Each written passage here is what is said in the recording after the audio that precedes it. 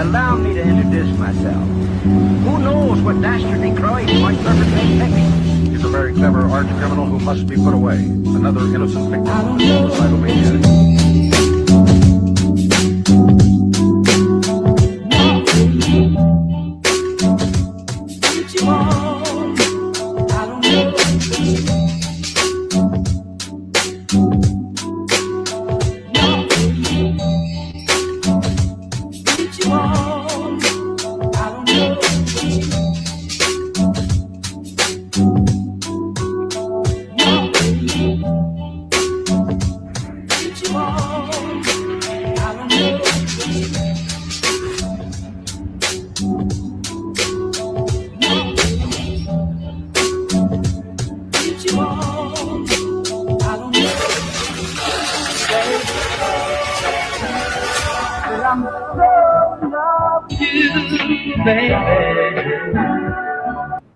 Allow me to introduce myself.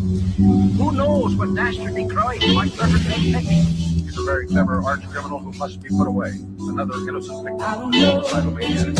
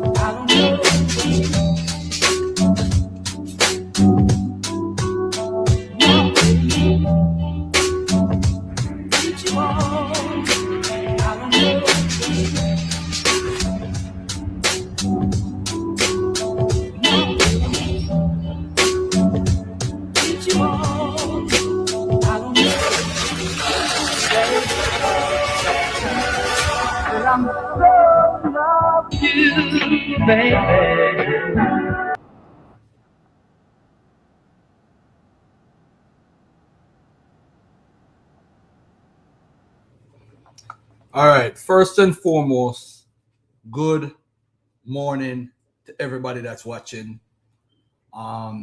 Everybody in YouTube world, share the show, like the show, tell a friend to tell a friend. Let's get it in. I do want to say this to everybody right now, right? I'm going to touch on the Minnesota shooting in a minute with the ICE. I'm going to show a video of Ishow Speed. The FBAs are crashing out because what happened is when Ishow Speed goes to Africa and he shows that Africa is developed and he's being treated like a king, it's not a good look for some FBAs, not all FBAs. Because, you know, they're like, oh, we're not African and all that stuff. I call it Judah Redemption. Peace and love. Oh, my bad. Pardon my manners. First and foremost, I'm Garfield. You could call me Brother Garfield. Garfield is Brother Garfield is preferred because I'm your brother. All right. Before anything else, I'm your brother. All right. I'm not here to disrespect your beliefs.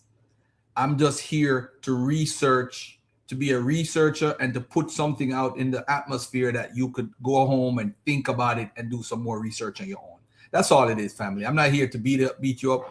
Whether I disagree with you or not, I'm fascinated with the Bible. I think it's one of the most fascinating books ever written, and I love it.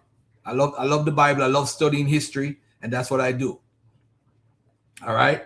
Now let me do a little read off of who is here. Mads 2577, peace and love to you. Roy Bay, shout out to Roy Bay, my Moorish brother. Edith Sally, Mika, my boss. Phil Jackson, shout out to you, beloved. Judah Redemption, as always. Eric Madison, Brandon Nesbitt, free DNA test for abos. JG 2031, Mike Jackson, Yason, Brandon Nesbitt, Sabio is in the building. Who else? FBA Convo, Spin Barrel. Spin the barrel. You know what that is, right? All right. Okay. So now, what we're going to talk about first, because I got to listen, Zion, I'm going to say this, bro. This brother is growing and growing and growing. But I'm going to say this. As a 50-year-old man, I'm going to say this. I really don't want to debate anybody anymore. You know what I'm saying? My last debate's going to be with Priest Daniela, if that debate ever happens. And let me just say this about this too. The brother reached out to me a couple months ago. I reached back out. We set up a date. he was supposed to get back to me, but you know, whatever happened, happened. But I think with what Zion is doing is when I came in the community, I knew he was a part of the community. This is something I wanted me and him to do. This is what I wanted to do, subconsciously speaking. Me and him to team up to beat up the One West, because I think One West, although it has its benefits, the teachings looked on from the outside looking in, we look like a bunch of idiots, just to be straight up. All right. King James is black. Charles II is black. So let me get to Priest Daniela now. One of the reasons why Priest Daniela is probably delaying the debate, because he wants to see if I put out information before the debate so he could have an idea what I'm putting out. So this is what I'm going to do. I'm going to reach out to Priest Daniela. I'm going to give a couple of dates and see if we could agree on those dates, and then we go forward. All right? And make it happen. Because my thing is this: if I defeat Priest Daniela and he changes his mind, because I'm going to let him change his mind during the debate, it's going to be shockwaves for a lot of One Westers. And Kataza don't want to have a conversation. Kataza wants to meet up and box. That's what he wants to do. Speaking about Kataza too, I think Kataza and Zion Lexx, the 12 tribe chart, would be a good debate. But I'm going to say this. I agree, and I'm going to say this if Zion want to clip this video, I agree with a lot of sentiments of what Zion presented. I think there's more to it, and there's more I could add on. Some of the stuff I'm going to add on, Zion might not like. I believe I might not like. But I'm going to have to, you see, my channel has to be different than everybody else's channel. It's about the truth and about what academia is basing their positions on and why we should push forward. All right? And that's what I want to say. Yeah. Now, nobody's attacking anybody, Kevin. Come on, Kevin. Come on. Stop it. Nobody's attacking. This is what we do on YouTube. YouTube is social media, and anybody can go on YouTube and say whatever they want. What I'm trying to do is carve a lane for Garfield where I'm just about telling the truth. It's not about your position on the religion. Now, I'm Christian rooted. I'm Nation of Islam rooted. I am not conscious community, but I'm also, I'll just say I'm Christian rooted and NOI rooted. You know, otherwise, I mean, I wouldn't even align myself with the modern day conscious community, but the slave trader conscious community, yes. So let's combine. You see, look at what Judah Redemption. Judah Redemption is a Bible believer, right? Look at what he wrote right here. I've been compiling for years. I'm ready to put the Esau as the white man claim to bed. Esau is the white man is completely garbage. It's nonsense. Garbage. It's total nonsense. But what happened is when you are a part of a cult, that's why I keep playing that British Israelite video every Sunday to let everybody know what a cult is so they know what they're in. You're in a cult. So that means if me and Mika start a cult called Dagger Squad, so whatever Dagger Squad says and teaches from a God perspective, she has to fall in line with it. Even if she don't believe it, she has to fall in line with it. That's what happened when I was in the Nation of Islam. I did not believe the white man was the devil. I did not believe that Yaqub created the white man as a scientist. He put that in engineering in place and whatever. I didn't believe that. I didn't believe that we got cursed with big nose and thick lips. I did not believe that, but I was a part of the Nation of Islam, so I had to fall in line. It's the same thing with a Captain Tazaryach or a Kataza. They have to fall in line because their leader teaches this, and this is what my group teaches. If you don't like it, get out. So some of them, you see, as Market said about Captain and these guys and Hebrew Israelites and many groups and cults, you are nobody without the cult. You are nobody. So at the end of the day, look at the 5%, what we call the 5% Nation of Islam, what my brother Rawborn is under. Remember, Clarence 13X branched off from the Nation of Islam under Elijah Muhammad and started his own thing, saying the black man is God. Although Elijah taught that. Well, he made it more like, yo, we God, and took it to a whole nother level. He got shot up. They said, you God? Prove you God right now. Shot him up. Malcolm X, he left. he ended up dying or whatever happened to Malcolm X, but people leave the organizations. It's not the same once you leave that main organization. So some people are scared to leave the group, and they'll leave and they'll come back because they feel they're nothing without the group. It's like I give Mika a lollipop, and she's sucking on the lollipop, and I said, well, that's my lollipop. What do you do with the lollipop? It's mine, and I take it from you. So you sucking the lollipop the whole time thinking it's yours, and I take it from you. Finally say, while you're almost about to be finished, I'm like, give it back to me. Lord. Because if I don't tell Amir that I'm live, Amir, I am live. I will call you once the show is over. Have a good day, young man. You want to say hi to the people? Yes. So go ahead. Say hi to the people. Hi, people. All right, good. All right, talk to you later. Oh, Daddy. I'll talk to you later. All Okay. right, bye. Because he's going to conversate forever. Wait, Daddy. Nope. All right. So that's that. Mika, you wanted to say something as you jumped on? I'm sorry for talking so long. Go ahead. Oh, no. Can I be heard? Only a Hebrew woman says that. Well, go ahead. Can I be heard? Oh, you funny. No, I just want to make sure. No, you good. I'm just listening until it's time. Yo, shout out to Zion, by the way. That video you sent me when he. Let me tell you something. Oh my God, Zion is beating up everybody. I gotta talk about this right now. I gotta talk about this. Thanks for sending me that video too. Zion, don't waste your time on going to everybody's channel. You got to make yourself exclusive. Not because somebody claimed they're Israel, you want to go on their channel and say, hey, because you might be having products that you sell, whether it's books or whatever. Not everybody's channel you go on. Some people are just what we call in Jamaica waste man. Them youth, they are waste man. Waste man. Totally waste. That was a total waste of time by Zion. Well, I see a different perspective. I see that he's actually teaching these people something. So him going on the channel, I feel like he's actually doing something. So I don't agree with you that he shouldn't be on everybody's channel because you see the stuff they teaching out there. Yo, let me tell you something. The dude that came at Zion, right? At the part when he put the script on it and have him, I mean, we're basic level. So basic level of Hebrew, you could tell what the word is, and you try to say, hey, what the word is in English, right? Reading the script. Now, how are they learning? This is what I'm going to understand. How do I learn Lashawal Kodash, but do I read the Masoretic text? Do I read the script? What are you doing? At that point, and I saw Zion take a step back. He was very humble, proud of my brother. He took a step back like, bro, if you know everything, I'm paraphrasing, I don't need to teach you.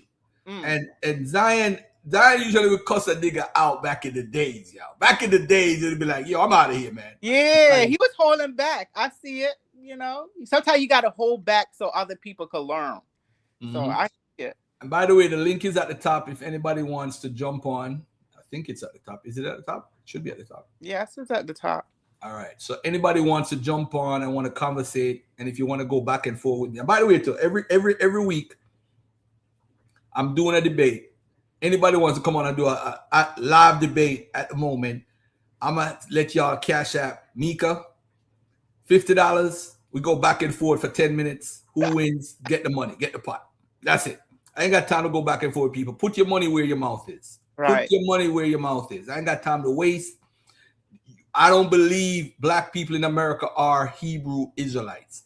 And let me make this clear to everybody, including my brother Zion. Zion believes in the Bible wholeheartedly. When I mean wholeheartedly, even with the academic stuff he uses, which I think contradicts his belief, I think he believes genuinely that Moses wrote the 5 books. I think he really believes that.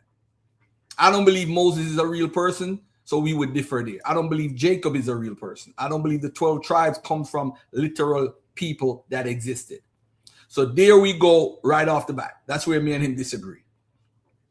Now, if you feel in your heart that all these things are true, then I'm talking about it from an academic perspective, what we can find out from the script and from that and align it with history and archaeology, linguistic, genetics, anthropology, and see what we can come up with.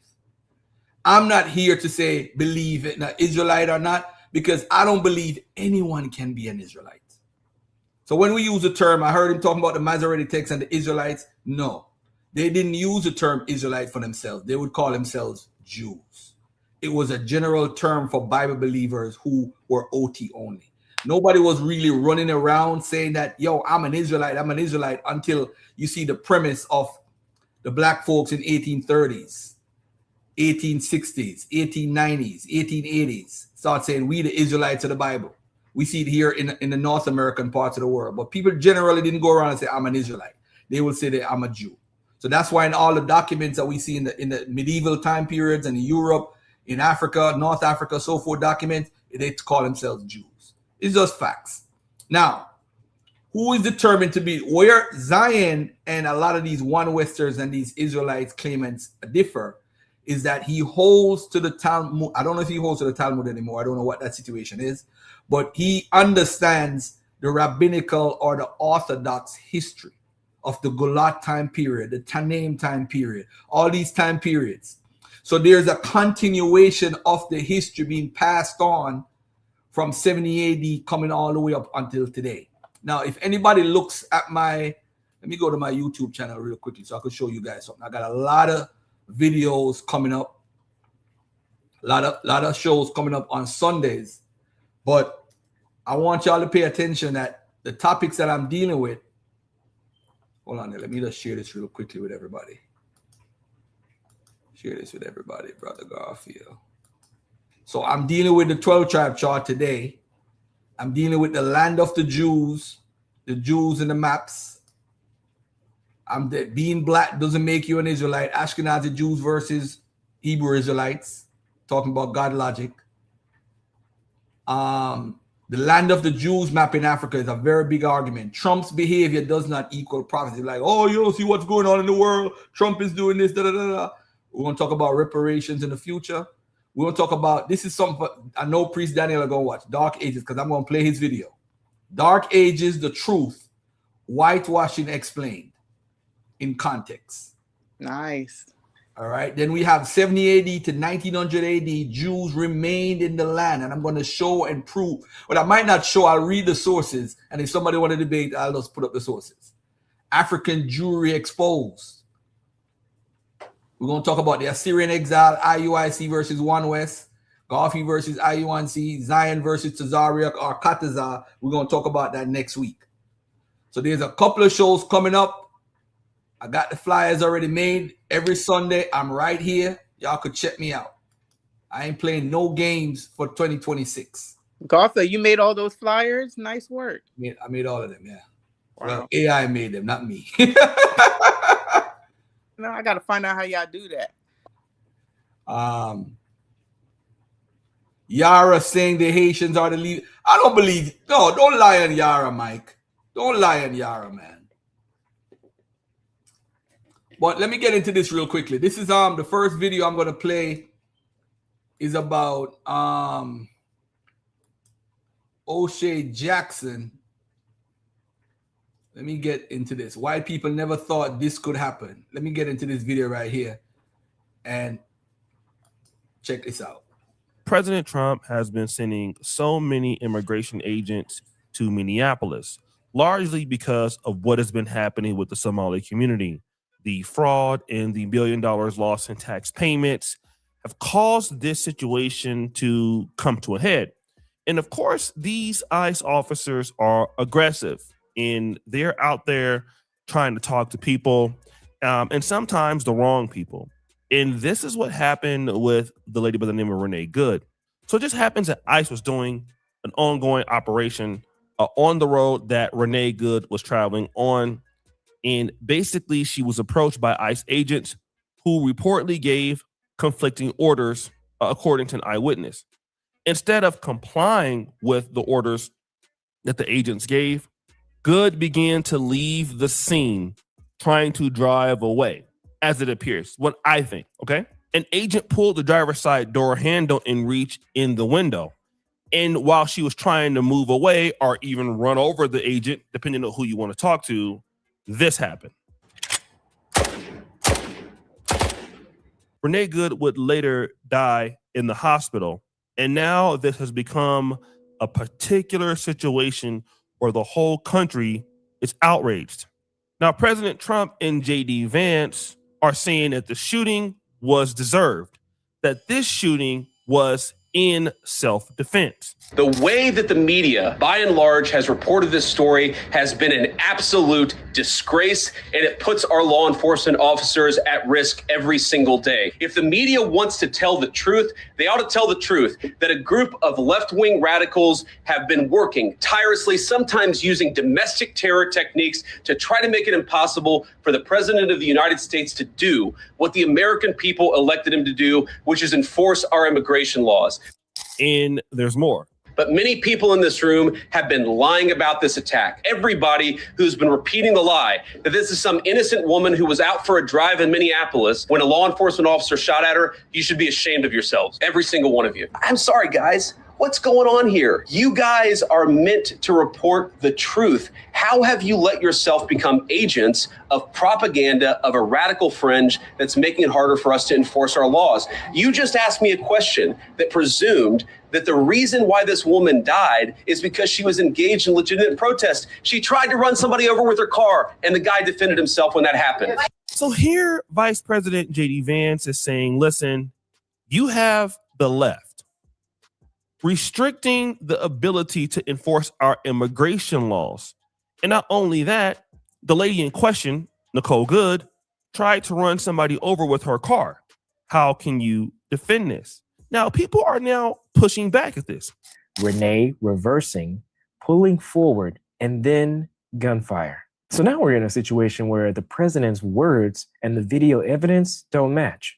And when that happens, somebody's lying. And look, if someone actually got run over, trust me, that would be on loop.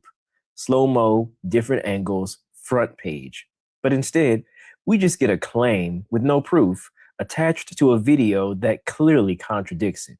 So I guess they think that we're just supposed to ignore that. And it wasn't just the public saying that this didn't add up.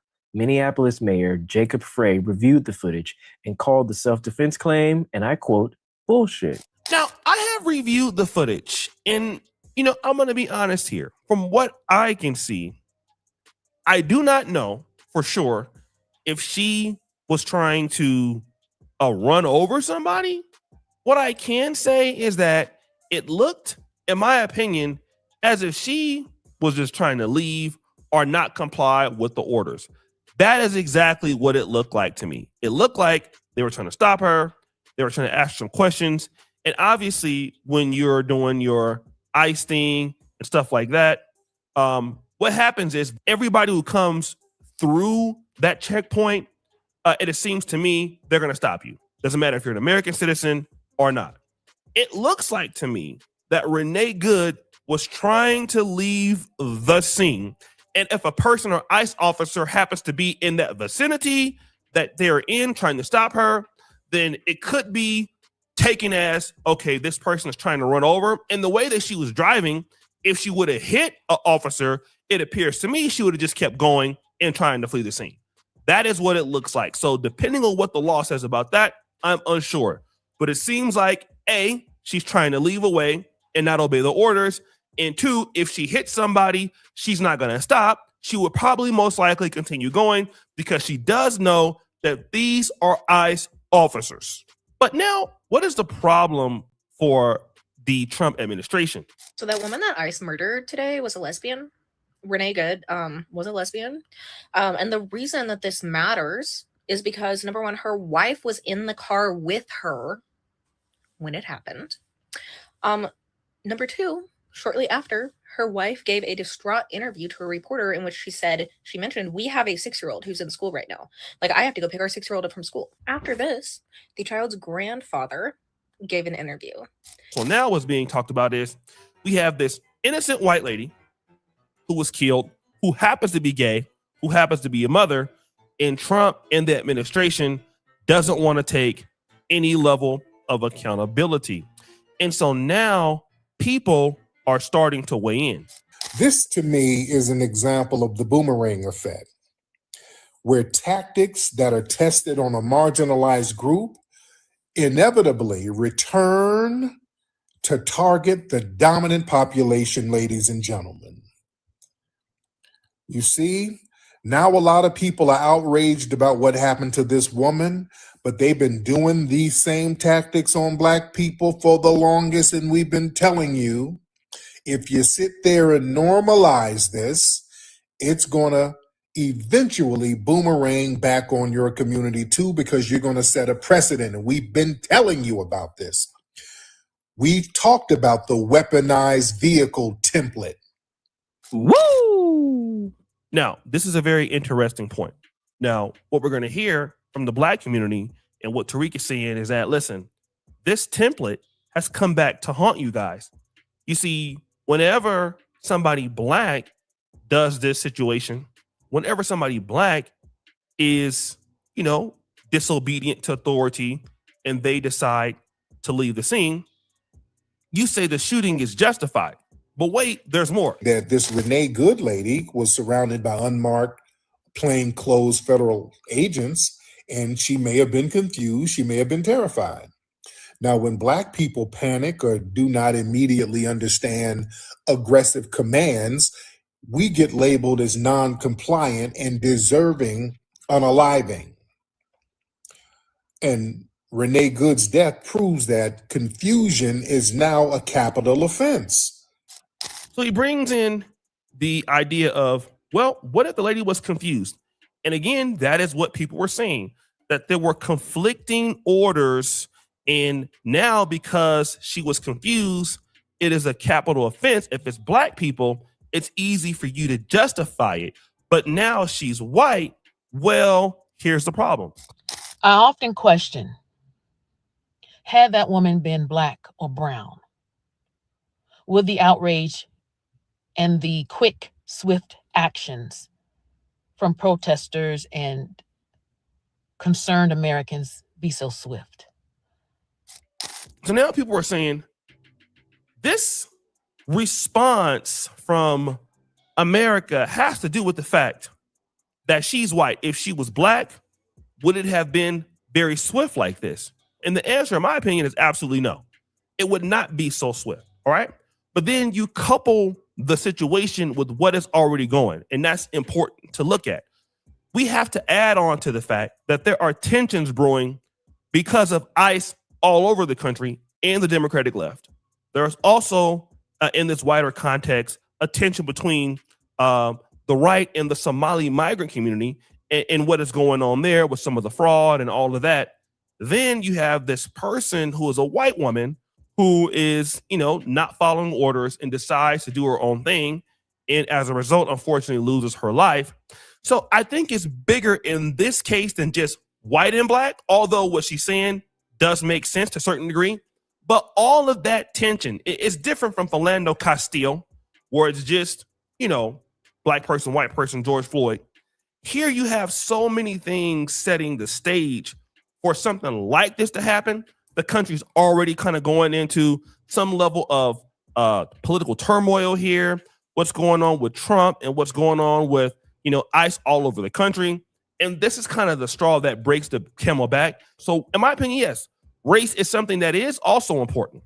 But then here is the other thing that people are bringing up. I'm tagging a video below talking about how everyone is collateral, specifically referencing how even white people are being used as collateral in this mad dash to power and corruption and colonization that we are witnessing live. So this is another white people are serving as collateral damage ideology. And this is repeating on what we're seeing from Tariq Nasheed. Now, let me kind of get into all of this. I doubt that this lady was confused on the orders. Obviously, that ICE, they're doing their checkpoints in Minneapolis. It's obvious. People know it. You see multiple officers there. There would be no reason for somebody to not know that. Okay? Like, they have on the ICE stuff. They're unidentified. They're stopping other people on the road. And it seems like to me she was probably on the path to go that way and then turned her vehicle. Okay. And that's probably what happened. She was probably turning her vehicle and trying to go the opposite way and just trying to get out of the scene, and they saw it. And then what she did was she drove away. She drove away, in my honest opinion, believing what? She drove away believing that because she's a citizen and she has the right to drive away, that she's not going to be shot. And this could be because she believes that she is white. This will not happen to her.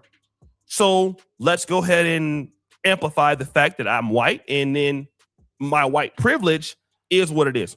So I'm not guilty. I'm an American citizen. Why are you bothering me? You don't need to talk to me like that. And again, I've seen so many, videos online of white people when they interact with police. This is not uncommon of what they do. They know they can get away with it. Now, if you're a black person and you do this, I mean, you're really knowing what's going to happen.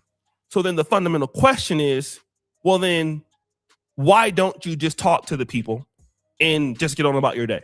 Okay, that's just, in my honest opinion, it's like, look, hello, yeah, we're ICE officers. We want to see who's in the car. Stop the car, and obviously, whatever. It's easy. 5 minutes. You're gonna go home. There's no problem. All right. This is not what's happening with her. She decided to leave the scene, and they're approaching the scene. They're trying to get into the car. And as it seems, as she's driving off, okay, a guy is there. He's there in front of her, right? As she's driving off. The way that she's going is like, if he doesn't shoot her, and I've looked at this again, she could possibly hit the guy. And if she does hit this guy, she's going to continue going. Okay. I mean, when you look at the video, because it all happened so fast, there's a guy that's right there in front of her. Right. Like, he's in a view of trying to stop the car, and he makes a second decision. I think that if he's like 10 feet away, he lets the car go and he won't shoot her. But the reality is that it's a very bad decision on this lady. And this second decision is life or death. It's just one freak accident thing, one freak thing. I honestly felt that this guy, if you want to say, could he have backed out of her way? Did he have to shoot her? I'm not sure. What I can be for sure is that, number one, it is too close to call. And if you're Trump's administration and you say that she deserved this, well, you're going to have a lot of problems from the opposite side. And then obviously, if you're this lady, why don't you just comply with what they're saying, right? Why don't you just comply with what they're saying? Save your life. And the only reason why you feel like you can do this is because I'm not going to get shot. Nothing's going to happen to me. I'm not doing anything. F them. It just so happens that now she unfortunately loses her life. Okay. And this is casualties of white people. Now, and this obviously is what you see, collateral damage. Now, people always feel that white people are just now serving as collateral damage. White people have been serving as collateral damage. All right. Do you know how many poor white people suffer at the behest of the white right or white Republicans in rural Alabama, rural Kentucky, rural Tennessee, rural Louisiana? You know how many poor white supremacists that don't get help? It's many white people have always served as a collateral damage to white supremacy in many cases. Not as bad as the black community, but they have always served as a collateral damage. It's already known that some people will die. Some people will perish in order for this to happen. And of course, in this case, because she's on the wrong side of the political spectrum, it looks like you're not following the rules. This is what's going to happen. And in this case, it just happens to be white. It happens to be a white lady who's gay. And the more that I look at the footage, and I'm looking at it even while I'm doing the video, it could go either way. It could really go either way. What I will tell you is this. Anybody, white, black, or otherwise, in today's climate, in a situation where like you have a president like Trump, vice president like Vance, and somebody approaches your car door, obviously, you know that these people are the federal government, all right? If you take the decision that you're going to drive off. You are playing with your life. Okay? Because now it's the state government versus the federal government, and the state government cannot win that battle. You are playing with your life. It's something that you're going to have to understand. All right? You're going to have to say that. Now, again, I don't know if the agent should have removed his holster or his arm. I'm not sure, guys. I'm not a person that really understands this. It's too close to call. I'm not an expert. But what do you think happened? So, guys, it's your boy, O'Shea Duke Jackson, back at it again with another.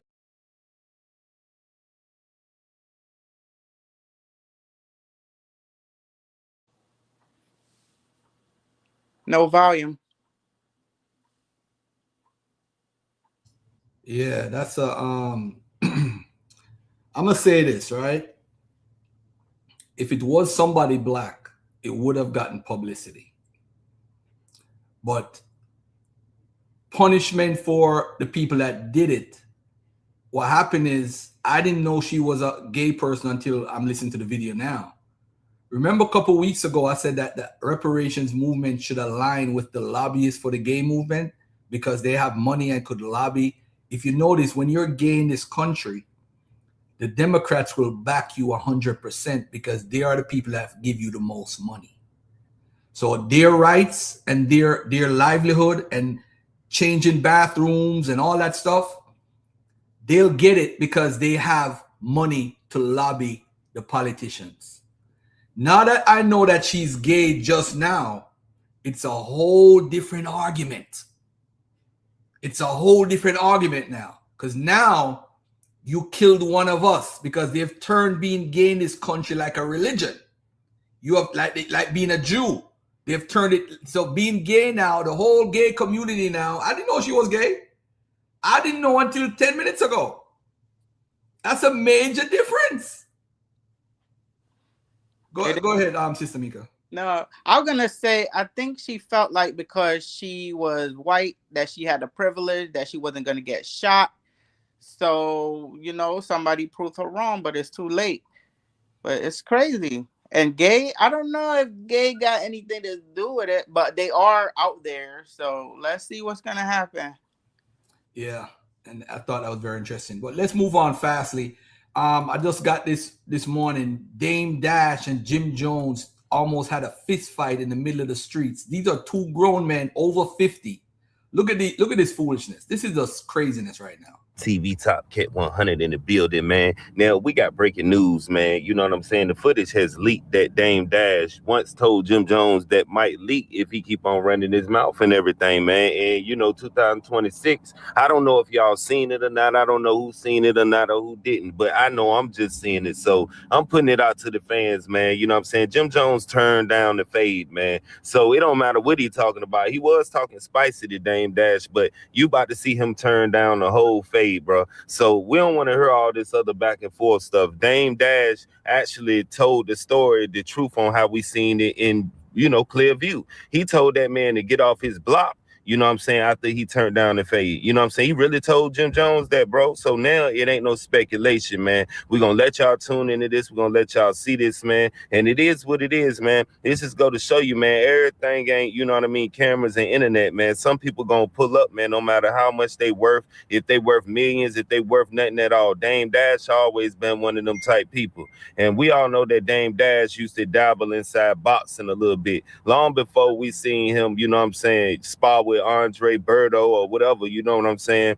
And, we know Dame got them hands, you know what I'm saying? Jim Jones didn't want that, that type of smoking, type of problems, man. But we about to let y'all tune in and see it, man. It's said that, this whole Dipset thing is going left. We see that, Jim Jones and Cam going at it again, 50 Cent and Jim Jones going at it. You know what I'm saying? Papoose and 50, everybody, man. But y'all watch this, man. This give you a clear view. Oh, you never did nothing, nigga. You ain't no They do. That's right. You're entertainment. They the gang baby,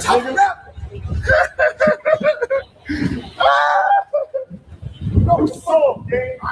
We soft, nigga. We soft, nigga. You get the soft, nigga. You get the same 1989. You get the film. You ain't never fuck me up. What? Don't fuck with nobody. No cigarette. Fuck me up. Give me the glass. Fuck me up. Move, Chrissy. Chrissy, move. Come on, y'all. Baby, please, you can't let this happen. You can't let this happen. You can't let this happen. You can't. No. No. You never see me down tonight. Come on, guys, please. Let's just chalk this up as a fucked up day. Ain't no fucked up down. He came down at his house to try to disrespect me. And now he got to eat that when he's not mad. You want to remember this shit? I bet you do. Fuck about it. Your friends are ashamed of you right now. Your friends are ashamed of you right now. No, they're not. They telling you to go swing on your old shit. Niggas don't care about you at all, They care about the way you act. Trust me, they don't care about you, nigga. They care about what I do, nigga. Remember that, nigga. If we ain't doing that, let's not do it. If we doing it, let's get it over. I ain't got all day. Exactly. But we're not. Let me do what I need to do. We're not doing it. I ain't got all day. I'm gonna take a beat down. Let me take it. I'm gonna look good while I take it. Let's go. Let's go. I'm ready. I'm right here. I ain't going nowhere till y'all go. Get off my block then. You can't do nothing. Get off my block then. I can do. You can't do nothing with these niggas.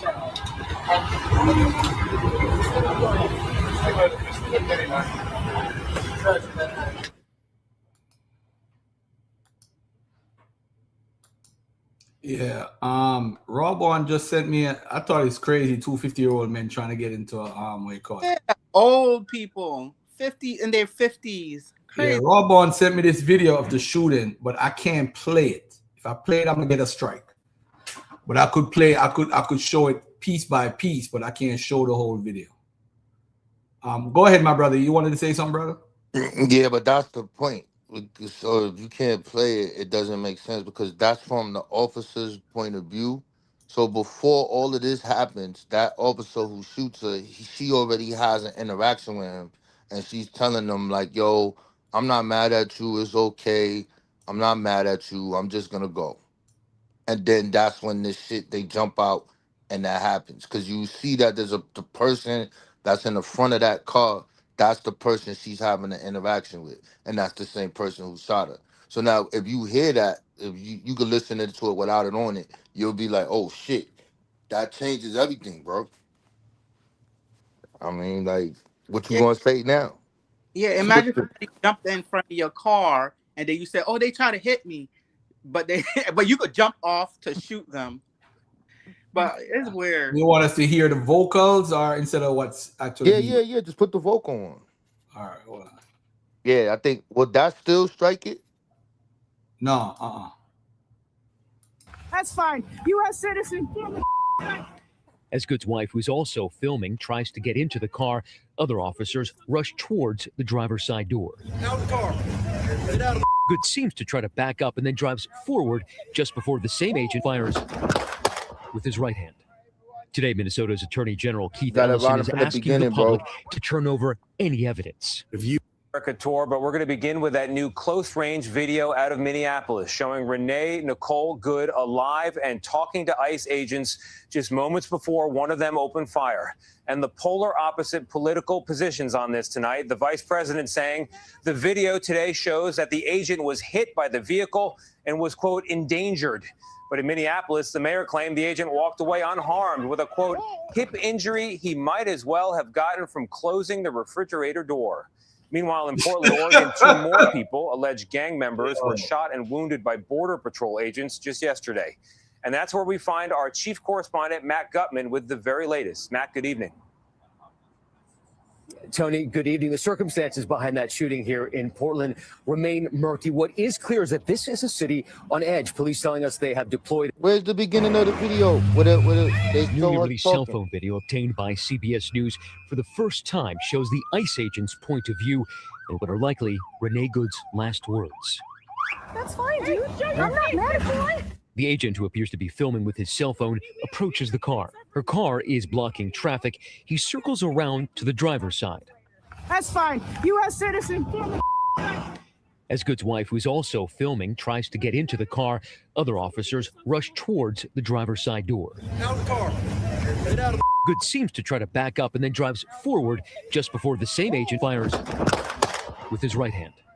Today, Minnesota's Attorney General Keith Ellison is asking the public to turn over any evidence. I just like to see her demeanor during that shit. She wasn't hype or none of that, bro. That shit is crazy, bro. Oh, Well, you saw it. You saw it, Garfield. Yeah, sorry.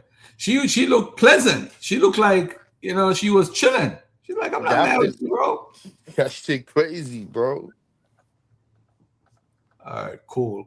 Yo, why you giving the enemy information, bro? I you know what? If I knew it was you, I wouldn't even brought you up, bro. I tell you, man. I tell you. What? Did he bring it out yet? No, we not even. Captain mad with me right now. Oh, what's going on? What's going on? What you talking You know about? what's going on because I did a show and talked about his information is garbage. What did he sent you? Now you got to show it because he brung it up. He brought up what? No, he brought up something he sent you. Oh, Rob on? No, what? Yeah, you said. Nah.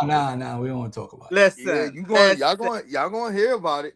No, come on. Now you got. I guarantee you, son. Now you got my ears perking up. Every nigga brew gonna be using that shit. Come on, Garfield. Nah. I ain't paying him no mind. That shit is light work. Yeah, okay. All right. And you got Jomo up there. You showing Jomo. That's an old video though. You know what I mean? They didn't release it though. You know what I'm saying? And he started talking shit to Freaky in the Instagram post. He said, "Oh, you want to talk shit? All right, here you go." Cam told him when they did it, don't release it.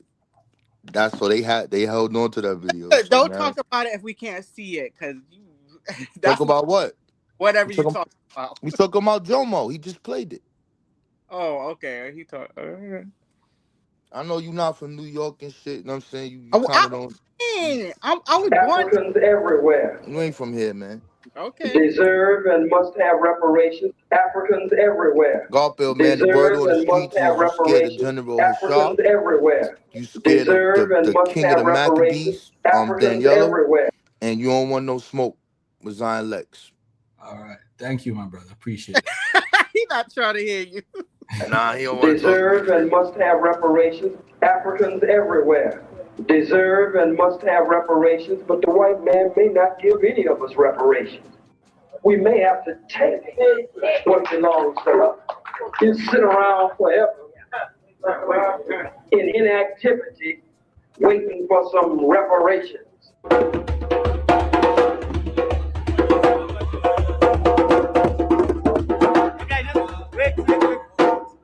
Like this, like this. Two to sides. You see my brother? 1, 2, 3, 4, 5. Wait. 1, 1, 3. Wait, what? You want 1, 3? 1, 2, 3. Oh. Yes.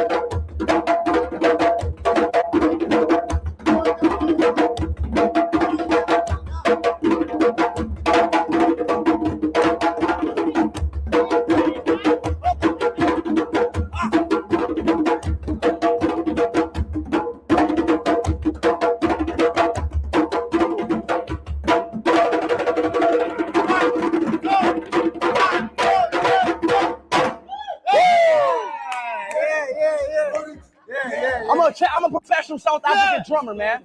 Yeah. First race in Africa. First race in Africa.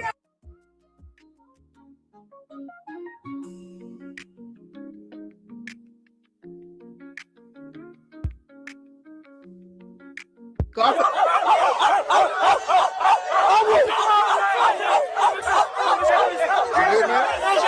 that about? I will never lose. You won. won. You won.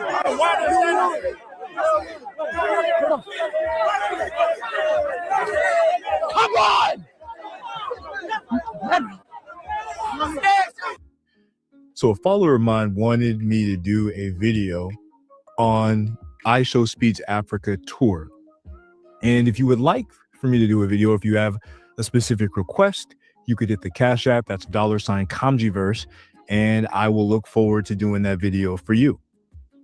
So according to multiple reports and the official tour trailer, Ishow Speed is set to visit 20 African countries during his tour. These include Algeria, Angola, Benin, Botswana, Egypt, Eswatini, Ethiopia, Ghana, Ivory Coast, Kenya, Liberia, Morocco, Mozambique, Namibia, Nigeria, Rwanda, Senegal, South Africa, Zambia, and Zimbabwe. While the exact order and timing may change due to travel logistics, the full list has remained consistent across announcements. So this is very, very huge because a lot of the fecal brain assimilationists, they try to act as if, Black Americans are not welcome in Africa. African Americans are hated in Africa, but that's actually not true. There's actually a lot of admiration for African Americans on the African continent, particularly due to media, whether it's the NBA, LeBron James, whether it's the NFL, you're talking about Lamar Jackson, you're talking about the Shannon Sharps, the Chad Ochocinco's of the world.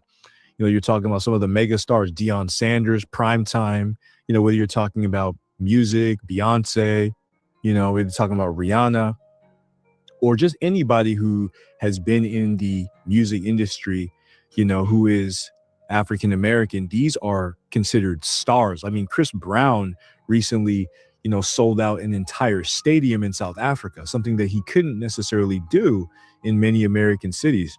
So this just goes to show you that Africa is the future with respect to African Americans. Now, this tour is very interaction heavy, and this is already evident in the streams that have occurred so far. During his streams in Angola, it is clear that Speed was both amazed and amused to see one of his fans replicate his iconic "My mom is kinda homeless" meme, where the facial features are drawn on the sand. Speed was clearly taken aback, asking his viewers if it actually looked like him, laughing at how his joke had reached this level of the internet.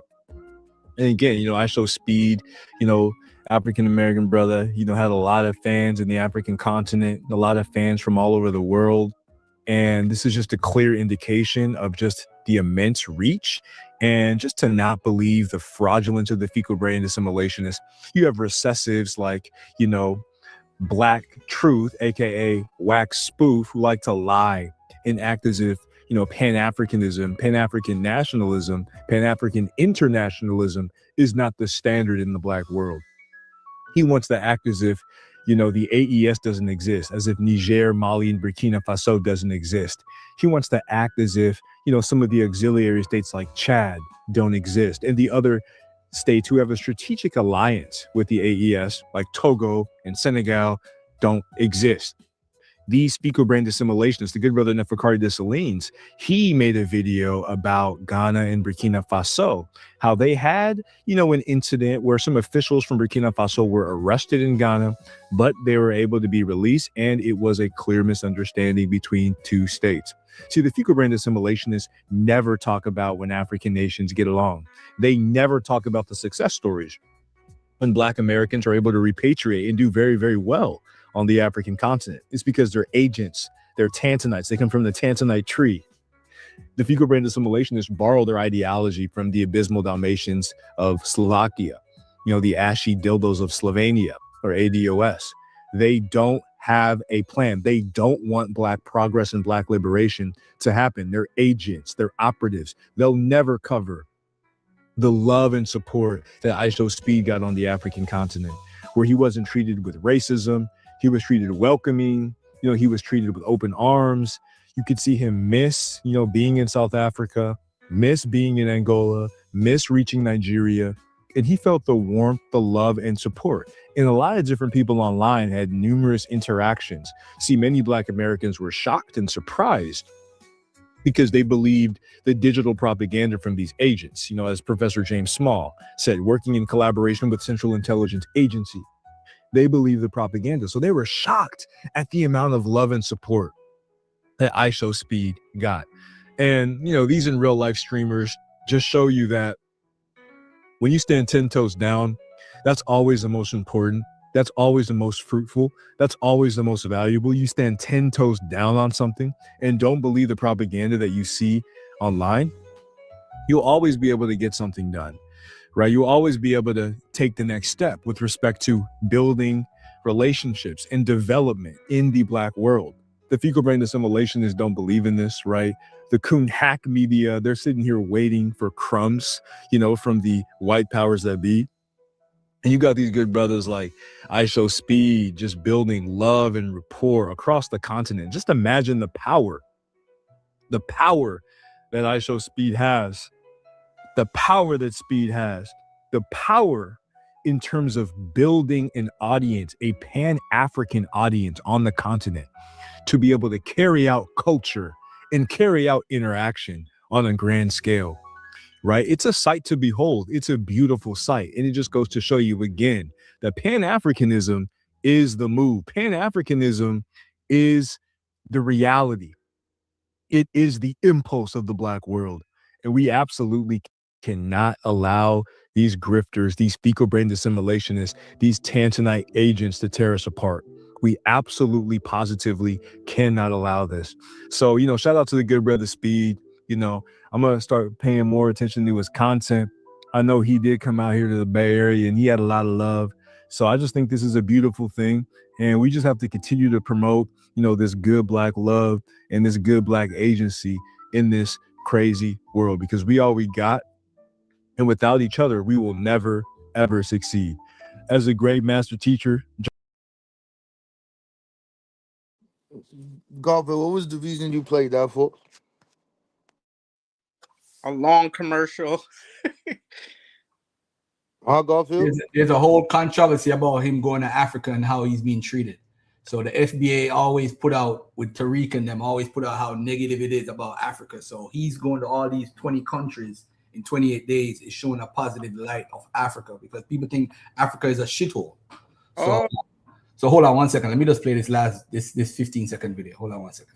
Become the village chief. 3 shocking truths. Why did Ishow Speed's father cry after seeing him become the village chief? 3 shocking truths behind it. After Speed arrived in Africa, he was warmly welcomed. His father watched his live stream and even shed tears. Many thought it was for show, but the real reason was different. First, he was happy Speed integrated well into Africa. Speed's father had left Africa to work when he was young and feared Speed would look down on his hometown after fame. But Speed showed humility, joining in local celebrations without taking a break. Additionally, he was thrilled that Speed could clear up the rumors about Africa's underdevelopment. The first thing Speed did after arriving in Africa was point the camera at the city skyline, showing everyone the beauty of Africa. He not only showcased African traditions, but also presented the continent's precious wildlife to the world, breaking people's misconceptions about Africa's poverty. Most importantly, he was proud the locals liked Speed. Speed was not only adored by a princess, but also invited to become village chief and received many gifts. This is significant since Speed was once kicked out by his mother when he started streaming.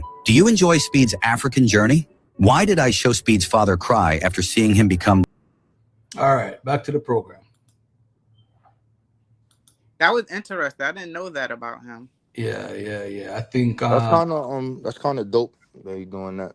Yeah. I don't know about the Pan-Africanism is the answer. I don't know about none of that.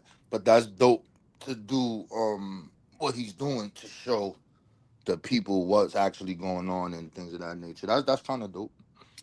All right. So what's up with this the coffee boy unbiased? Like when did he become like I haven't been around, like what's up with him, Garfield? Yo, he's a hater. I don't speak to that gentleman, so I don't know who that is, but I'll say this. I saw Mika put a post on her. He was going back and forth about black and all that stuff, but I don't know what's going on. Yo, Unbiased. Yeah, Unbiased be sending me stuff, but he changed. This ain't the same Unbiased I knew from way back when. He just change. You remember him on Garfield? He was at the. No, He was at Garfield the. knows. Yeah, but You know Garfield. he was at the vaccine debate, being the good coffee boy with his computer, helping Unc. Remember that? Right. Be a good coffee boy. So Kwame was in the chat and said he talking greasy about me and you. I don't even know the dude chair. He be having so many different chairs, it's hard to keep up. I just wanted to know, like, did something happen I don't know about for No, it's not something happened. It's controversy. Like there's no controversy. Here's the controversy. he making If you're listening, Mr. What's the name? You don't know Black American history. You never knew Black American history. And why did you take that video down when we had a debate on the NOI?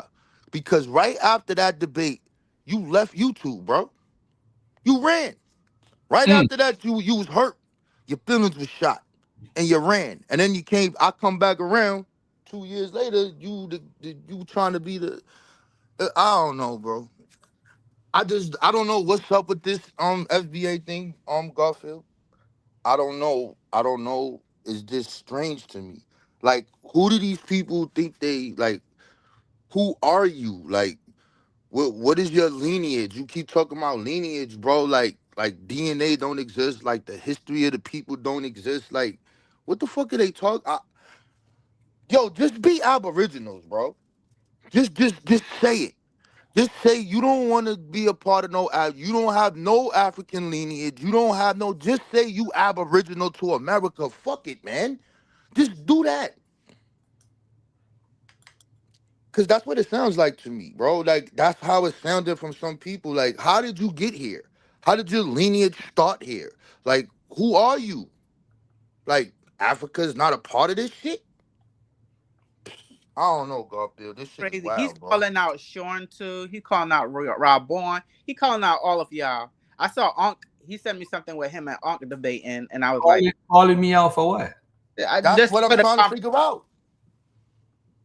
That's what we trying to figure out. Like, I don't talk to you. I don't really like fuck with something like that. So what do you want to talk about? And then one day he did do a live. I went on the panel, and then he kicked me out the live. That's what I'm hearing. That's why I don't understand why he asking y'all to come on his channel, but he kicking y'all off. So I don't even know. It's wild. I don't care about him anyway. Fuck that coffee boy. Kwame put it in the chat, so he kept putting it in the chat. That's why I'm responding to it. But Garfield, so what's going on, man? Who destroyed the 12 Tribe Chart? Zion Lexx, man, the infamous Zion Lexx. Pick up Zion Lexx. He did his thing, man. I mean, depending on whose point of view that you're looking at, but yo, he put out some good information. Of course, he's a believer, so that's still in there. But the stuff that he put out, it was great information. What was there that you heard? Well, I did. Before we go into the chart, though, hold on 1 second. Let's pause. We have Captain Tazaryach versus Sam Shamoun. Sam Shamoun is going to be his biggest foe or person he's ever debated in his life. Who is that? Sam Shamoun. He's the guy that's on YouTube, millions of views. I think he's very fast, but he's very extremely disrespectful. He's disrespectful to the point. Tazaryach was on my show. We was doing a review of him with Inspiring Philosophy, and this guy did a review, called one of his brothers, said something about one of his brother's mothers, go this with his mother. And Tazaryach said to me that day, "This is who you want me to debate? I'll never debate this guy. He disrespected my brother." So I was shocked. Hello. It's flyer. Because usually when Cap said, is that the guy that you played a couple weeks ago with the ball head when they was going back and forward? Yes. Okay. He's mad disrespectful. Mad disrespectful. Well, they both now is mad disrespectful. They both, Captain and him, is disrespectful. So always Cap disrespectful though. I mean, when he ready, he could get into his disrespect. Cap ain't gonna tell nobody, yo, your moms and all that stuff and talk about. No, he don't go that far, but that's the disrespect. I'm talking about being coy and being using debate tactics is different than being disrespectful. What Captain does is debate tactics. He don't shut up. I told you, shut the F up. You know, that's nothing. That's nothing. That's just to throw you off your game. But this guy here, oh man, Gorilla Hebrew. I was trying to set up a debate with him 2 years ago with this guy. He's like, no, I won't debate him. He's too disrespectful. Imagine that, a Hebrew Israelite refusing to debate someone. People who are outside shutting down people every day, calling them all type of names, is saying that this guy is disrespectful. That's crazy. But Tuesday, I'll be tuning in. I'm going to check it out. I'm definitely check it out. Captain Tazaryach versus Sam Shamoun. It should be a very interesting debate. Yeah. But guess what? We warned him, so Garfa got cussed out, but we warned him. All right, let me get to the 12 tribe chart. We're gonna talk about it. Zion and well, I already know the 12 tribe chart is nonsense. I don't really need somebody to tell me if it's sense or don't make sense. I did a whole debate on it. I don't believe Jacob is real. I don't believe the 12 tribes are real people. So that's the angle I took when during my debate, because I'm dealing with reality. I'm not dealing with faith. Of course. And where is my bad? Where is Tazaryach having this debate? It's on YouTube. It's gonna be on and the other dude channel. It's gonna be on his channel. Yeah. Okay. All right. So what I'm gonna do is I'm gonna play Zion's video, right? But before we do, I don't want people to think that it's only Zion alone have an issue with the 12 tribe chart. And in fact, I'm going to show you a video right now of a 12 tribe chart from the white folks. They had their own 12 tribe chart. Oh, one more thing. You'll never believe who I ran into yesterday, bro. Hashar? Nope. Alvin Elmore. Alvin was on Clubhouse. Yeah, that's who I ran into. Yeah. I've seen him a couple of times.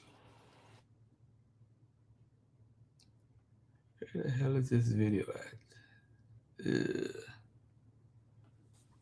Well, Zion went into the history of why the chart came out in the first place, and you know, I think all of us in the Black conscious world know why already. We all know that already. No, I don't believe that.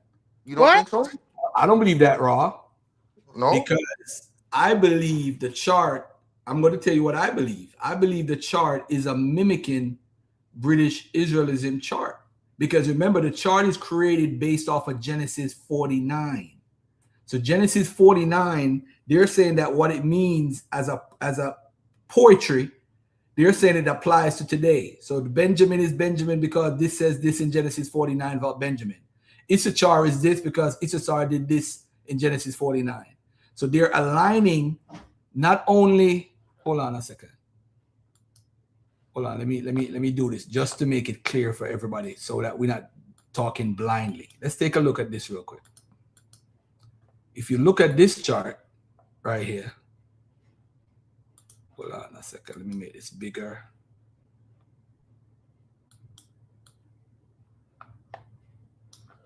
Let me make this bigger. If you look at this chart, what happened is the 12 tribe chart includes here and South America, right?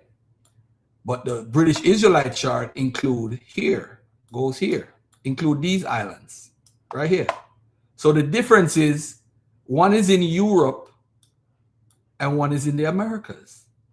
That's the difference. So what the guy did was he took the whole premise of what they did. This is why when Reggie brought this up, this is what he did. See, they had their God's 12. So they had their chart. Ephraim and Manasseh was the main person in their chart, which is America. But I'm going to show you guys a video of a guy recently who is an Anglo-Saxon believer. Look at his video and tell me if this shit don't make a lot of sense. Look at this right here. So this is the Northern Cimmerians and the Southern Cimmerians and those people. And look at what the chart is right now. Look at it. And what's the date? What's the date of it? What's the date of this? Early 1900s.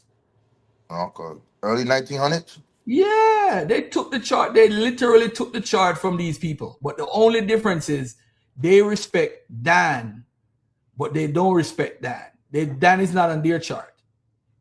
But Dan don't seem to be on this guy's chart. But look at this right here. He says the real 12 tribes of Israel chart. Judah is Germans, Benjamin Icelanders, Levi is Irish, Simeon Italian, Zebulun Netherlands. And if you look at the other one that I had over here, the one from what Reggie's source had, Reggie already brought this out right here. And then there's a book about Judah and the scepter in the 1900s, early 1900s. The guy is saying how Genesis 49 influences. So this is what I would add to the conversation with Zion Lexx. Genesis 49 says the person is this. So they say, okay, you're going to go to Issachar is Holland and Belgium because of this. Naphtali is Turkey because of this. And that's what Ariah did. Ariah said Puerto Rico is Ephraim because of this. Cuba is Manasseh. Jamaica is Benjamin because same type of thing based off of Genesis 49. They did the same exact thing. So I think they took it. I mean, if you look at some of Priest Daniela in the video that I made against him, they're copying Armstrongism, British Israelism. That's where they get it from. Where they get that the Scythians are the Israelites. They got it from them. They got it from the British Israelites. Or could it be that they was reading Genesis 49 and they already have this concept that black people are Israelites and they made up their thing on their own? They already think black people is Israelites. That's a given. Yeah, now I get it, but based off of having that and by reading Genesis 49, you don't think that they made it up from Genesis 49 on their own versus getting it from here? Yeah, they did from Genesis 49, but the methodology of doing it comes from the British Israelites because they did it. They had it. They have access. It's in the teachings. When we think about Anglo-Saxons mean sons of Isaac, that's from Herbert Armstrong, bro. He's the one that taught that. That didn't come from nobody else. That's him that made that shit up. Say Anglo-Saxon. I'm seeing Priest Daniela that shit. I'm like, what the hell is this? Garfield. You know Zion killed it too because he said, why do the people in Black American have to be Judah? They could have been anything, but why they have to be Judah? Like, who made the chart got to make them first? It's crazy. Yep. So this stuff about being from this tribe and that tribe and they did that. They did all of that. Like that one, German is Judah. Like, who made the chart? You know, it's a German person made it. No. They think the British Israelites don't think Judah is the main tribe. Or Black Americans teach it. No, they don't teach that. That's new to me. They don't teach that. Hold on one second. So this is not only an issue with Zion. Other people. This is Brother Barine talking about it a couple years ago. I want you to check this out. 5 minutes. I was just looking at the Israelites. I'm not sure if a lot of people know who the Israelites are, but for those of y'all that do, they're a bunch of brothers that teach the Bible. They teach the Bible and they believe that the black man are the original Israelites. And this is what they teach, and they teach it from scriptures. But I got some questions for the Israelites. It's hard to talk to them when they're in the street because, you know, they're out there preaching, they're propagating. So they'll say, well, do you have a question? And, you know, you'll ask something and they may just read one verse of scripture. But it's a problem when you read one verse of scripture. This first video is just some questions for the Israelites. And then I'll get back to scripture and biblical interpretation, because I asked one Israelite, well, how do you come to the doctrine that you come, or to the teachings that you come? He said, the Spirit of the Most High. And I bear witness with that. I have no problem with that. But outside of the Spirit of the Most High, you have to have methods of biblical interpretation.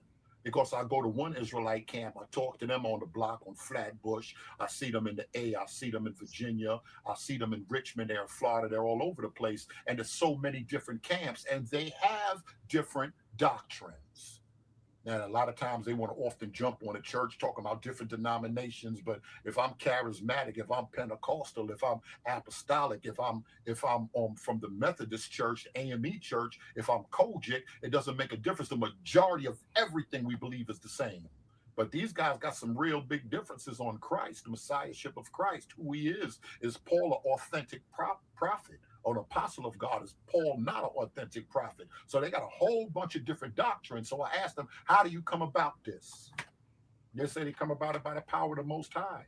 I'm saying you have to have more than something. You have to have more than that. You have to have some principles of interpretation. So in my other videos, I'm going to talk about in principles of interpretation, what we call hermeneutics. I asked Israelites, do y'all know what that word is? Do you know what hermeneutics is? Do y'all know what exegete is? They just grab one verse and they read one verse and they close the Bible up. So I can't really get to ask them questions and we can't really build. So I got some questions for some Israelites. Got questions. That's the name of this little segment I'm doing right here. The first question is, before Abraham, who was the first Hebrew, the first black Hebrew from Ur the Chaldees that y'all teach, that a lot of people believe, before Abraham, were there any righteous people? Were there any righteous people? If so, what made them righteous? Enoch, for instance, was Enoch righteous? Was Melchizedek righteous? Was Noah righteous? None of them were Hebrew Israelites, but they were righteous people. Was the Most High God, prior to Abraham, was the Most High God speaking to anybody else? I see a lot of times y'all get on with polite and the Egyptologists and this and that because they bring out principles of Maya, principles of rightful living. Now, I'm not gonna even get into that other stuff because that's for the next video. But I'm just asking that to the Israelites. Prior to Abraham, who was considered righteous and what made him righteous? The second question is, what's the difference between an Israelite, a Hebrew, a Jew, a God-fearer, and a proselyte according to the King James Bible? What is the difference between a Hebrew, a Jew, an Israelite, a proselyte, and a God-fearer according to the King James Bible?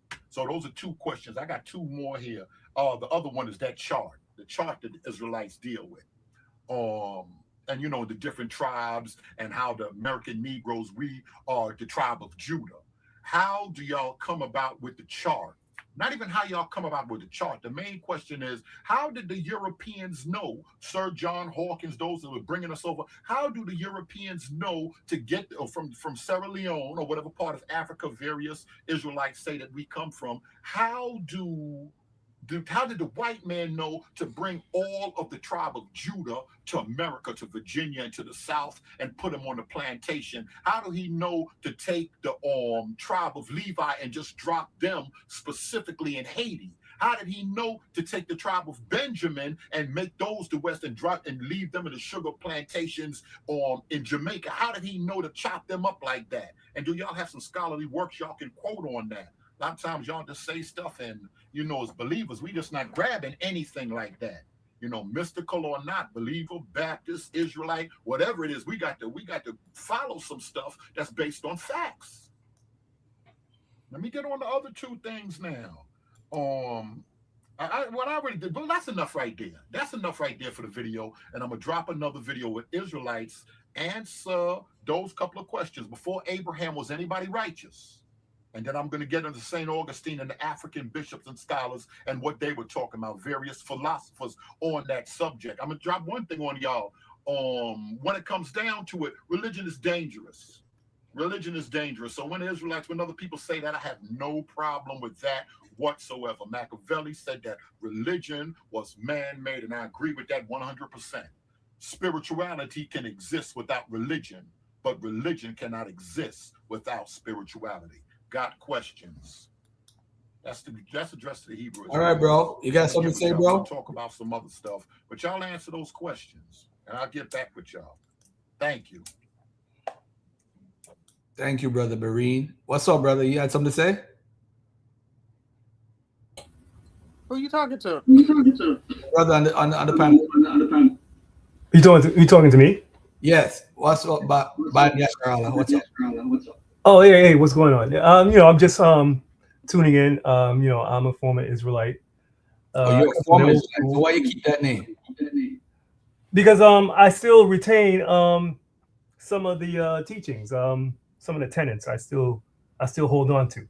And plus that was my first calling, or when I came to knowledge of self. So that has root in me. So that's something Shalom, that family. Okay. All right. Cool. All right. So I'm just listening. You're I'm just listening listening for in. now? Okay. Say that again. You're just listening for now? Yeah, I mean, I could comment on like the guy that just came off. I don't know if that was a pre-recorded. Yeah, that's video. Brother Barine. That's Brother Barine from Barine. Okay, so I'm listening to him, and I could kind of tell that he's not too familiar with the doctrine. I mean, he has an idea, but based on what he's raising up, those questions can be answered if you're going to stick in the doctrine, because the doctrine itself has its own logic, and it can be answered. Those things that he's raising up, it could be answered. Let me ask you this. Let me ask you a question. Do you, you know what? I'm going to leave that question. The reason why I want to play these videos, mute up my brother. You got your background on, so you're echoing also. Yes, What is in the background? the Hebrew. The reason why I'm playing some of these 12 tribes videos is in defense of Zion, that he's not picking on them. I'm showing that a lot of people who claim to be Israelites have a problem with the 12 tribes chart. All right. So let me just play 2 minutes of this. This is Brother Daryl, and welcome to a lesson on this chart. A dude named Ariah, of lying false prophets. That's what you guys do. You worship and readily follow men. Personally, I'll trust in the scriptures, which clearly reveal the locations of where the 12 tribes will be gathered from in the last days. So we're going to get right into the scripture that destroys this chart, and then we'll break it all down from there. Let's get to work, family. I don't want to do the scriptures. Isaiah. I'm good. Let me go to somebody else. This is the gentleman who's a rabbi, and he is a Hebrew Israelite, but he disagrees, with the 12 tribes chart. And I think he makes some good points. And so let us watch what he says here. I do not subscribe to the so-called 12 tribes chart because it's based on fallacy. I believe its origin is from a dream someone had. He's right. They picked different nationalities at random, put them together on a chart, and claim brazenly that every one of these people is a Hebrew, giving us no shred of evidence, which is based on knowledge. If you look at the chart, there are no African flags on the chart, even though the bulk of the Hebrews are in Africa. We want proof. Show us that the West Indians are from the tribe of Benjamin, using the same criteria I just used. I'm not saying anyone is not or is a Hebrew. What I'm saying is that one should base their claims on facts and not on falsified information or bogus verses from the Bible. That is why I don't subscribe to the 12 tribe chart, because they don't meet this criteria. It's falsified. It's a fallacy. Dang. He went hard, bro. He can't did. come to the Israelite reunion party next month. Yeah. I think he He cannot come to Tazaryach's cookout. Yeah, man. Well, actually, he can't for real, because He's African. He's African. He's Yeah, African. he's been He's disinvited. African, That's yeah. actually So yeah, I forgot you told me about that last week. Yeah. Man, these guys are on another level. Yeah. I agree with the first couple of things he said, 100%. Yeah. Now, It was what's just their- the other 90%? Yeah, well, I mean, about how like the 12 tribes chart is made up and how it's they pick just random things at random, and I'm like, you're right about that, bro. Just everything else you may stand for makes it hard to co-sign you as he looks like a pastor or something. Or a minister. But at least he can think a little bit critically. Vocab had a really interesting breakdown once. I'm trying to remember about the 12 tribes chart, about how some of the tribes didn't exist until a certain year. And I just wrote a blog on it. Oh, you did? Okay. So go to the shieldsquad.com. If Okay. you go there, Yeah, go check it I out. literally, I decided I need to write about some of this. And so if you go to the shieldsquad.com, the most recent blog is about actually what you just said. And so I encourage people to check that out. I think you'll benefit from it greatly. What's a clip that we're looking for again? Where Alazar's talking about trying to defend Ariah being a false prophet. Or why I'm doing this, Josh White, can you tell people where to find you, bro? Josh_White513 on Twitter, JWhite513 on Instagram. I'm not on Facebook. I got off a long time ago and I don't miss it at all. But also subscribe here to Vocab's channel. Thank you.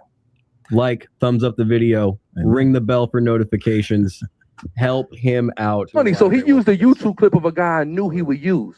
And if y'all notice something, did y'all notice the name of that brother who was talking about Abba Bivens made up the 12 tribe chart? What was his name? Naphtali bin Naphtali. How the hell that nigga know he from the tribe of Naphtali? Don't show me no clips. Don't show me no clips of some old hating ass niggas that's mad that they're. This was the debate between me and Gorilla Hebrew, by the way. Their school couldn't build what One West was. That's all that is. An old hating ass nigga. Do you know how they used to tell people what tribe they were, Garfield? They'll tell a nigga if he was a Capricorn what tribe he was. Oh, he's a Leo, he got to be a Judite. Here's the problem. He's mocking how other Israelites determined what tribe you were from. Yeah. As if the 12 tribe chart is some kind of improvement. Yeah. And this is in front of Garfield, who's an atheist. Yeah. So he's debating the 12 tribe chart. And imagine your defense is to mock apparently an inferior way to do it, saying that, and then criticize it as if that actually answers the problems with the 12 tribe chart. This clip is just fascinating. And what he's referring to there is Naphtali bin Naphtali, who's an older man who personally knew Abba Bivens and his students, unlike Alazar, who never met Abba Bivens, and I don't think has ever met any of the seven heads. Now, maybe he has met one. He can let me know if that's true and what he's learned. But on one hand, he wants to big up the school because he's going to give Arya a strange form of props, kind of in a second here, while calling him a false prophet. But then on the other hand, he's willing to just throw these guys under the bus as if he knows Naphtali bin Naphtali's motivation for speaking about Abba Bivens, telling him that he knew the chart was not true. Naphtali bin Naphtali had an excellent reputation. He's dead now amongst the Israelite community and is not known as some kind of talebearer or a liar. So for Alazar to say that about him is extremely rude, as if it's born out of jealousy. It's just, it's incredibly frustrating and it's really dishonest. How does he know that's his motivation? I mean, my goodness. What if it's true? How does he know it's not true? He knew Abba Bivens. Again, let me play that again. This clip is fascinating on the 12 tribes chart. Clip of a guy I knew he would use. And if y'all notice something, did y'all notice the name of that brother who was talking about and it's almost like an honor way, you know? I think this was a debate. This was a debate. Yeah. Okay. Sonetta put this debate on. Yeah, I was just trying to wonder where he was going with this conversation. Like, I was like, this is his rebuttal. So this is Alazar Ben Loya of the Sakari rebutting against Garfield. Listen to this. Don't show me no clips. Don't show me no clips of some old hating ass niggas that's mad that their school couldn't build what One West was. Imagine debating and thinking that this is a professional way to conduct yourself. And that's a good response. Our school's bigger than your nations. Man, I can't stand this. So what he's saying would. Man, I'm sorry, man. Do you know how they use? Many of these guys have even seen that clip or know anything about of those who came before them? And he. Garfield. They'll tell a nigga if he was a Capricorn what tribe he was. Oh, he's a Leo, he got to be a Judite. Here's the problem. Why are you laughing at your religious ancestors, man? Maybe 2 or 3 scriptures at most. Yeah. That's a great question. Hey, Hebrew Israelites, your tribe would have this kind of situation in real life because of the horrors of the transatlantic slave trade. Can I tell you about it? Because his point is actually valid, but it destroys the 12 tribes chart. Let me explain to you how. It was very common for your tribe would have with those niggas. So if you want to, he just said because. What is that? That's the first one we see. It looks like it's a Strong's entry too, but yeah. My dad's a Capricorn and I'm a Scorpio. How me and my dad in a different tribe? That's what those niggas. So if you want to, he just said because if it's based on astrological signs, how can I be in a different tribe than my dad? That's a great question. Hey, Hebrew Israelites, your tribe would have this kind of situation in real life because of the horrors of the transatlantic slave trade. Can I tell you about it? Because his point is actually valid, but it destroys the 12 tribes chart. Let me explain to you how. It was very common for the slavers, once they recognized people came from a similar area and had similar cultural connections, and especially if they recognized they could communicate with each other in the same language, to break them up. Forget about families. If they knew there was a family, they were getting broken up. And not just broken up to different plantations, but sometimes, because this is over a long period of time, we're talking millions of souls when you talk about the transatlantic slave trade, to different geographical locations. It is a fact that you would have, in some cases, someone being dropped off in what will become Jamaica and someone else being dropped off in what will be South Carolina. Under the 12 tribes chart, one family member, and when I say different, I'm talking about people of the same family. One would be a Benjamite and the other would be a Judahite, according to the 12 tribes chart breakdown. Not only that, it gets worse. It was very common. It's a fictional movie, but has a lot of history in it. Roots. In Roots, young LeVar Burton was captured, Kunta Kinte, but not his father, not his older family members. He was taken, they were left. Under that rubric, his own parents were Hamites, and he was a Judahite because he entered the United States of America. So, great point. It destroys your own fallacious 12 tribes chart. Leave them and the tales that they tell on the internet, they're washed up and there has been. Well, then go ahead. I'm never going to be that damn dumb. No. That's madness, right? Your elders. Yeah. Yeah, it's calling Chief the Taliban a washed up has been. Yep. I mean, just. Yep. Let's keep going. Like he answered that. Someone literally said in the background, it's over. Yes. I mean, the debate's over. The debate's over somehow. We are dealing with such deep, dark spiritual deception here. That's madness, right? Let's keep going. And who's the source of the 12 tribes chart? He actually, I remember. I think I had to pick my jaw up off my desk when I was watching this. You're going to discredit what would be the essential foundation of your religion. Arya is the one who came up with the 12 tribes chart. So this isn't Naphtali ben Naphtali from a different camp. This is literally One West, House of David, GMS, Sakari. Does the Bible have standards in it for dealing with a false prophet? Yes, it does. Oh, it says, so this isn't Naphtali ben Naphtali from a different camp. My desk when I was. Problem is, good night, everybody. Arya. It's been fun. And who's? Let's keep going. And guess what? You're correct, Brother Garfield. Arya is in fact a false prophet. Game over. I don't think people realize how important that is. Let me play it again. When he admits that Arya is a false prophet, what is supposed to happen with a false prophet? That's madness, right? Let's keep going. Let's keep going. And guess what? You're correct, Brother Garfield. Arya is in fact a false prophet. The problem is, good night, everybody. Arya. It's been fun. And who's the source of the 12 tribes chart? He actually, I remember. I think I had to pick my jaw up off my desk when I was watching this. You're going to discredit what would be the essential foundation of your religion. See, that was my plan. If you admit that he's a false prophet, you got to go to Deuteronomy 18, between 18 and 22. You're actually supposed to kill the false prophet. Because if you repeat something and say God told you and it didn't come true, that means you're wicked and you're a liar. So if you are the person who prophesied the year 2000, then the chart becomes null and void, fruit of a poisonous tree. If you go back to my presentation, I wrote it. I said fruit of the poisonous tree. If he makes a false prophecy, you know, let me finish playing this video, then I'm gonna get to my presentation and we're gonna get into Zion Lexx. Hey, Robon, are you available? Because I want to talk when Zion talks. I'm fast forwarding to the part where Zion talks about butt breaking.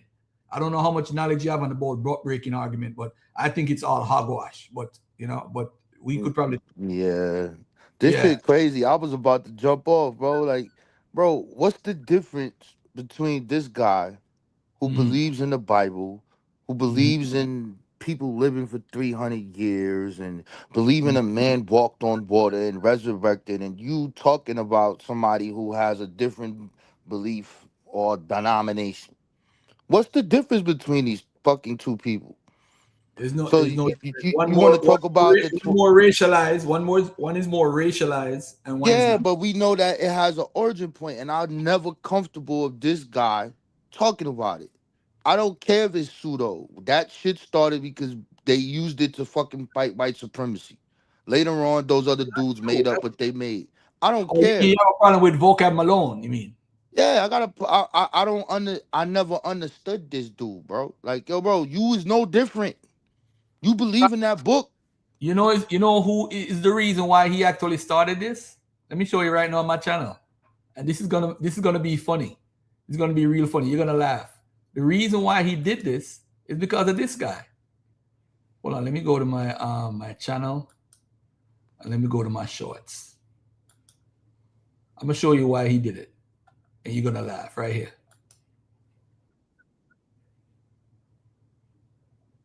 Hold on 1 second here. 1 second. Hold on there 1 second. It's the wrong one. Ah, here you go.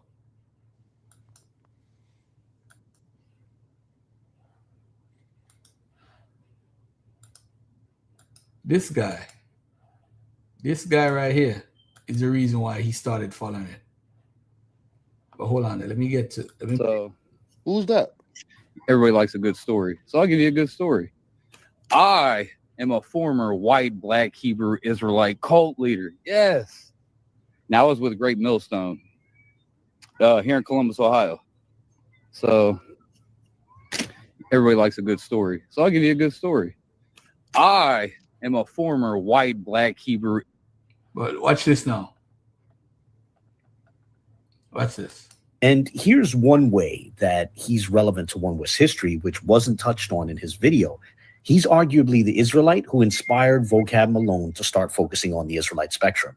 You see, back around 2011, this man was going to churches and picking arguments with pastors. And Vocab caught wind of that because it was happening in and around the city that he was from.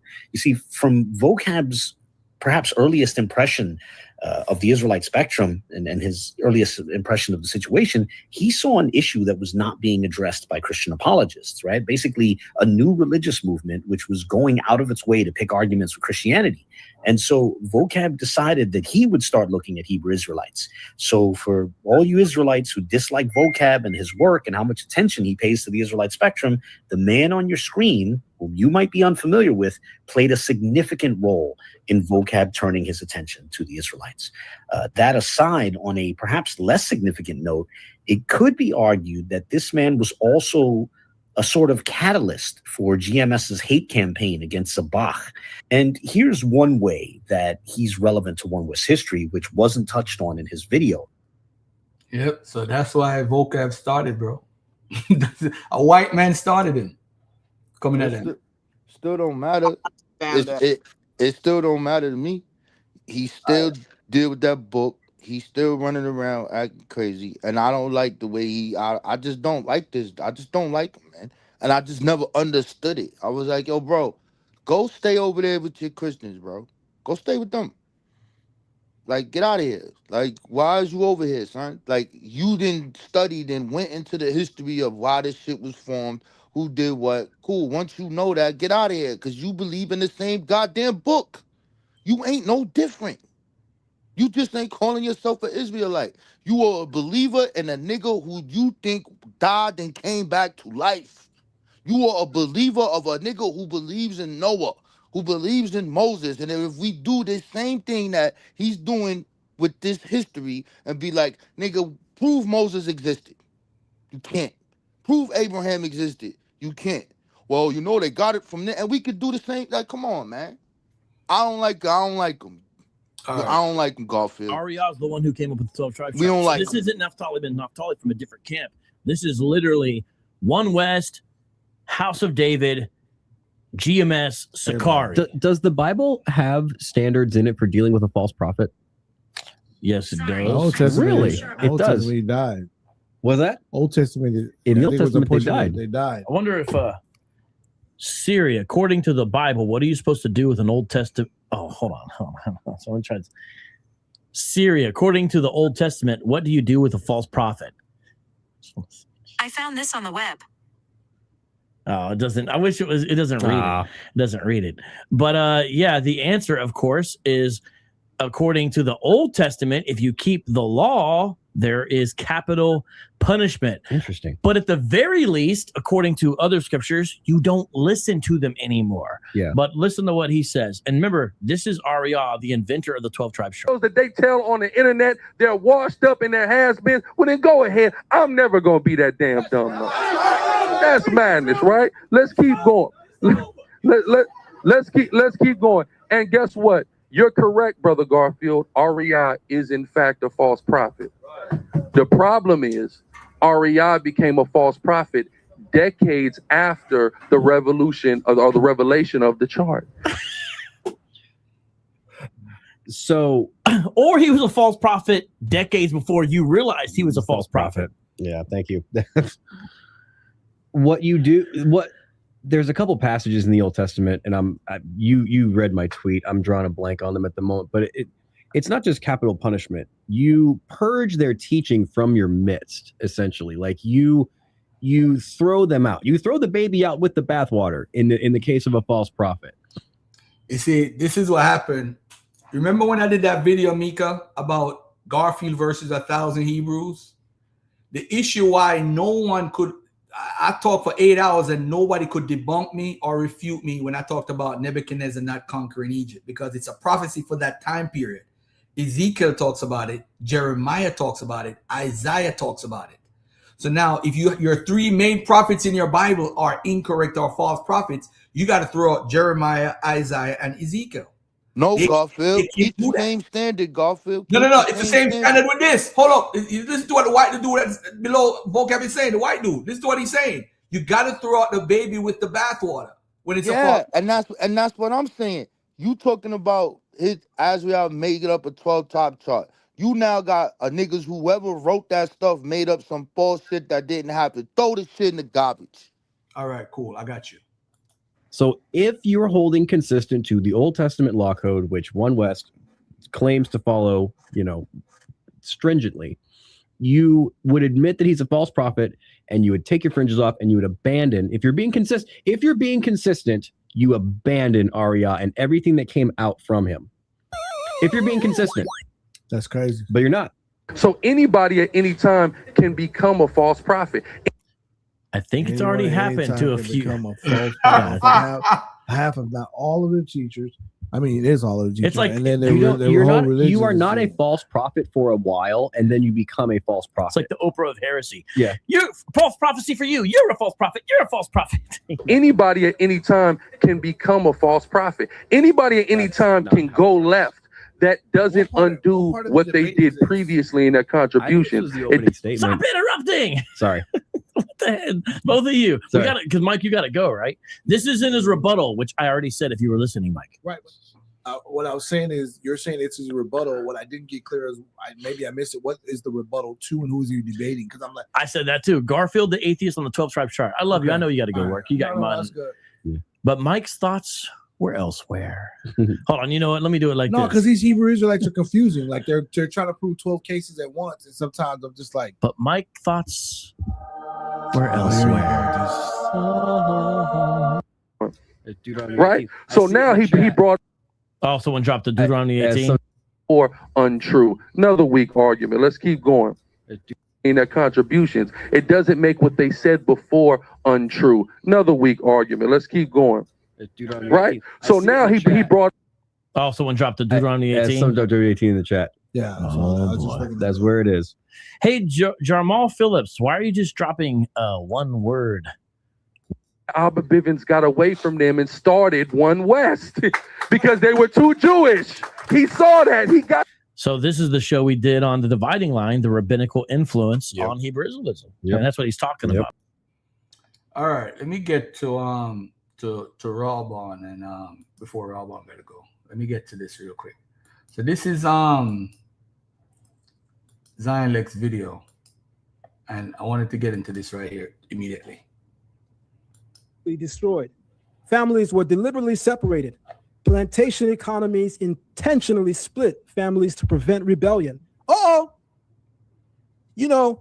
It's always the fine print that the brilliant geniuses don't ever see.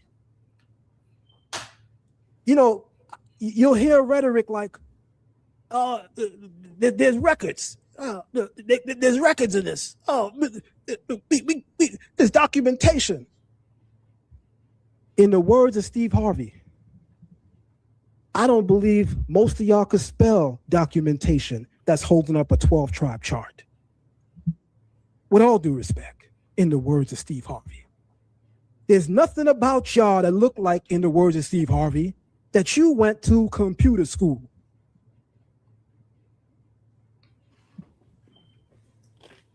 Let me share with you some history about what really happened during the slave trade. Families were deliberately separated, geniuses. Plantation economies intentionally split families to prevent rebellion. Rebellions become successful when we have a vision in mind. No one that's a father and a mother has a vision that excludes their family, their children. So if we're going to have a successful rebellion, we need to be a family unit. Well, the taskmaster was smart enough to understand that. So they intentionally split families so that it would lessen the chance of rebellion. So what did they do? Sons were sold to different colonies than fathers. Somebody type a fire emoji in the room. Daughters sold away from the mothers. Husbands and wives rarely were kept together. The slave ship documents how traders viewed kingship ties as security threats. Huh? Slave traders viewed family binding, family being together, they viewed it as a security threat. So what you mean entire families went here and you know who's Reuben? With all due respect, at this point, I don't know if you could spell Reuben. The book by Walter Johnson, Soul by Soul, Life Inside the Antebellum Slave Market, details how American slave markets broke family units as standard practice. See chapter 2, commonly cited around pages 40 through 60.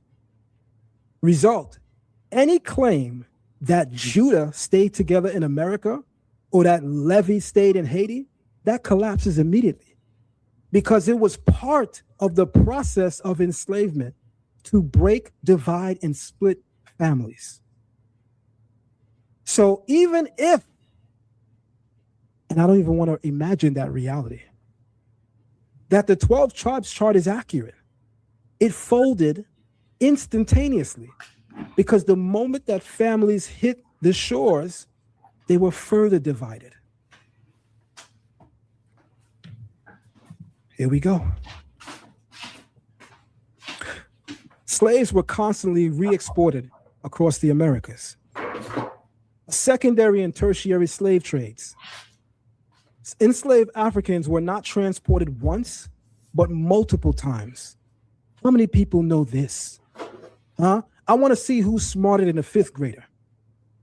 Maybe throughout the course of this presentation, we're going to now say in the community, I wonder who's smarter than a one Westerner. Wow. Sometimes you got to talk hard and tough for people to get the message. Wow. I didn't come here to buddy. I didn't come here to kumbaya. I love my Israelite brothers and I love my Israelite sisters, but enough is enough, goddammit. You love beating them up. Y'all got common sense to be genius about so many things but the Bible. Enough is enough. Don't expect me to come here and do it nice. That's why I don't go on Zion's channel. He's arrogant. I don't go on. That's why I don't mess with Zion. Zion is so. Shut up. Not the same guys that be on the corner telling people kiss their boots. Go ahead. Shut up, Zion. Go ahead. Man up. Damn. You see, I knew Zion was going to do that. You see, he would get emotional. Shut up. Go ahead. And learn. People are crazy. Caribbeans. Once they hit the Caribbeans, many of them were shipped to the Americas. Once you arrived in Americas, can I share a secret with y'all? The British system of slavery was seen in the slave world at that time in history as being far more effective due to its brutality than the American system of slavery. So what did American slaveholders eventually do? Y'all seen the movie Roots, Toby. He didn't listen. He didn't want to say his name.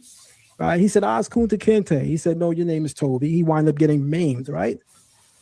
British slaveholders observing this said, you guys are slow, speaking to the American slaveholders.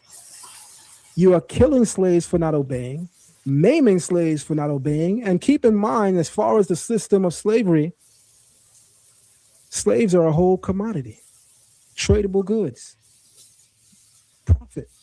You're killing your profit. There's no profit margin. Bring them to us. We're going to do some things to them that's going to really humble them. Anybody ever knew why the island of Jamaica is so anti-homosexuality? Bon Batiman. Everybody's a fish. Most of y'all know a reggae song here or there. Let me teach you some words real quick. Terra Fabulous has a song, We Don't Play Number Two. A lot of Black Americans be singing it and don't know what the hell he talking about. Allow me to explain. In Caribbean culture, especially in Jamaica, a family unit is the father and the mother first, with the father being the head, so he's one, and the mother would be two. When you hear a Jamaican say, we don't play number two, as a man, it means they don't behave as a woman. That way of thinking is so ingrained in the Jamaican and Caribbean mindset that you'll literally hear Jamaicans count and say, 1 second, 3, 4. They won't even say two, they'll say seconds. I kid you not. Those of you who are Jamaican in the room, put some fire emojis, because I know y'all grew up hearing that too. You hear an old school Jamaican count, you expecting after 1 comes 2, you're going to hear him say second. That's how much they don't play number 2. Not one, not two. In the system of slavery, particularly in the island of Jamaica, the slave masters were more than cruel, because many of the slaves in the Caribbean were Maroons, took to the mountains. From the time they hit the shores, they took to the mountains fighting. Just as several African Americans, from the time they hit Virginia, they took to land and tried to even go back to sea, fighting. But let me tell you about Maroon culture in the Caribbean. Many of these men and even women were powerful warriors, just like the powerful warriors of men and women that we find here in the Americas, among our African American brothers and sisters. And they were very stubborn, and they were very tough, and they didn't take back what we say, no chat. You couldn't just talk to them crazy. Yeah, you got a weapon. Yeah, you got the upper hand, but we built different. You just can't talk to us crazy. So what they would do with those types of Jamaicans or Caribbeans, they'll buck break them in front of everybody, bend them over, and take away their manhood. This happened not only in the West Indies and particularly the island of Jamaica, it happened in America. But I have to tell you, historically, data-wise, it was far more rampant in the island of Jamaica. Hold on. And that's why to this day. Pause for a minute. Now, let me say this. I've studied this because since Tariq's movie and whatever, right? And a lot of people come to me for sources, right? And when they came to me when they were making that movie, they came to me for sources. I don't believe a word that just came out of Zion Lex mouth. Not because it's Zion Lex, because the scholarship don't back up what you're saying. The evidence don't back it up. So that's why I disagree. Robon, what do you say? Same thing, bro. Like, there's evidence that it happened, that slaves are being sexually abused, but it's not no widespread thing. So like, the buck breaking thing was really punishing the person in front of everybody. That was what that was, like whipping them and violating the woman. That's a reality. So that right there, that's what that really is. Now, you heard what Mika said? What? So, but Mika, you believe it because why? Why would you believe that though? Because Zion said it and he showed up. Because they were doing that. They were even doing that in America. No, right? they wasn't. They wasn't doing it on a widespread level. Somebody talking No, about I didn't say they were doing it in a widespread, but they was doing it there too. Yeah, that's what we saying to you. That's what we saying. So like, and then you have to think about it, right? Would they write this down that they're doing this? Who would record that if these people are supposed to be Christian, right? They wouldn't really record that. Like, where are we gonna get the sources for this shit? Yeah, that's the And issue. they're not gonna talk about. You'll hear them talking about raping the women. You could find a lot of that, but now you're talking about raping a man. Like that's something that like you got to put it in context. But when you start saying like this is widespread and that we don't know none, we don't have it. Now to say that it didn't happen, we can't say that. But you know, and then the other thing that he's talking about, like the slave system here, the plantations are set up by the gang system and the tax system. One system is you work from sun up to motherfucking sundown. you you're going ham. And the other one, when you finish your work, you have a little bit of time to go. It depends on if it's a tobacco plantation and shit like that. Now, if it's the sugar plantation, like in Louis, you had it hard. So these are the systems that are there. They have names for it. That's talking about products. I don't know about that in Jamaica. I don't know nothing about that. That Yeah, might in be your Jamaica, field. No, I got a question for Garfield though. So Garfield, you don't think that happened in Jamaica? Why Jamaicans act like the way they do about? It has nothing to do with that. There's no documentation of that, sis. How you just gonna jump and believe that? Just so why would what information? Hold on. Why would Jamaica? Let's slow down. We are anti homosexual because boogery is it's against the law to be homosexual in Jamaica. It's always been that way. The British put that law in place. So we being anti homosexual has to do with what the standard of the country was. We can't say because of book breaking, that's why we do that. No, that is not true. You have to, if that's true, document why it's true because we have the boogery law. Who gonna document it? That's what I'm saying. So why would you assume that it's happening? No, let me tell you something. Maybe a Jamaican needs to come and speak because I'm not 100%, but I don't believe what you say, dude. Why would you gotta have that proof too? Okay, so now I'm gonna interject. You can two things can be true at the same time. In the Caribbean, the Dutch and the British were extremely brutal to their slaves, and it varied from plantation to plantation. One plantation owner was more sadistic than the next, and he would actually say, well, you got an unruly slave, bring him to my plantation. Cutting off breasts, maiming, raping in public, flogging. These were all activities done to slaves at extreme measures, especially for those that wanted to escape. The buck breaking principle was that all the slaves had to stand there and watch that, witness what was happening to that particular slave. So it was psychological warfare.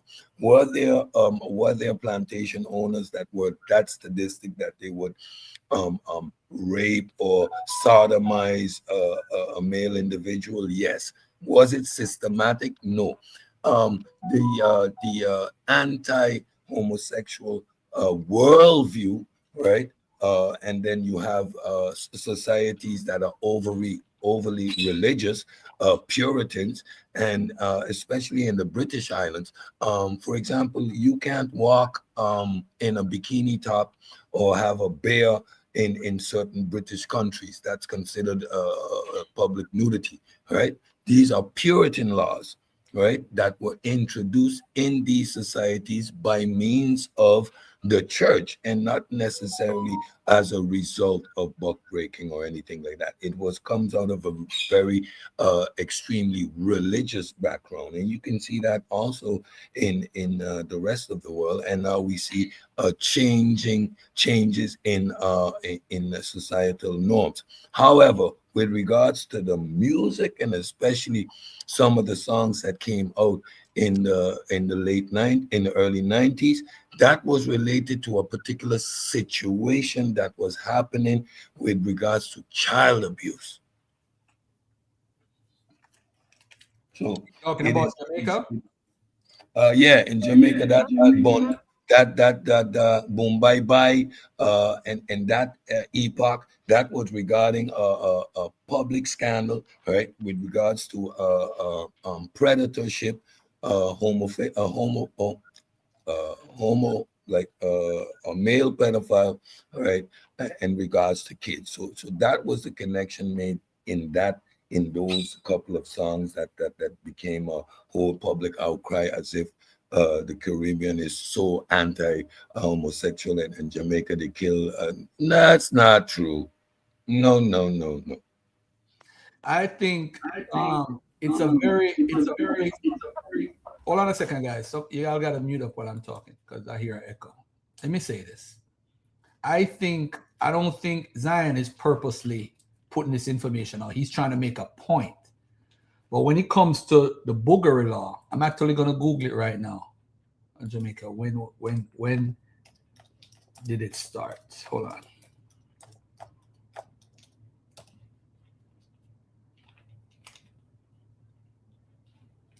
British Colonial Offense Against a Person Act is started in 1864, which was retained when Jamaica gained independence in 1962. I think Jamaica has always been a religious country to the point when the Pope came to Jamaica, they stoned the Pope. The Pope had to leave. So the country has always been a Christian country who was anti-homosexual, but it's not because of butt breaking. They had a law against it in Jamaica. 1864, they had the law. So we writing about I don't know about what Cedric just said. I'll have to confirm all of that. Not because it's Cedric, I'm just going to jump and believe it. But there were situations in Jamaica, even in the 80s, where homosexuals were killed just for performing that act. People would find men and men together and stone them and kill them. So that, I don't think it comes from butt breaking. And if anybody said that, you got to prove that. That's a big claim for Jamaica. You can't make that claim as they used to do this. No, well, this is what the scholarship is saying, right? Because I have a whole notes on this. This is what the scholarship is saying. No evidence it was widespread or institutionalized. Historians have found no proof of a standardized practice, a common plantation ritual, a policy used across the South, a normal or expected punishment.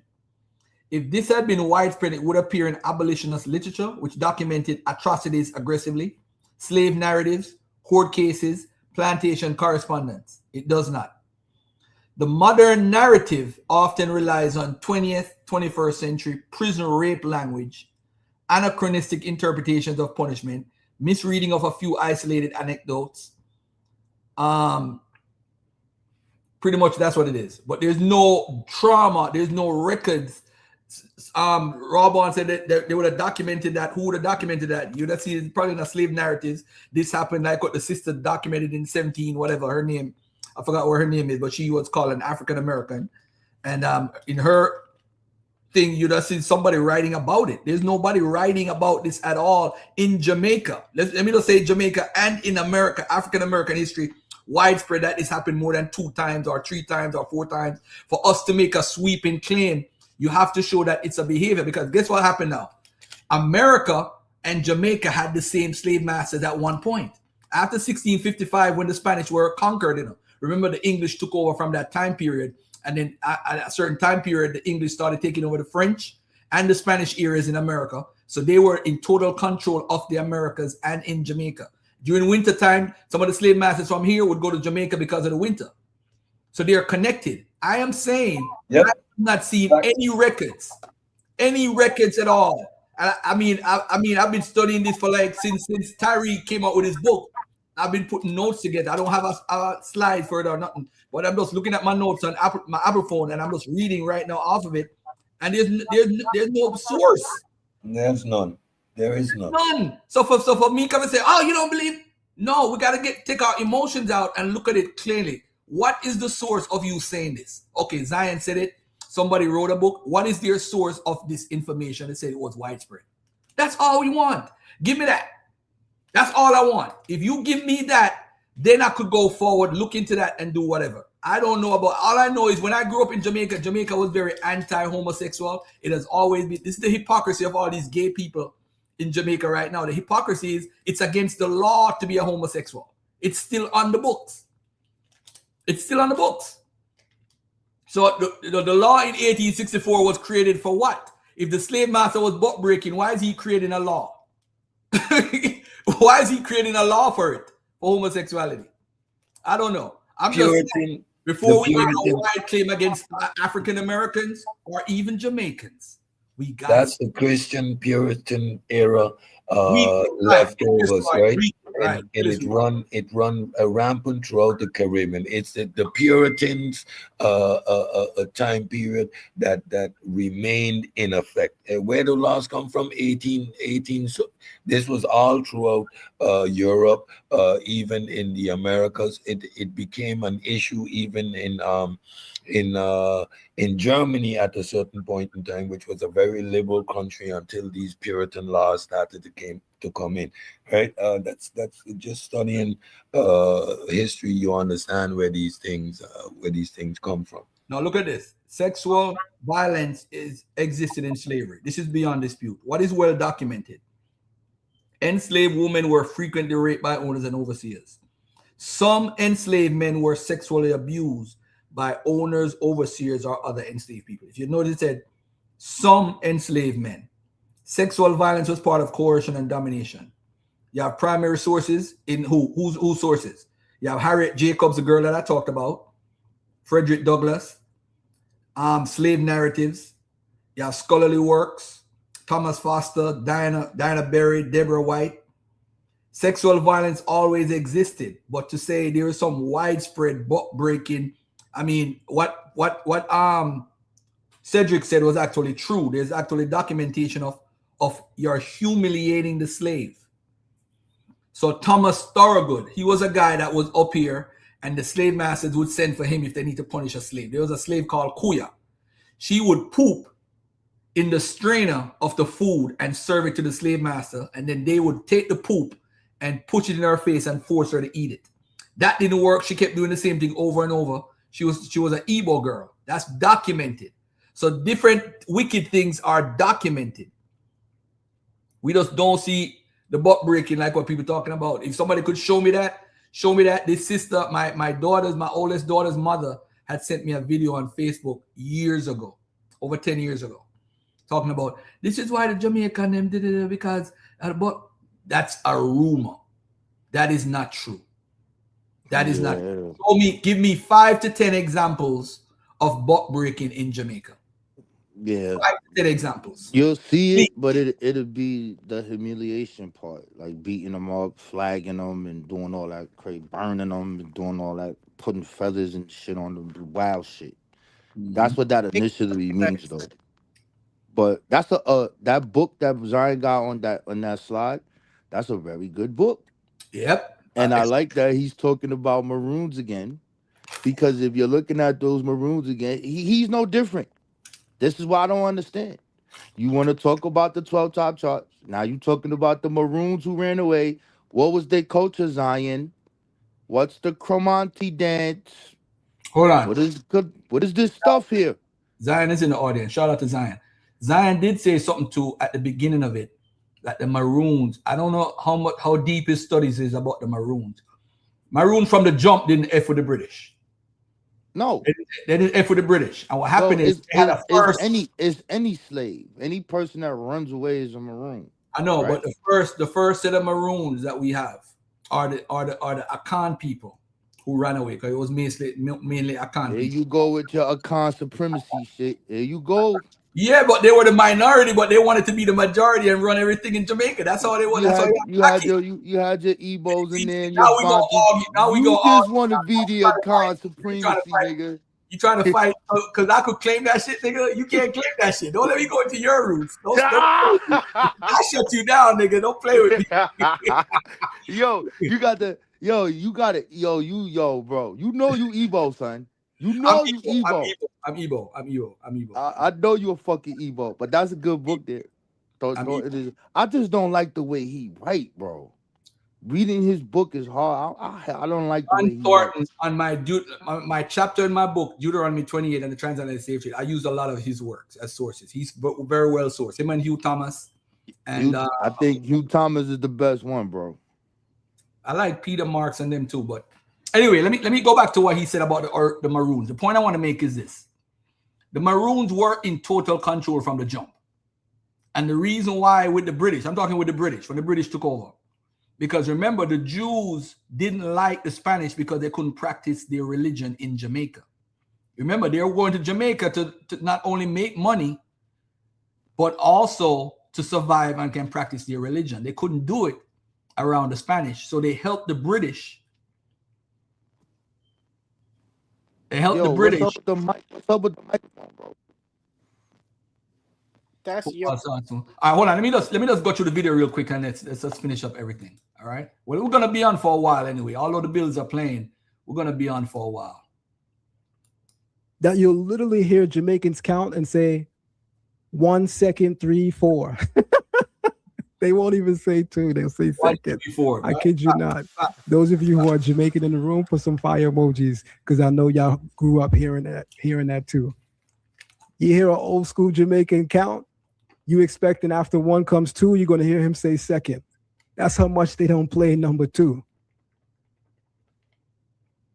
In the system of slavery, particularly in the island of Jamaica, the slave masters were more than cruel because many of the slaves in the Caribbean were Maroons, took to the mountains. From the time they hit the shores, they took to the mountains fighting. Just as several African Americans, from the time they hit Virginia, they took to land and tried to even go back to sea, fighting.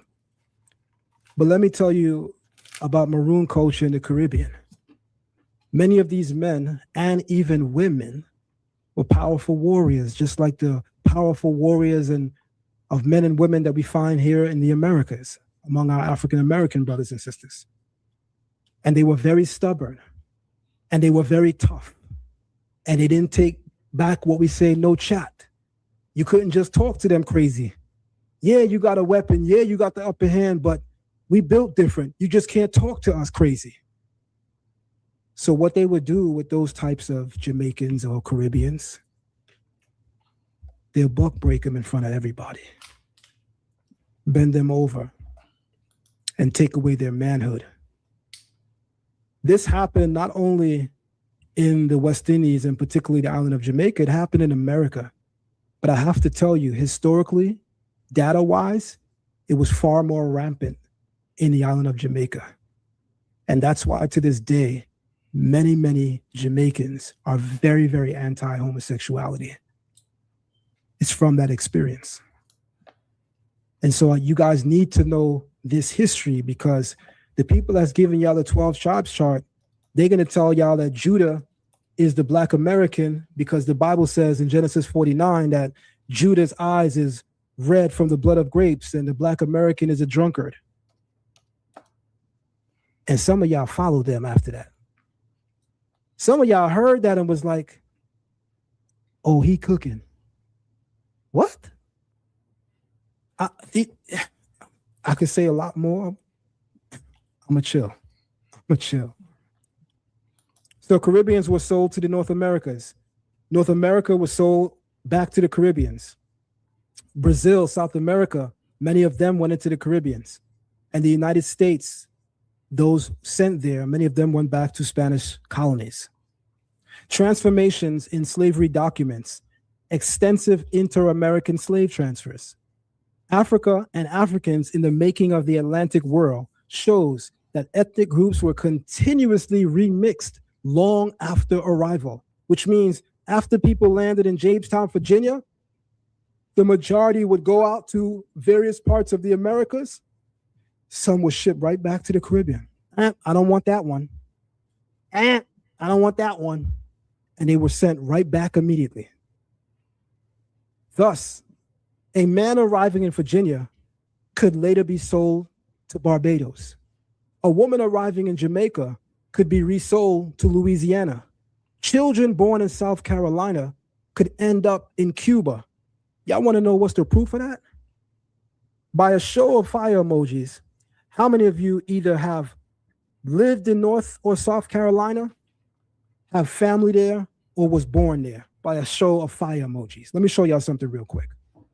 When you go deep in Gullah Geechee land, in South Carolina, and even parts of the North Carolinas, you hear people speaking with a patois that's eerily similar to that which is found in the Caribbean islands. The very patois you found on the islands, you're finding in South Carolina, parts of North Carolina. Can I tell you a secret? That's because the people that settled there came up from the Caribbeans. And that is why when you study the culture of the Gullah people and the Geechee, you will literally see that many of them will readily tell you their relatability to the Caribbean. They are proof that the 12 tribes chart is inaccurate, because the 12 tribes chart tells you that they're the Black American and they're Judah. But according to the 12 tribes chart, they're Benjamin because they're really West Indian. I mean, when common sense is making no sense, you got to give up what you think is common sense. Tribal continuity in the slave world is mathematically impossible. Let's keep the fire burning. Oh, Liberia got to be a kill shot. Liberia got to be a kill shot in this conversation. Oh, so y'all don't like stinking Africans, huh? So how was the state of Liberia formed? Do y'all even know? Facts. Okay. This is a Liberia, the definitive refutation of fixed tribal geography. Who founded Liberia? Liberia was founded in the early 19th century by formerly enslaved African Americans and Caribbean Blacks. In the book, The Price of Liberty, it documents that settlers who came to Liberia, they came from Virginia, Maryland, Pennsylvania, and various parts of the Caribbean. See chapters 3 and 4, pages 70 through 120. Liberia, the evolution of privilege confirms that returnees were already ethnically mixed before resettlement. So y'all don't like dirty stinking Africans, huh? That's what y'all say in y'all ignorance, right? By the way, this is like a point that people gloss over. I think Robon brought this up to Captain Tazaryach once. I think African American history is one of the most fascinating history you could ever study. I mean, I remember 10 years ago, they're like, yo, Garfield, leave the Bible alone, man. Let's study African American history.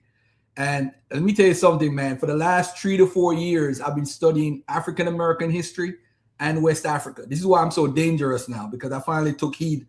I started reading the books that True Story and then Robon told me to read. But let me never listen to us. Never listen to them niggas. But listen, I told you, leave the Bible alone. And now listen to me. You know what's a game that we could play right now with this point that what he's playing? Look at this right here. I'm gonna show y'all something right now. Look at this right here.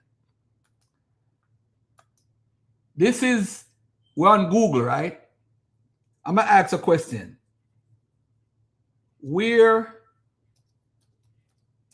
did the slaves that were taken to Cuba come from? Transatlantic. Your Bombaclad, Congo, Bantu niggas. Now watch this. I don't know if he made the point. I don't remember because I was sleepy when I was watching the whole thing. But watch this. The enslaved people taken to Cuba during the transatlantic trade came primarily from West Africa and Central Africa, key regions and groups. Look right here.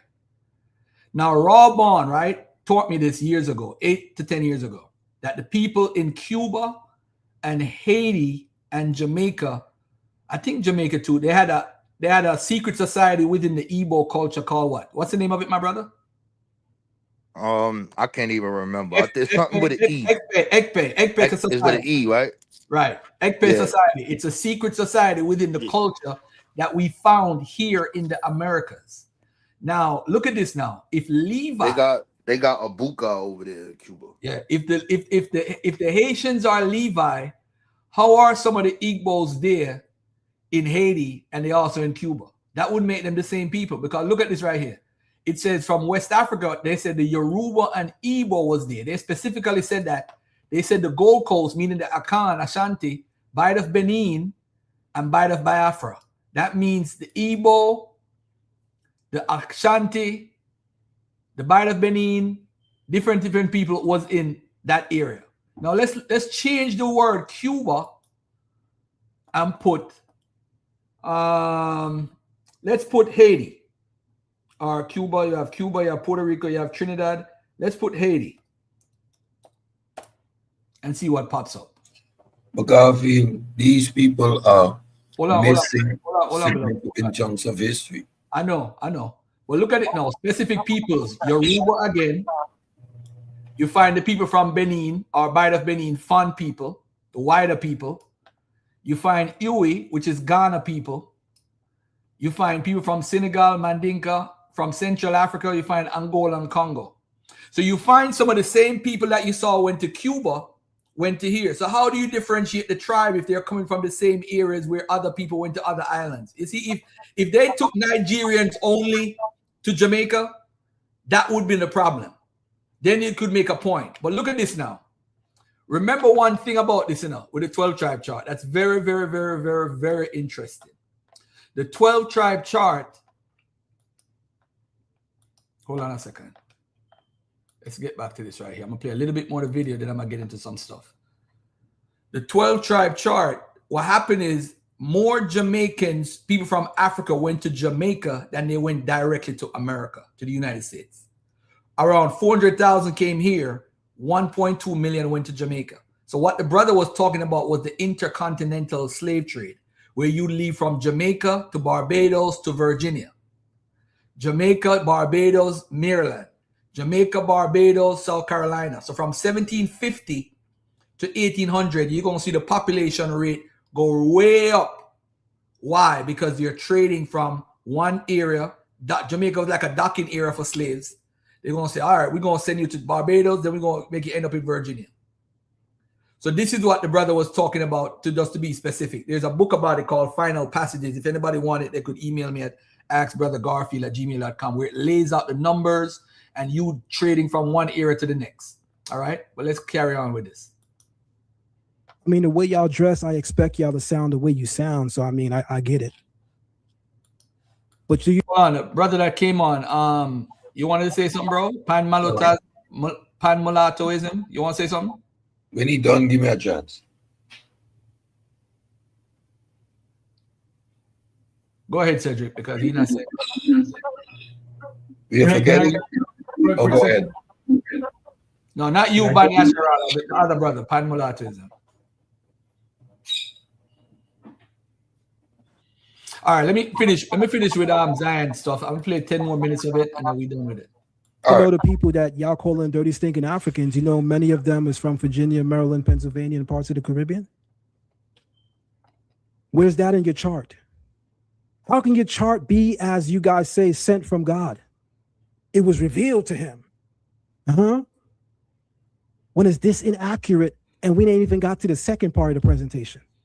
The chart is already done and we're still in the intro.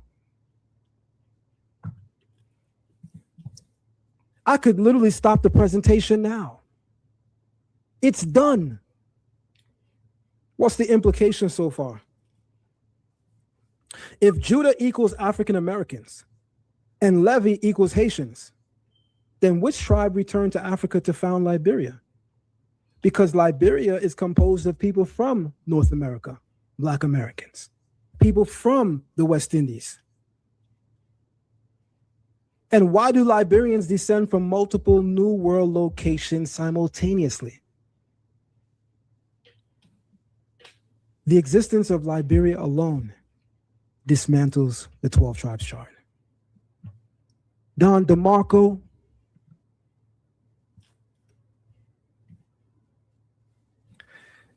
the myth of tribal preservation versus the reality of exile. The 12 tribes chart assumes stable lineage memory, group cohesion, geographic isolation. In order for the 12 tribes chart to work and be accurate, you must have stable lineage memory. There must be group cohesion. No one left, no one was transported, even though the history records that's exactly what happened. You also have to have geographic isolation. People settled there and stayed there. The history shows that didn't happen. The history shows there was forced renaming, language eraser, even sexual violence, legal prohibitions on marriage, sale records with no surnames, many of this contributing to further identity loss. This is what the Hebrew language calls, work with me, Lashawan Kodashers. This is what the Hebrew language calls galut, exile, in its fullest sense. I know it's galawat, right? My bad. It's galawath. My bad. Yikes.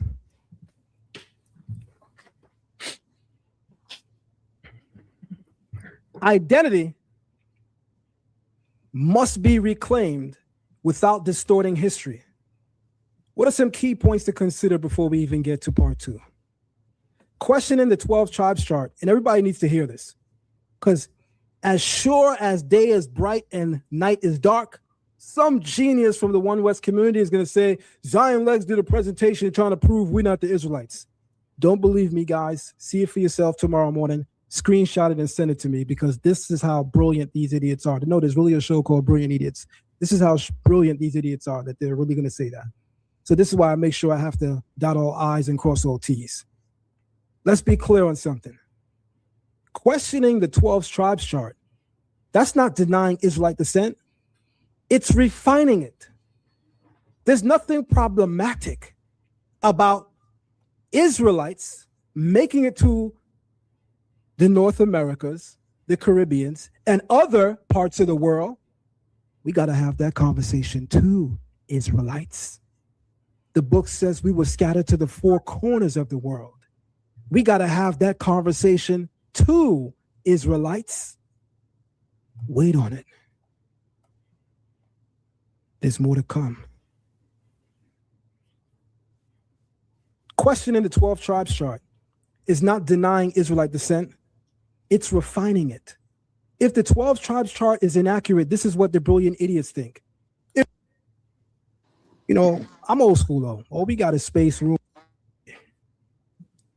I do enjoy that. All right, I'm gonna play this next week. All right, shout out to Zion for the video. And refining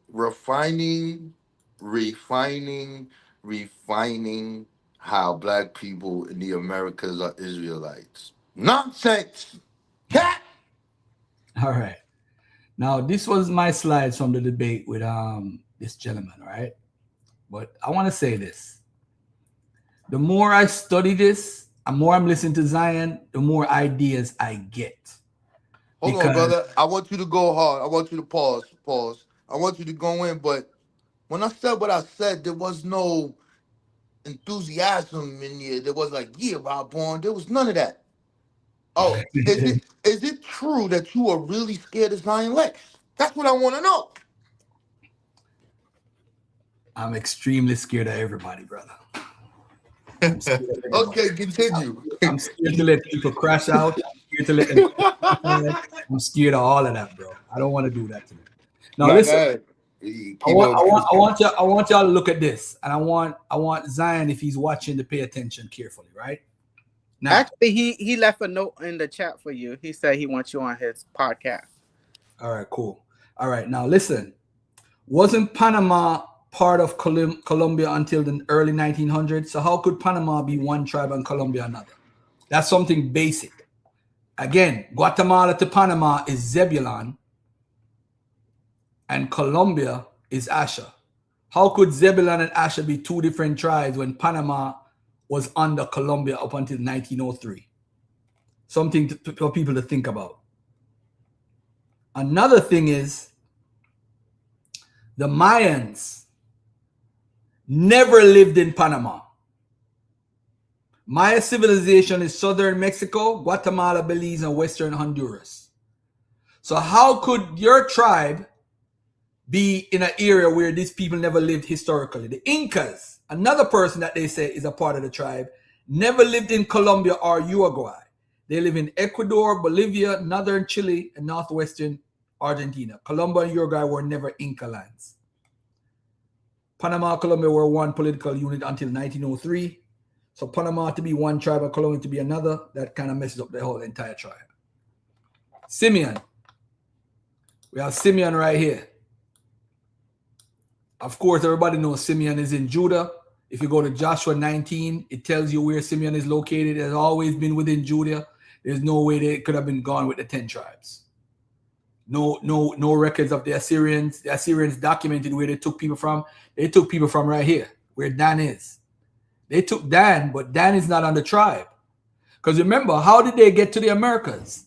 That's another thing. How they got to the Americas. I don't even want to get into all of this right now, but you know what? I actually, in my debate, I point out false prophets and how we look at false prophets. My ugly slide. So we had William Miller. Hey, yo, Garfield. Yo. I'm going to send that book to Zion, son. What you going to do now, son? Yo, you stupid. You can send any book to anybody, bro. I'm going to send it to him, son.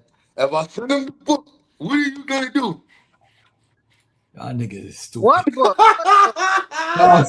John Stays Russell. It's a stupid book, y'all. This nigga here is stupid. Listen, bro. My knowledge right now, where I'm at, bro, there's no way nobody could be an Israelite. Hey, yo, listen to me. At the end of the day, Listen. If we stick to the point that we've been saying for 10 years, look at what the people read for themselves. And I have revealed to you, Garfield. I don't know what you're talking about. He's trying to stop the truth, y'all. I'm going to be quiet. I'm going to leave it alone. Because I know he's about to go somewhere with the Deuteronomy thing. I'm going to leave it alone. Deuteronomy 18 to 22. I will raise up for them a prophet like you from among their fellow Israelites, and I will put my words in his mouth. He will tell them everything I command him. I myself will call to account anyone who does not listen to my words that the prophet speaks in my name. But a prophet who presumes to speak in my name anything I have not commanded, or a prophet who speaks in the name of other gods, is to be put to death. Now, I never said it. God is saying through Moses, if Moses is real, but a prophet who presumes to speak in my name, I have not commanded, or a prophet who speaks in the name of other gods is to be put to death. Who am I talking about?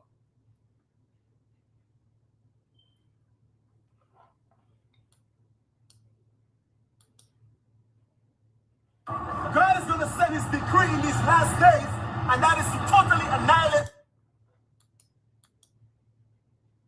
God is going to set his decree in these last days, and that is to totally annihilate America.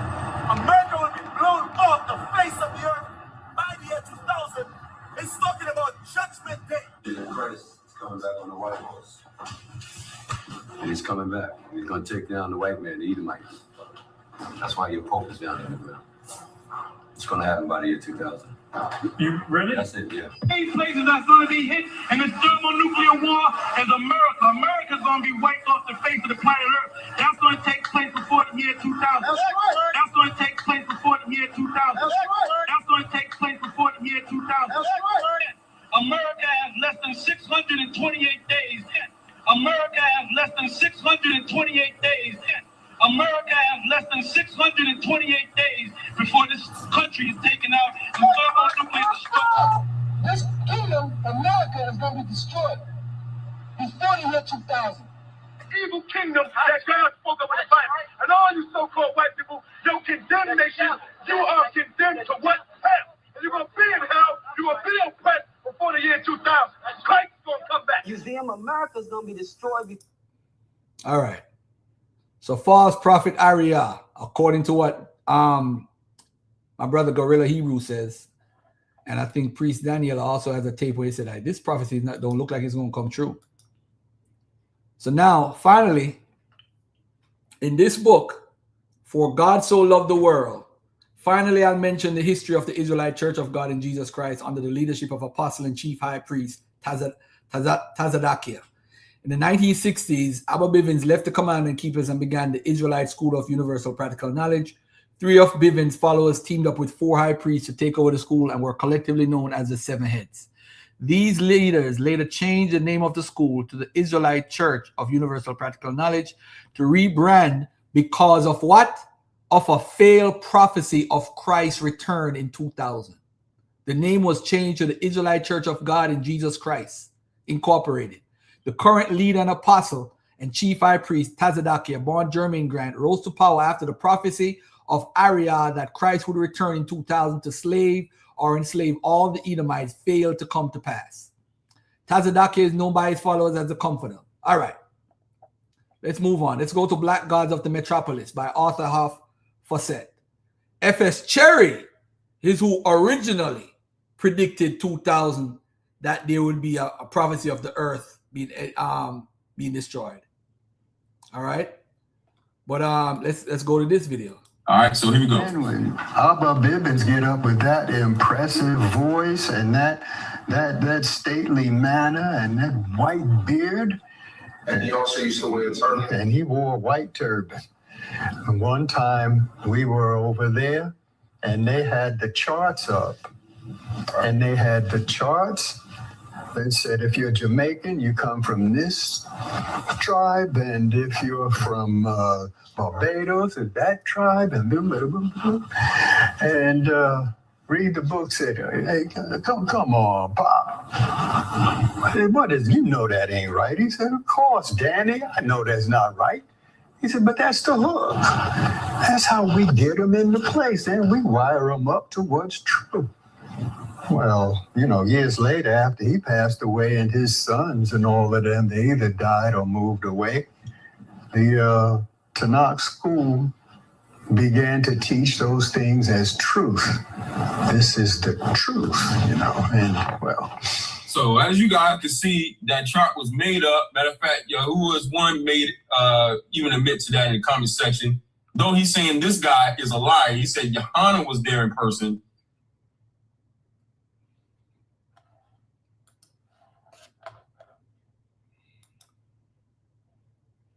Fruit of the poisonous tree, 12 tribes chart.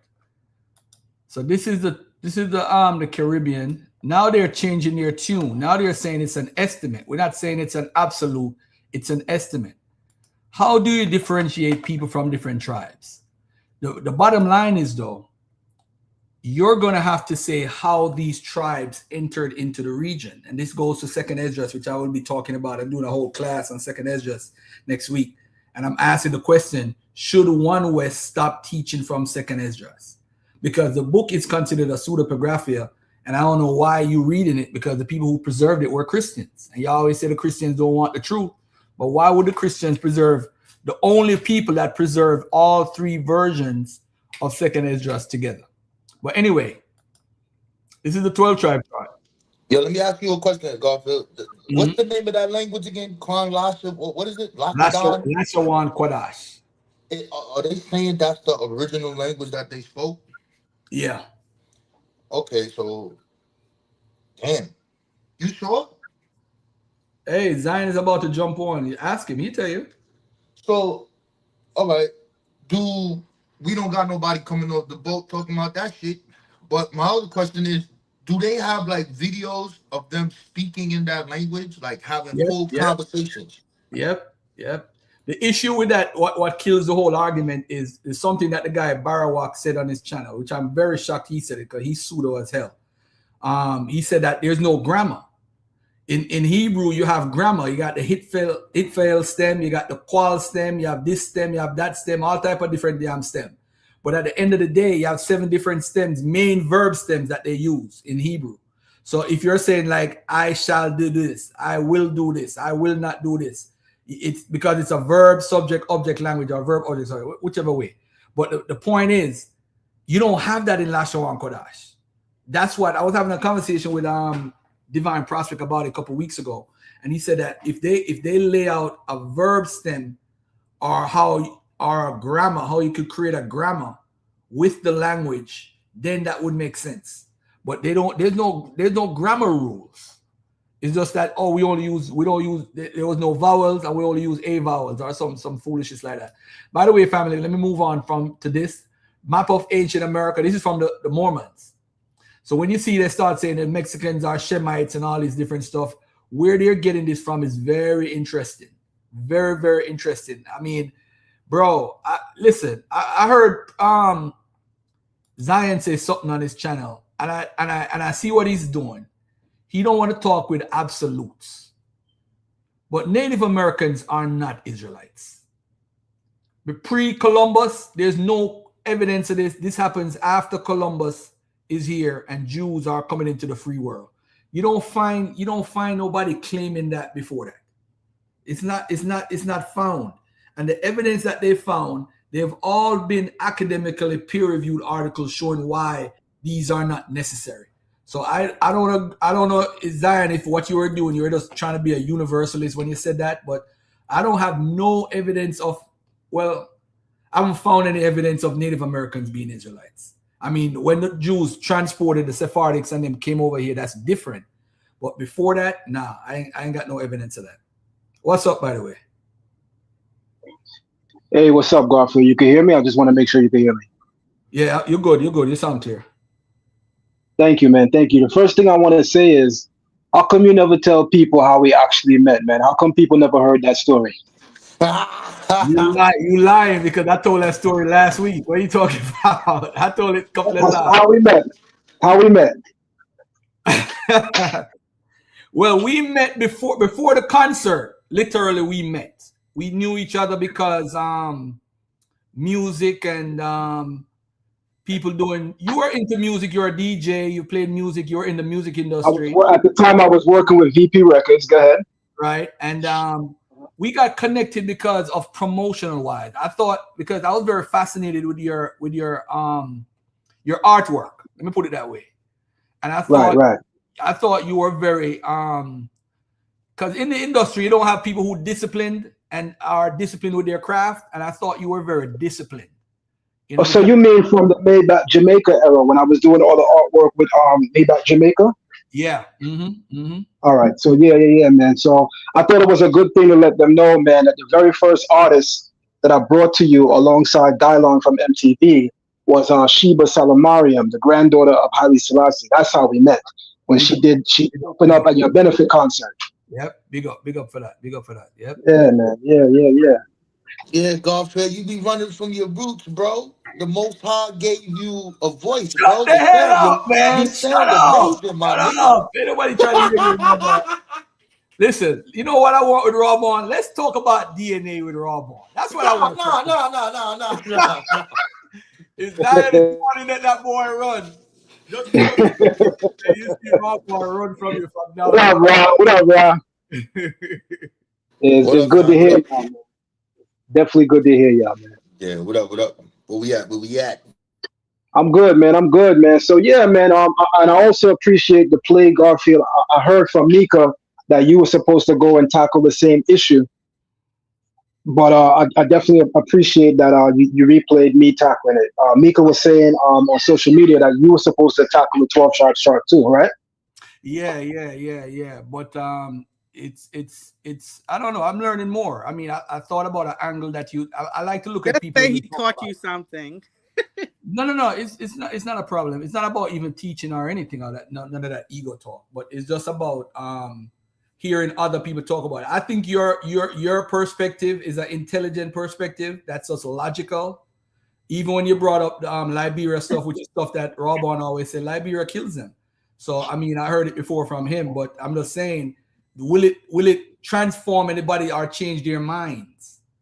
I don't know if it change their minds, because you said something, you gave them their respect as far as them bringing people into the Israelite mindset, right? But when you think about the chart itself, I think about it from a perspective of who these tribes are and how they got to the Americas. And what I found out over the years by just conversating with it, because everything is a secret, bro.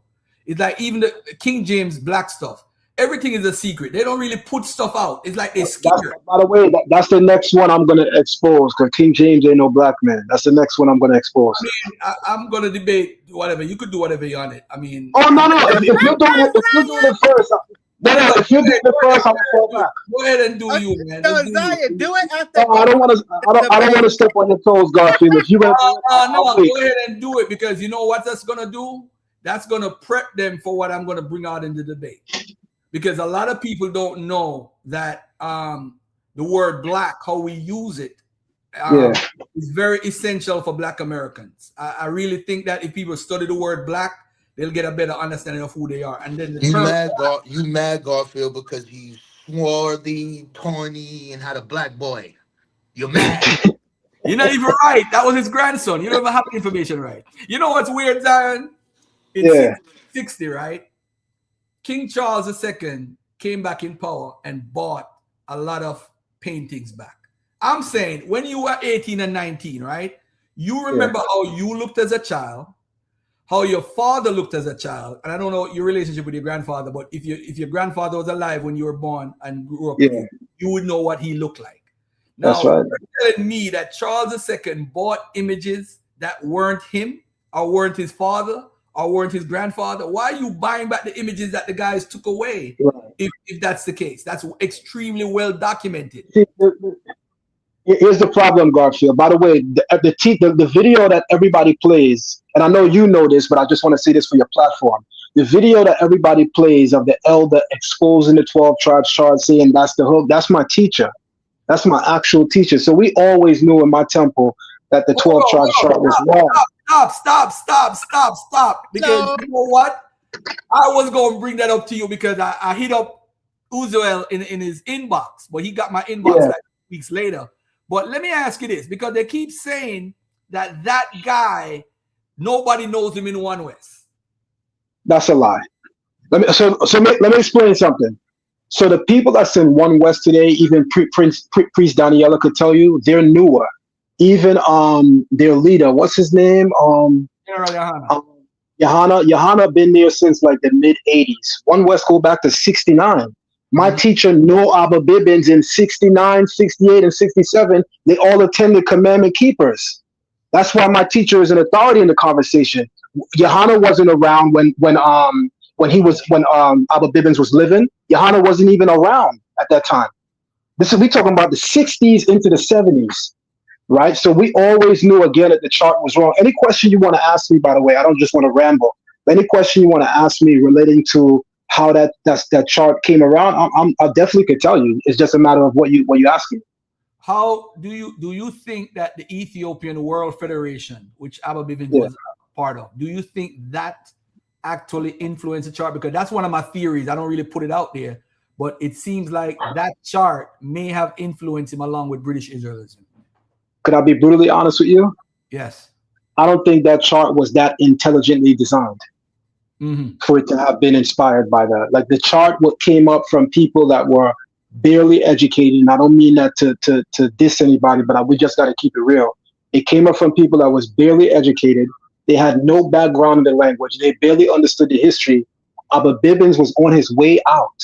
He was on his way out, meaning the man was already dying. Abba Bibbins was well into his 80s around this time in history, right? And so this is why One West inherited what they call Lashuan Kodash.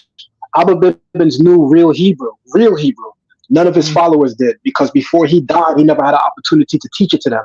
That's why after he died, they invented Lashuan Kodash, because none of them actually learned Hebrew. These are all facts. We have documentation behind it, because when Abba Bibbins died, his family took issue with the renaming of the school at that time to call it the Universal School of Practical Knowledge, because Abba Bibbins called it the Tanakh School. Now, Abba Bibbins was from the Old Testament community, which again is the Commandment Keepers. They're not Messianic. Abba Bibbins was not Messianic at all. That began with his followers. A lot of people don't know that history. Wow. I can keep going. It's just a matter of what I you want to know. was saying that earlier. I think that they read that Genesis 49 chapter and they made it up, like everybody else who ever did that. I don't think They did. I It's don't think they entirely knew made about up. British Israelism. Can I interject as someone that was there? You know, you guys are. You was there when? When were you there? From 86 to 93. Okay. All right, let's hear. Let me hear you out. Go ahead. So the 12 tribes, the completion of the 12 tribes is by Ariyah. But he only came with the 10 tribes, the 10 and a half tribes, if you want to see it like that. But Abba Bivens already had the 3 tribes down locked with the Haitians and the West Indians and the Black Americans. It was the Latino tribes that he brought into the 12 tribes breakdown. So he's the author of the 12 tribes, but not the entire 12 tribes. You know, partial of the 12 tribes. That's 1. 2, Lashawan Kwadash was spoken by Abba Bivens also. He may have known the way the so-called Jews, the white Jews, speak it, but he put his own understanding on it. Like I told you earlier, the first time I came here, I told you guys that this is a closed system. You're trying to bring scholarship into a system that they say is a revelation, right? It was revealed to them by the Most High. Now, yes, I will say that. I will admit. Brother, would you be willing to debate this? You can't debate it because the problem No, is anything could be debated. The question is, would you be willing to debate it? No, it makes no sense for me to debate it. I could Why debate not? somebody okay, I'll explain to you. I could debate somebody that's in that circle. And let's say we have some disagreements and we come from the same school. Yes, I could debate. But you're on the outside. You're asking me to take myself out of that belief system and to go into your belief system and try to argue my point. Hold on, Zion. That just makes no sense. Hold on, guys. The reason why he asked you to debate it because you made a specific point, and if I'm wrong, Zion, correct me. You said Abba Bivens spoke it. How would you prove that Abba Bivens spoke it? Exactly. That's why. Because Ariyah told us. Ariyah. I was there in the class. I can tell you stuff. This guy with a false prophecy, man. Come on, man. How are they false prophets? Your logic is already flawed. How are they false prophets? All right, I'm gonna tell you where it falls down, Garfield. We actually have documents from Abba Bivens' family. This is part of the documents of Rabbi Matthews. Some of the in the rabbi, and by the way, Rob Bowen, you could do some of this work. I'm gonna throw you an alley hoop. Are you on the road? Oh, I'm at home. You're too close to the mic. All right, my apologies. Can you hear me better now? I think everybody got to mute their mic. Yeah. Everybody mute up while somebody's speaking. Maybe you'll get a better effect that way. Can you hear me? Yeah, you good, bro. You good. Yeah, you sound clear now. All right, so I'm gonna throw Rabon alley hoop because he's right in Harlem. If you go to the Schomburg Museum, you go to the 2nd floor and you request the 3rd floor. You request the records of Rabbi Matthews. In those records, you're going to find letters sent to him directly by Haile Selassie. You're also going to find the remaining literature from Abba Bivens. A lot of people don't know that. In that remaining literature from Abba Bivens, you actually find letters where Abba Bivens is not only writing in Hebrew, which is the true Hebrew, not Lashawan Kodash, but it represents the way that he speaks. So you can actually see that he doesn't verbalize his thoughts in Lashawan Kodash. So we have documentation. Now, I'm not saying that someone's word is not valid because word is what we call oral tradition, but I'm saying that clearly documentation would be a stronger and more concrete evidence than words. Yeah, but that doesn't prove that he didn't speak Lashawan Kodash. You're only proving that he was able to prove that the brother. What I'm saying to you is this, and this is why I'm saying I'm willing to debate it. I'm not emotional. I'm just here for the information. What I'm saying is Abba Bivens spoke the real Hebrew. Once you know how Hebrew works, let me just get the point out. Once you know how Hebrew works, there's no way you would be speaking Lashawan Kodash. It's completely made up and it doesn't make no damn sense. Nobody that knows Hebrew would speak that.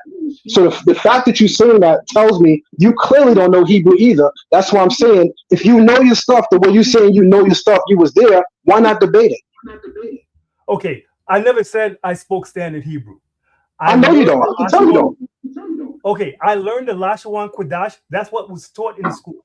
What I'm saying to you is that Ariyah did not bring Lashawan Kodash into the school. It was already taught to him. That's what I'm telling you. That's incorrect. That's incorrect. Now, okay. Now, what I'm saying to you is that Abba Bivens spoke both because he broke from Rabbi Matthews. Now, Rabbi Matthews may not. I don't know. I'm speaking speculation. I'm speculating right now. More than likely, he didn't know Lashon Kodash. But when they broke from him, they came with that new revelation, which was the Lashon Kodash. And then let me hit you with this. Marsha spoke a little bit of standard Hebrew. Ariyah spoke a little bit of standard Hebrew. And the reason why I say that is because their name before One West was Moshe and Aryeh. So those are standard Hebrew words, right? I'm not sure if you realize that strengthens my argument, because that would clearly reflect the fact that they was under the tutelage of Abba Bivens and he spoke the real Hebrew. That's why prior to One West, by the way, you're not saying nothing that I don't know. I know that many of the original heads of One West, many of them were original adherents of Masoretic Hebrew, or what some people call biblical Hebrew. And it wasn't until after the death of Abba Bivens that Lashon Kodash becomes mainstream, and that becomes the language used at One West. Prior to that, they were speaking the same Hebrew. I'm not disputing what you're saying. When you say that Abba Bivens had no idea of Lashon Kodash, that's when I'm pushing back, because Ariyah told us that. What would be the evidence is what I'm saying now. What would be the what? What would be the evidence of that statement? Ariyah told us this. That's the evidence. Okay, so apart from Ariyah saying that, is there any... Zion, hold on a second. Bani Asharala, you do understand that if you left the organization, you're not obligated as you were before. I'm saying to you, why would you take guy's word who prophesied about 2000 as like it's the gospel? Okay, so I hold on, Bani Asharala, hold on 1 second, beloved. Listen to what I'm saying. You would have to have somebody. You said bear witness to it, right? So do you have 3 witnesses that he spoke Lashon Kodash? Anyone? I got brothers. I got 2 brothers that was with us with me. Any brother that came. I'm saying, do you have witnesses other than Ariyah that said that he spoke Lashon Kodash? So we only have 2 witnesses, Marsha and Ariyah. They're the ones that came from the old school. Everybody else came after them. Like once Marsha and Ariyah broke off from Abba Bivens, then Zion Lexx teacher was there though. He actually in what school? In what school? ISUPK, which one? He used to be there from early on, right? Let me answer this, Garfield, because this is how much of a gap there is in what his understanding of me. My teacher is not from IUIC. My teacher is not from ISUPK. My teacher is not from One West. He's from the Commandment Keepers. The same congregation. Hold on. The same congregation that Abba Bivens is from. That's before all of y'all. Before all of y'all One West schools, we was here. Okay, what I'm saying to you is that you get disconnected when Ariyah breaks off. So you don't have that history from the time of No, I do, because we had several people from the original. We had several people from the original One West that joined the ranks of our organization in Brooklyn. So if you know anything about that history, you said you came in about 87. I was in the camp in Brooklyn, by Abbey Square Mall. I was under Kazak. I don't know if you know who Kazak is. So I know Kazak. Kazak is a messianic, brother. The Brooklyn schools were not messianic. Invite Kazak on the show. He'll break it down to you. He'll break out. Yeah, let him come on. Let him come on. The reason why I'm kind of passionate about this, because a lot of times I hear you guys speak from like third-hand account. You guys weren't there, so you gotta get somebody that was really. So watch this. I've been around since 1994. My teacher's been around since the 50s, 40s, 30s, and 20s in the Israelite community. So I was there.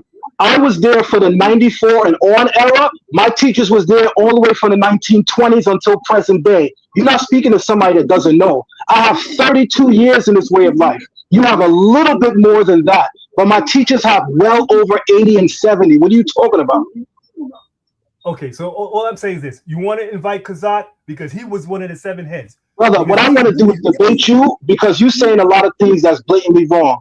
And if you're going to go on public platforms and say it, then why not defend it? Because I don't have anything but word of mouth. This is what Then that means you don't have no evidence. You shouldn't be publicly saying it. But the way you guys are talking is like you guys were there. You guys were Brother, there. when you say you guys, you don't know nobody else apart from me that just said what I said. Don't group me with your One West weirdos. I'm not like none of y'all.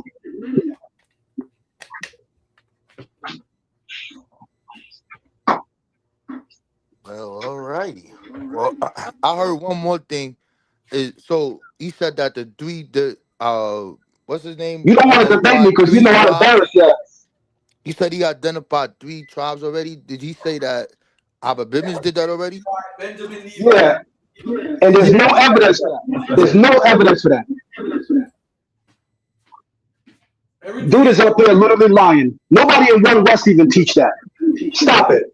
Okay, you want to believe that, but I'm telling you that Abba Bivens already identified. Brother, I'll go on camera right now. You can go on camera right now, and we can debate this shit right now. Let's go. Let's go. I'm not interested in debating you. Cause you full of shit. You can say whatever you want, but get somebody from the. All right, so you in New York? You in New York? The same thing. Oh, you in New York? Zion, hold on. Fall back a little bit. Bani Asharala, I'm going to put my email in the chat, right? In the side private chat. And I want you to reach out to me. Give me your number. Right? Okay, and we can have a discussion. We go from there. We don't have to even take it that far. Try to pull rank on me. Are you kidding me? Yeah, Zion, I left the school with as an officer of a 500. What rank did you have? You was an officer of 500 dumbasses. What the fuck do that mean? What the fuck do that mean? You sound stupid. I wish you was in New York. You kidding me? He was an officer of 500 dudes. Yo, He was an officer. Yo. Hey, yo, Zion, I went to the Schomburg. I looked in that, but I didn't see nothing on Abba Bivens. I saw like the membership cards for the Ethiopian joint. I saw a lot of letters writing back. Did you come across the yellow? Did you come across the yellow folder with the archives from Haile Selassie?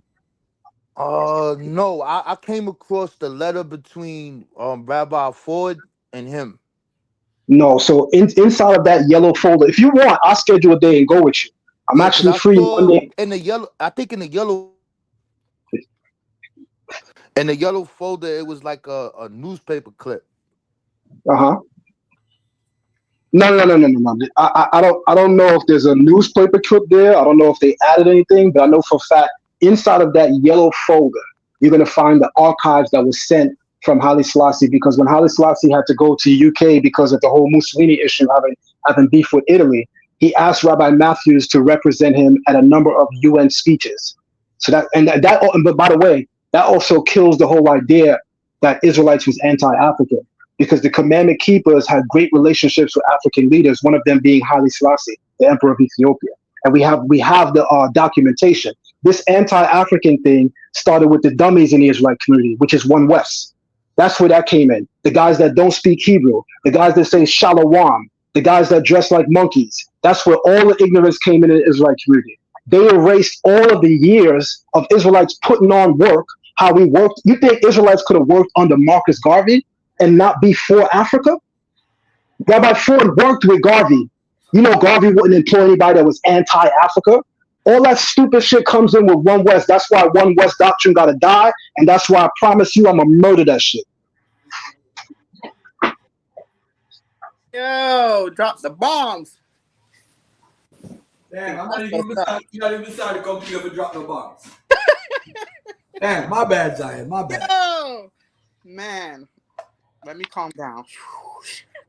What I'm gonna say though is that he might be saying some stuff that Bani Asharala don't want to hear, but bro, we gotta be honest, bro.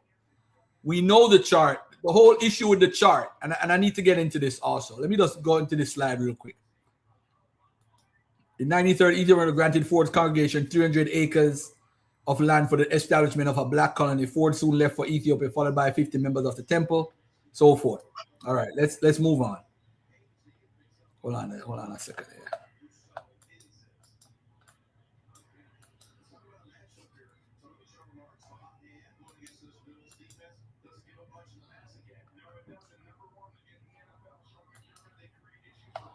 Jake's Fate Lavish, who gave them money, New Ship of Zion.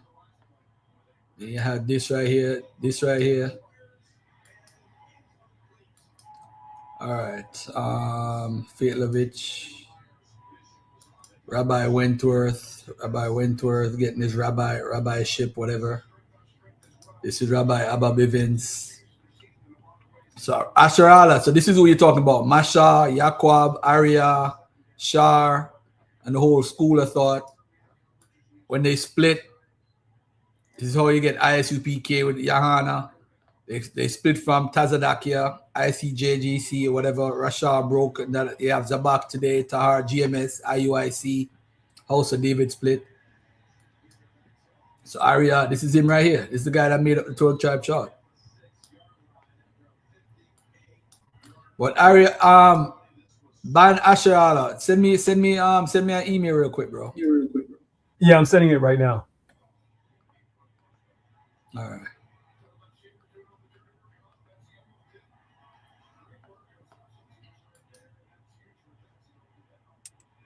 What up, Garfield? What up, Rob Bourne? What up, my dude? Man, you know, I appreciate the work that you've been doing. Y'all been doing, you know. It's really been fueling and helping me, you know, get me some better angles and not be so vociferous. And I don't know if you watched that video I posted the other day. I sent you the other day with Jonathan Adler. But he was dropping bombs in that video, yo. Yeah, I'm gonna talk about it now. Not today though. Oh, all right. I'm actually in contact with him. I got the email, brother. I got the email from the brother. He just sent it to me. All right. All right, cool.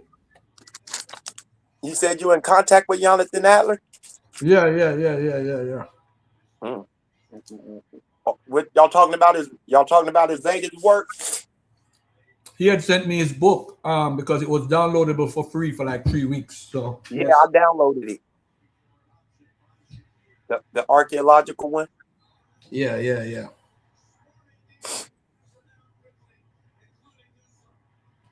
I was looking for that other book you mentioned too. I couldn't find that one. Hey Zion, you good? You there, bro?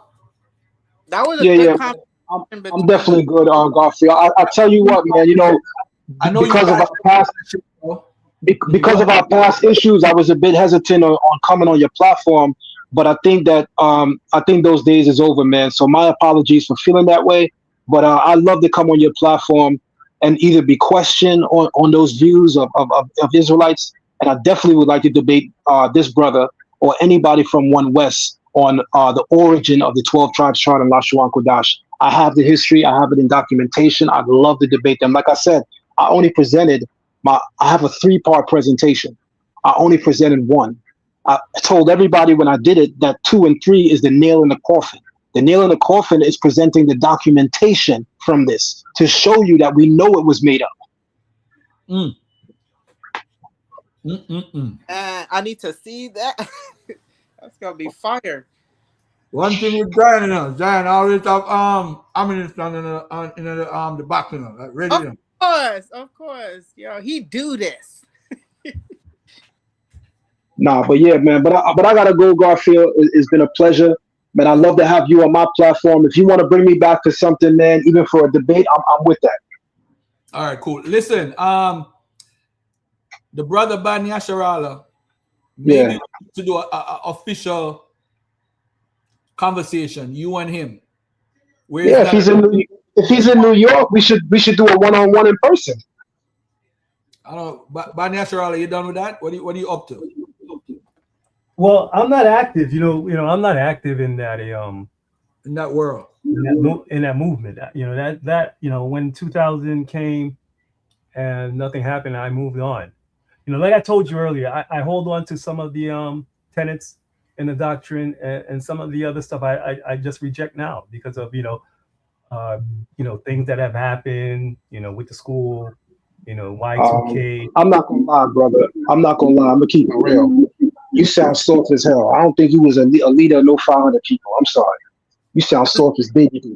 Yeah, at least he could do is have a discussion on it, so people can. I can't have a discussion with a guy that's disrespecting me. He's That not doesn't make it. disrespectful. That's Well, you said you was a leader of 500. That tells me you was a man. The fuck you worried about how I'm talking to you? You a commander of men of 500. Listen, I'm not a street dude. If that's the way you come off, that's on you. That's not me. I don't go like that. I'm not interested.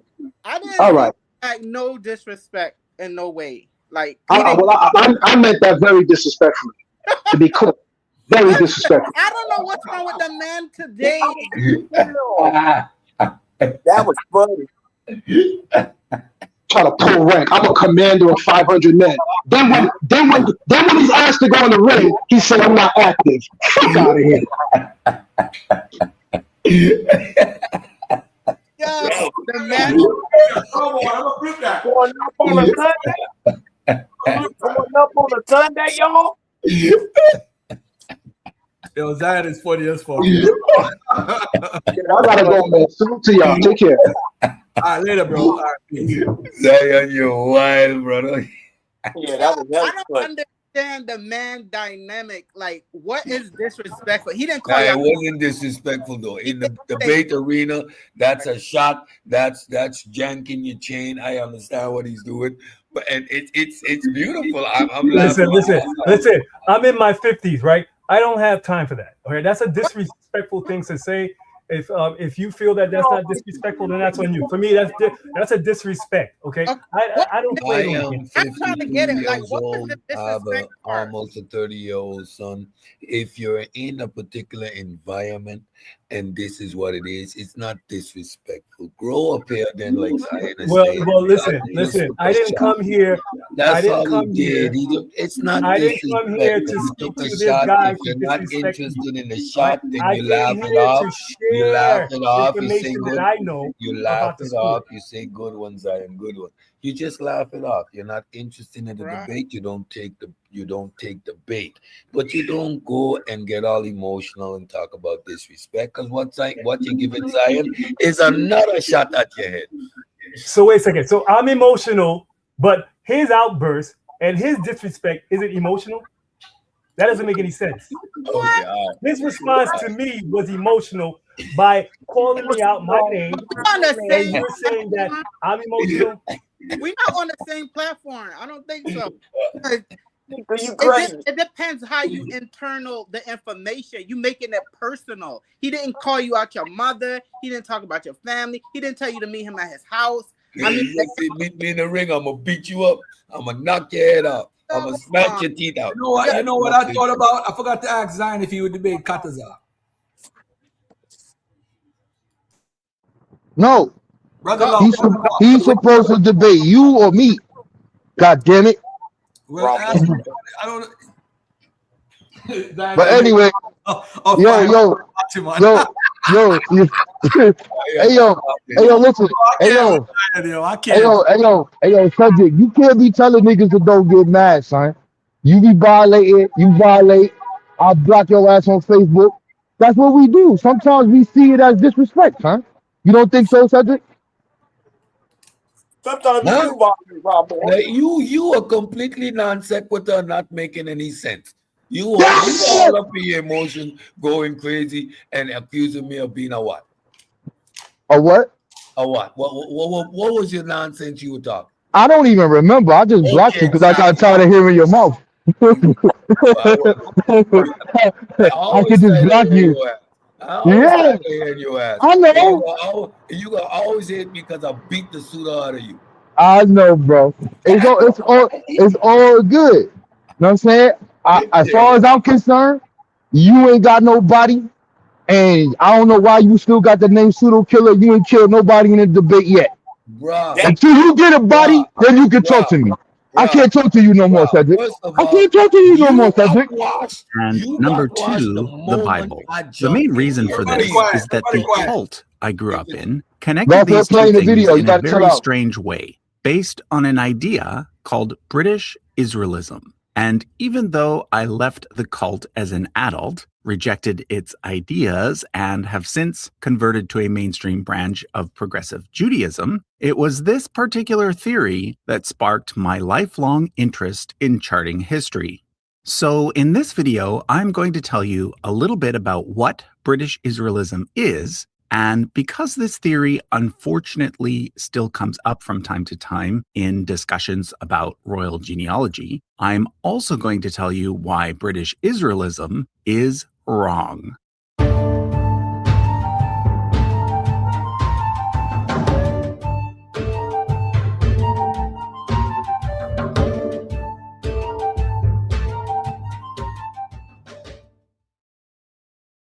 The cult I grew up in was called the Worldwide Church of God. It actually no longer exists, but several offshoots from it do.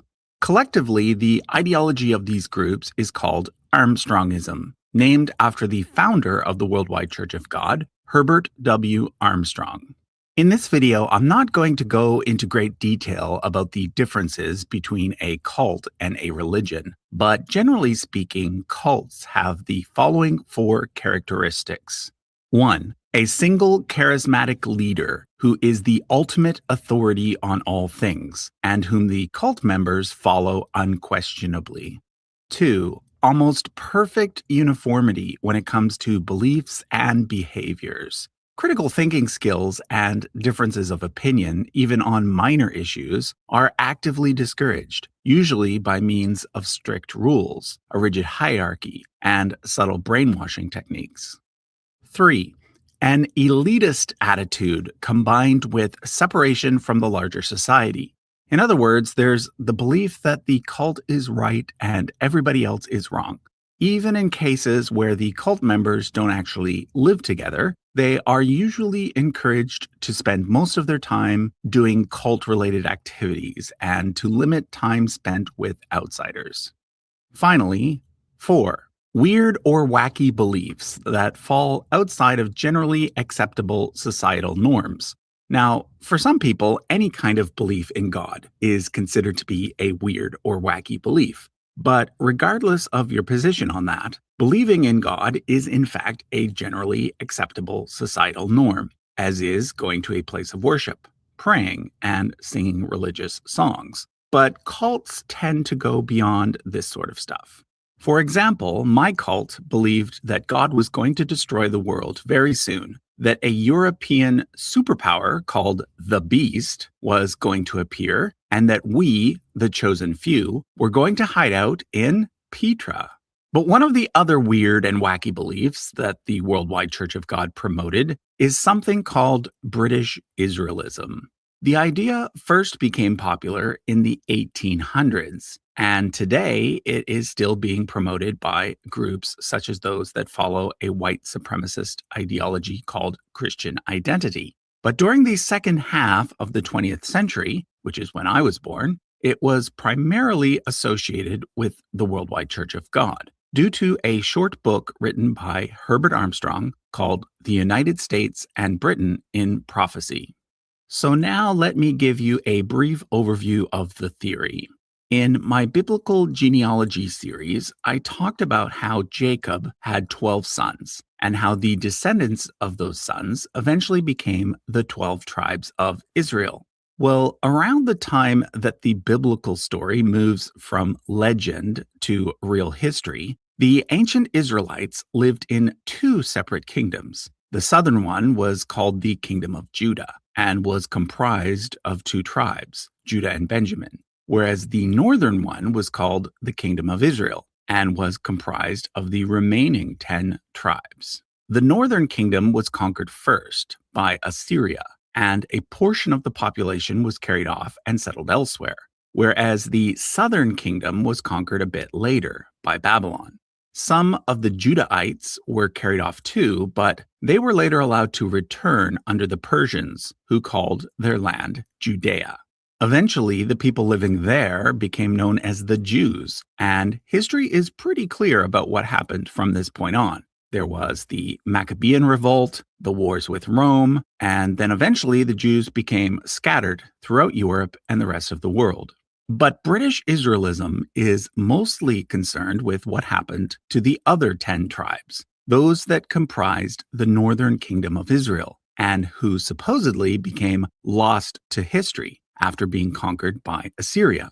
There have been numerous theories about these so-called lost 10 tribes, with British Israelism being only one of them. Other theories include one in which the Japanese are the descendants of the lost 10 tribes, and another, mostly associated with Mormonism, in which certain Native Americans are the descendants. But according to British Israelism, the lost 10 tribes migrated north and then west around the Black Sea, eventually ending up in northwestern Europe, where, for example, the tribe of Reuben became the nation of France, and the tribe of Dan became Denmark. But British Israelism is primarily concerned with 2 out of the 10 lost tribes, Ephraim and Manasseh. This is because Ephraim and Manasseh were the 2 sons of Joseph, Jacob's favorite son. According to the Torah, Joseph received a double inheritance, and that's why his descendants formed 2 tribes. So instead of a single tribe of Joseph, we get a tribe of Ephraim and a tribe of Manasseh. Now, according to British Israelism, the British people are the modern-day descendants of the tribe of Ephraim, and the European settlers who ended up in the United States are the modern-day descendants of Manasseh. This is all based on a verse from Genesis where God tells Jacob that his descendants will become a nation and a company of nations. They see the nation as representing the USA and the company of nations as representing the British Commonwealth. However, also according to the theory, the British monarch is not actually from the tribe of Ephraim, but rather from the tribe of Judah. This is because whereas the northern kingdom of Israel had several reigning dynasties throughout its history, the southern kingdom of Judah only ever had one, the house of King David. And it was this dynasty that was supposedly meant to rule over all of Israel. According to British Israelism, when the kingdom of Judah fell to the Babylonians, the prophet Jeremiah secretly escaped with one of the Judean princesses named Tehatefi, and he traveled with her all the way to Ireland, where she then married an Irish king. The royal line of Judah therefore continued in Ireland until it was then transferred over to Scotland, and then finally over to Great Britain, when the thrones of Scotland and England were united. So according to the theory, Queen Elizabeth is a direct descendant of the royal line of Judah and the most senior heir of the biblical King David. Okay, so that's the theory. And like I said, it pops up from time to time on websites about royal genealogy. Many people come across the idea that the British royals are the direct descendants of the House of David and simply assume that it is true. Some even use this fact to try and connect their own family tree all the way back to Adam and Eve. But if you know anything about history, you'll know that British Israelism makes absolutely no sense. Let me tell you why. First of all, the lost 10 tribes were never really lost. According to what we know from archaeology, after their defeat at the hands of the Assyrians, the vast majority of the northern kingdom's population simply migrated south and joined the kingdom of Judah. This is why the southern kingdom's population suddenly exploded at this point, and why the priests living in Jerusalem at that time started to compile, write, and edit what would eventually become known as the Torah, or the Pentateuch. Although the details are still being worked out, biblical scholars have known for well over 200 years now that the so-called 5 books of Moses were not actually written by a single author, but are rather a collection of several older documents that were edited together over time in an effort to create a unified story. And the reason why a unified story was needed had to do with the fact that what had originally been two separate kingdoms suddenly ended up becoming one kingdom, and the northern Israelite traditions had to be integrated into the southern Judahite traditions. This is a topic that I will be returning to in a series that I plan to do on who wrote the Bible. But for now, let me just say that it is clear from several textual sources that the people who lived in Judea during the Second Temple period considered themselves to be comprised of members from all 12 tribes of Israel, not just one or two. Consider this verse from Ezra chapter 6, verse 17, which says, "And they sacrificed for the dedication of this temple 12 goats as a purification offering for all of Israel, according to the number of the tribes of Israel." On top of all of this, there's a total of 0 sources and 0 archaeological findings to indicate that any of the northerners taken captive to Assyria maintained their tribal identities after that point, or that they migrated as a group to Europe. So, in short, there were no lost tribes. And speaking of Europe, the archaeological record is crystal clear on the fact that during the Bronze Age, let's say around 2000 BCE, which is at least 1000 years before the fall of the Kingdom of Israel, the Celtic peoples and the Germanic peoples were already living in northwestern Europe. And we know from modern DNA research that aside from more recent immigrants, these Bronze Age peoples are the direct ancestors of those who currently live in these same areas, and of the majority of those Europeans who went on to settle in the United States and Canada. In addition to this, there is absolutely no evidence in the archaeological record or in DNA studies to indicate that a group of people from the Middle East entered this area, replacing the previous inhabitants during or after the Iron Age, which is when the so-called lost 10 tribes were supposedly lost. In other words, there is an archaeological and genetic continuity in northwestern Europe that is very, very old.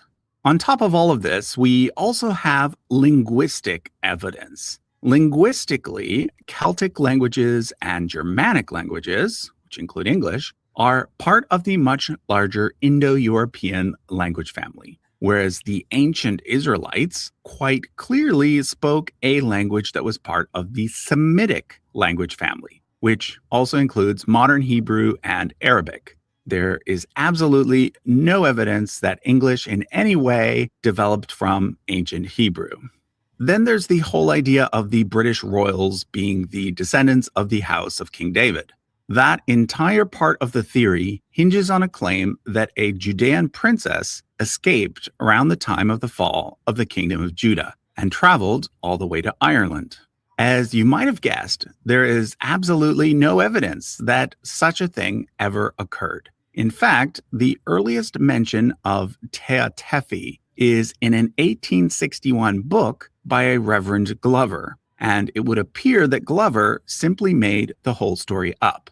All of the Irish manuscripts that later British Israelites offered as evidence were proven to be forgeries.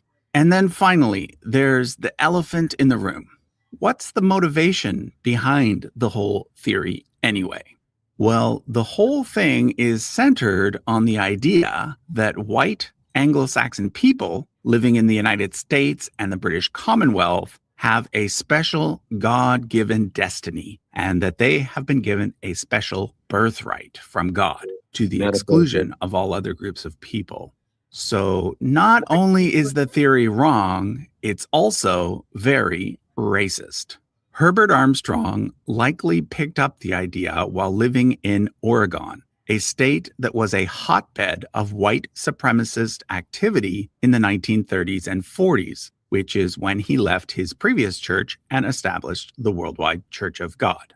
Anyway, like I said, I left British Israelism behind a long time ago and have never believed in it as an adult. But unfortunately, several of its ideas are still floating around in discussions of royal genealogy. So that's why I thought it would be a good idea to give you a heads up and let you know what it's all about. Thanks for watching. Let me say this. Hey, Garfield. Hold on. Listen, if you notice, they call it racist on the white side. So what should we call it on the black side? And the next thing is, you see why they have King James have to be black, because they knew about the British Israelites talking about the female lineage and how King James is a Hebrew. So for King James to be a Hebrew, he's royalty. So they believe in the British Israelism, because how did the 10 tribes get to the Caribbean and into the Americas? They got here based on the Scythians, a theory that the British Israelites made up. So this is how you know they got it from them. I don't know which direction Zion is going in, but this proves how they took it, and the Genesis 49 breakdown. I should have gotten into that, but you know, y'all got into another direction. But what about Eldad the Danite? You know? I'm gonna get to that. Could it have come from that? He No.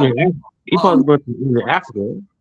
Eldad the Danite has Hi, this is Matt more to do with the map, the land of the Jews map that's in Africa. You got something to do with that.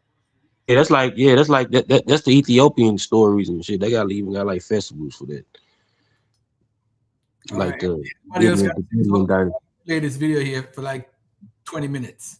This is All gonna right. be so if the 12 tribes, I'm saying the 12 tribes aren't real anyway, so the debate is really done. I'm saying Jacob is not real. So this is gonna go into the academic part of it. But go ahead, guys. Whoever want to say something. I was gonna say too that no Jew ever even came into the British Isles until after, and like they only got brought into after William the Conqueror came in the Normans, you know what I'm saying, conquer England. That's when you first start seeing Jewish people in England and in the British area. You know what I'm saying? And them Jews even came, you know what I'm saying, just by way of the, you know what I'm saying, they were just lingering around in those Frankish regions, you know what I'm saying, from like the Roman period. Let me say this regarding the British Israelitism. So that was known in the school back then, and also with the Mormons and the I forget the name of the guy that founded the Mormons, but he spoke about the 12 tribes. We were aware of a lot of the claims of white authors on the origin of the 12 tribes, you know, being either in Britain, in Europe, or in the Americas. So, you know, the claim that RER got it from, you know, British Israelitism, that's faulty. I think that's faulty. I don't think you could prove that, you know, because it was brought to RER's attention. I remember in one classroom, one brother brought it up about you know, the whites got their own 12 tribes, and you know, it was a laughing session. You know, we just laughed it off. But to say that let me ask you a question. Watch this. Did they teach that the Scythians transported and came over here to America? So I don't know about the name Scythians, but I do know that they taught based on the Apocrypha that the 10 tribes came from Osiris. It's been a while since America is Osiris, but how did the 10 tribes get here? The way it was taught was that they sailed over here. Okay, but who from the Assyrian captivity? Okay, what time period? I can't tell you. It's been like 30 years. I don't remember. Do you have a Bible in front of you? Yes. Go to 1 Chronicles 5:26. Hold on. 1 Chronicles.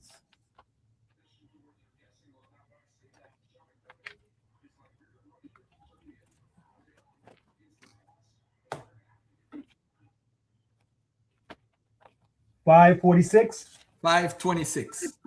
26. All right. Go ahead and read it to the audience.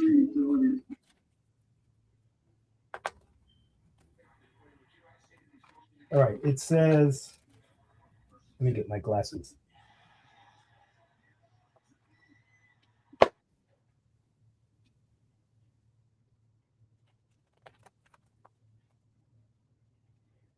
So it says 5:26, and the God of Israel stirred up the spirit of Pul, king of Assyria, and the spirit of Tilgath-Pilneser, king of Assyria, and he carried them away, even the Reubenites and the Gadites and the half tribe of Manasseh, and brought them onto Halal and Habar and Harah and to the river Gazan onto this day. So you're going to say that you're linking this to the Apocrypha?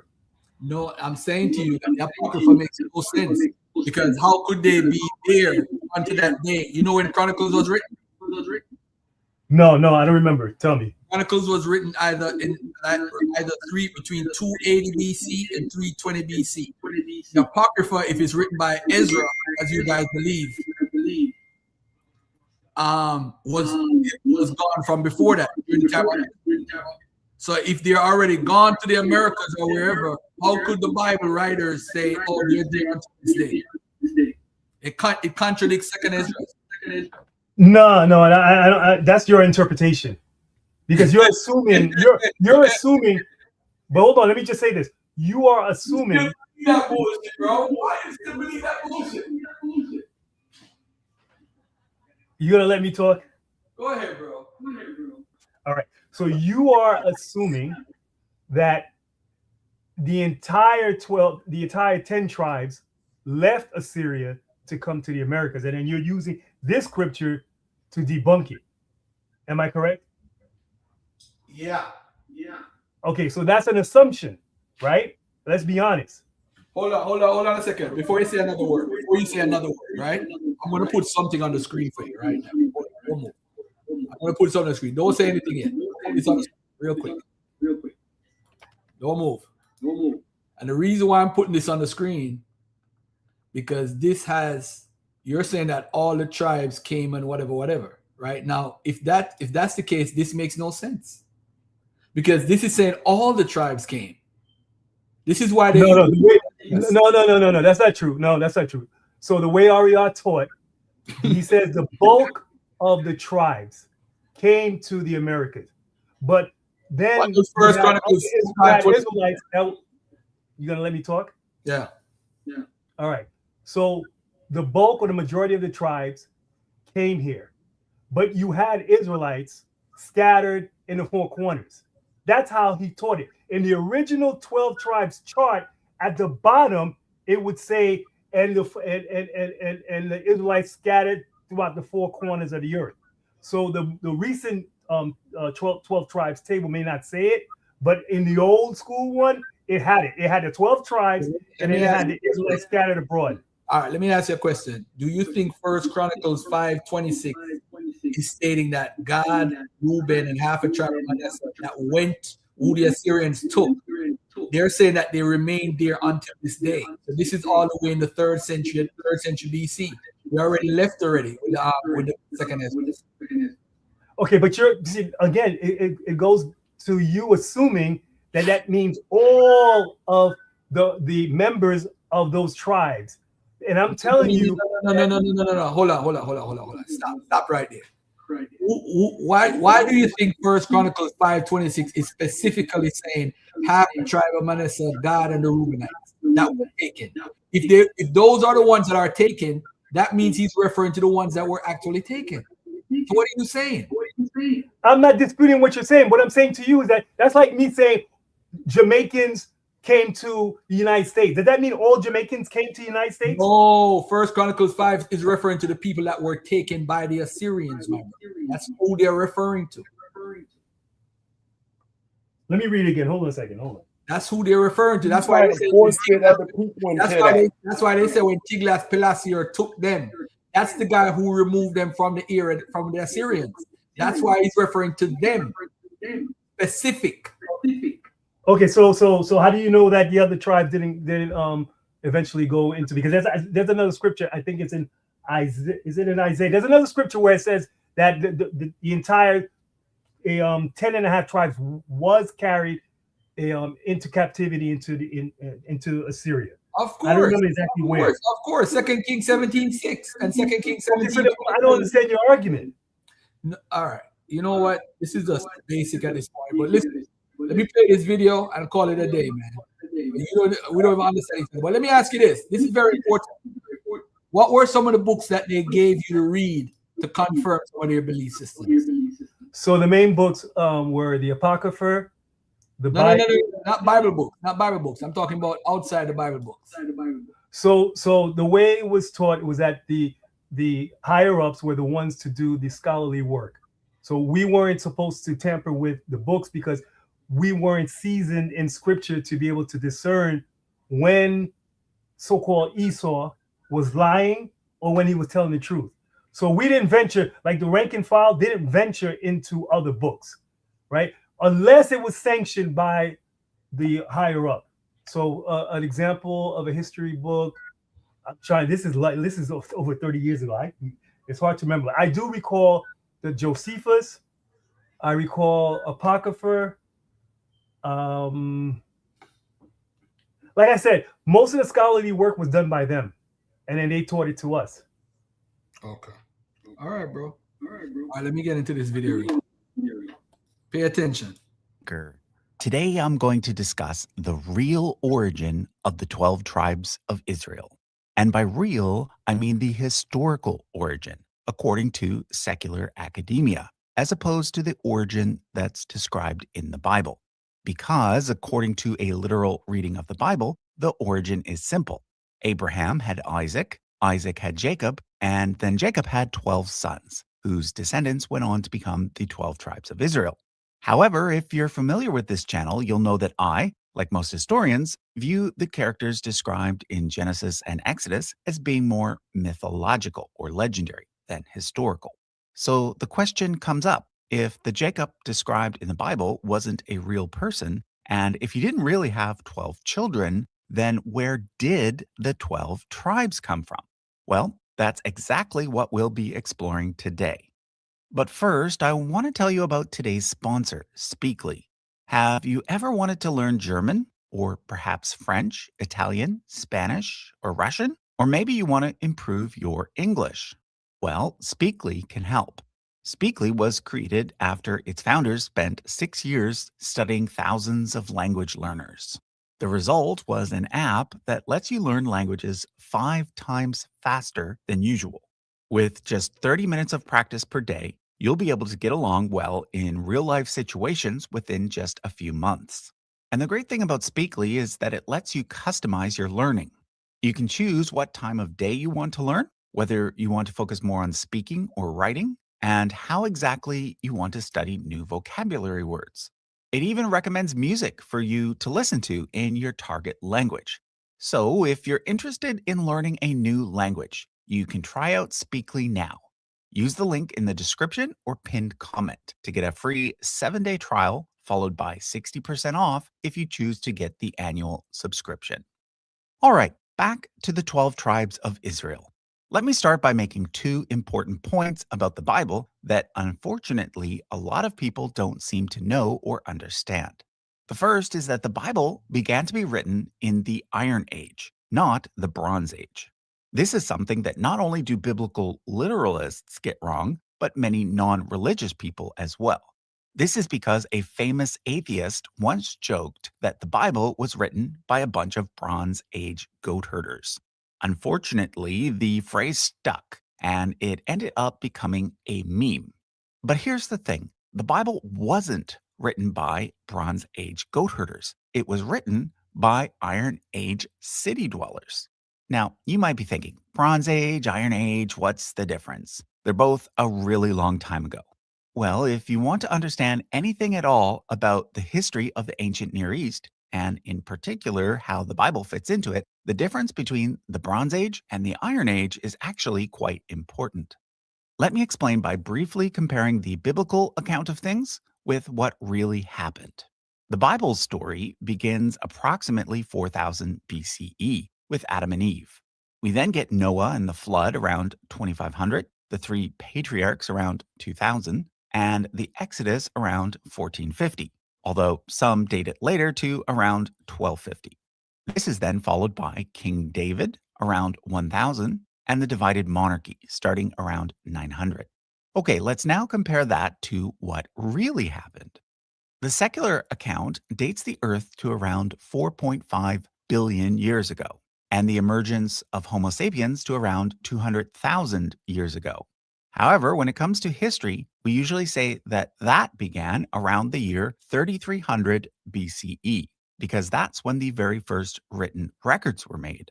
3300 also marks the beginning of the Bronze Age, which is when we get the earliest civilizations in places like Egypt and Mesopotamia. Over the next 2,000 years, these civilizations grew larger, more advanced, and increasingly interconnected, so that by the year 1250 BCE, the ancient Near East looked something like this.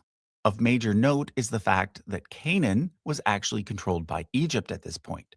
So why would the Israelites escape Egypt only to run into Egyptians again in Canaan? Around 1200 BCE, something very important happened, something that is not mentioned in the Bible. It's called the Bronze Age collapse, and it was probably far more earth-shattering than the fall of Rome. Most likely, a series of large-scale natural disasters led to drought, and then migrations and war, causing every major civilization in the Near East, including the Egyptians and the Mycenaean Greeks, to suddenly decline. In Canaan, a group simply called the Sea Peoples started to attack the coast, destroying most of the big cities. For the people living at the time, it would have felt like an apocalypse. And from that point forward, people would have thought about history in terms of the before times and the after times. And this is why the Bronze Age collapse and the Iron Age that followed it are so important for understanding the Bible. Basically, the Bronze Age collapse explains the origin of the Israelites. I'll be talking about each individual tribe a bit later, but for now, we can say that the origin of the Israelites as a whole is directly connected to this ancient apocalyptic event. Historians and archaeologists are still working out the details, but what happened is something like this. The Sea Peoples wiped out the coastal Canaanites, but the inland Canaanites who lived in the hill country managed to survive. There, they were likely joined by other groups, such as the Habaru, who were previously seen as being rebels or outlaws, and maybe even by former slaves, who either escaped from Egypt itself or from Egyptian-controlled cities in Canaan. Another group who may have wound up in Canaan at this point is the Shasu, who originally came from the area that the Bible calls Midian. Because of this inscription, they are thought by some to have been the original worshippers of the god YHWH. Anyhow, once all these people ended up in the hill country, what seems to have happened is that this ragtag group of tribes decided to join together and form a confederacy called Israel. The name Israel was likely used by at least one of the groups prior to the Bronze Age collapse, as evidenced by the Merneptah stele, but afterwards it referred to the entire confederacy, a confederacy that eventually evolved into a kingdom, probably around 900 BCE, which is when the Bible and the archaeological record start to line up quite nicely. Which is why the biblical story cannot be simply accepted or rejected as a whole, which is a mistake that both literalists as well as some atheists make. On one hand, the literalists assume that the entire Bible is real history, and on the other hand, some atheists assume that the entire Bible is fairy tales. But the truth is that it's actually a bit of both, which is why knowing the difference between the Bronze Age parts and the Iron Age parts is so important. To drive this point home, let me show you something that I showed in a previous video. Here is my biblical family tree chart, the one that we sell over at usefulcharts.com. This part corresponds to the Bronze Age, and this part to the Iron Age. Let me now put a check mark over every character from the Hebrew Bible for whom we have evidence for in the archaeological record. What do you notice? They're all from the Iron Age, because that's when the earliest authors of the Bible were living. Obviously, they were fairly well acquainted with their own time period, but when it came to the before times, meaning before the Bronze Age collapse, they could only rely on myth and legend. Now, of course, there are some traces of real history in those myths and legends, such as a memory of some sort of flood, a memory of life as nomadic shepherds, a memory of Egyptian oppression, and a memory that their god was originally connected to the land of Midian. But the bottom line is that these distant memories from earlier times were turned into literature meant to teach, not a history book meant to record literal events. Okay, it's now time for my second point, and that is that the Bible was written by the Judahites, not by the Israelites. To explain, let's once again compare the biblical story with what actually happened. In the Judah According to the perspective. Bible, Kings David and Solomon, both from the tribe of Judah, reigned over a unified Israelite kingdom consisting of 12 tribes. Then, only after Solomon's death, was the land split into two separate kingdoms: Israel in the north, consisting of 10 tribes, and Judah in the south, consisting of 2 tribes. Israel lasted until 722 BCE, when it was destroyed by Assyria, and Judah until 586, when it was destroyed by Babylon. According to the biblical account, most of the surviving Israelites were carried off, never to be seen again, whereas the surviving Judahites, who were also carried off, were able to return. This is where the idea of the lost 10 tribes comes from, which I'll come back to later. It's also the reason why, from this point forward, the people in the Bible are called Jews, because they were mostly from the tribe of Judah.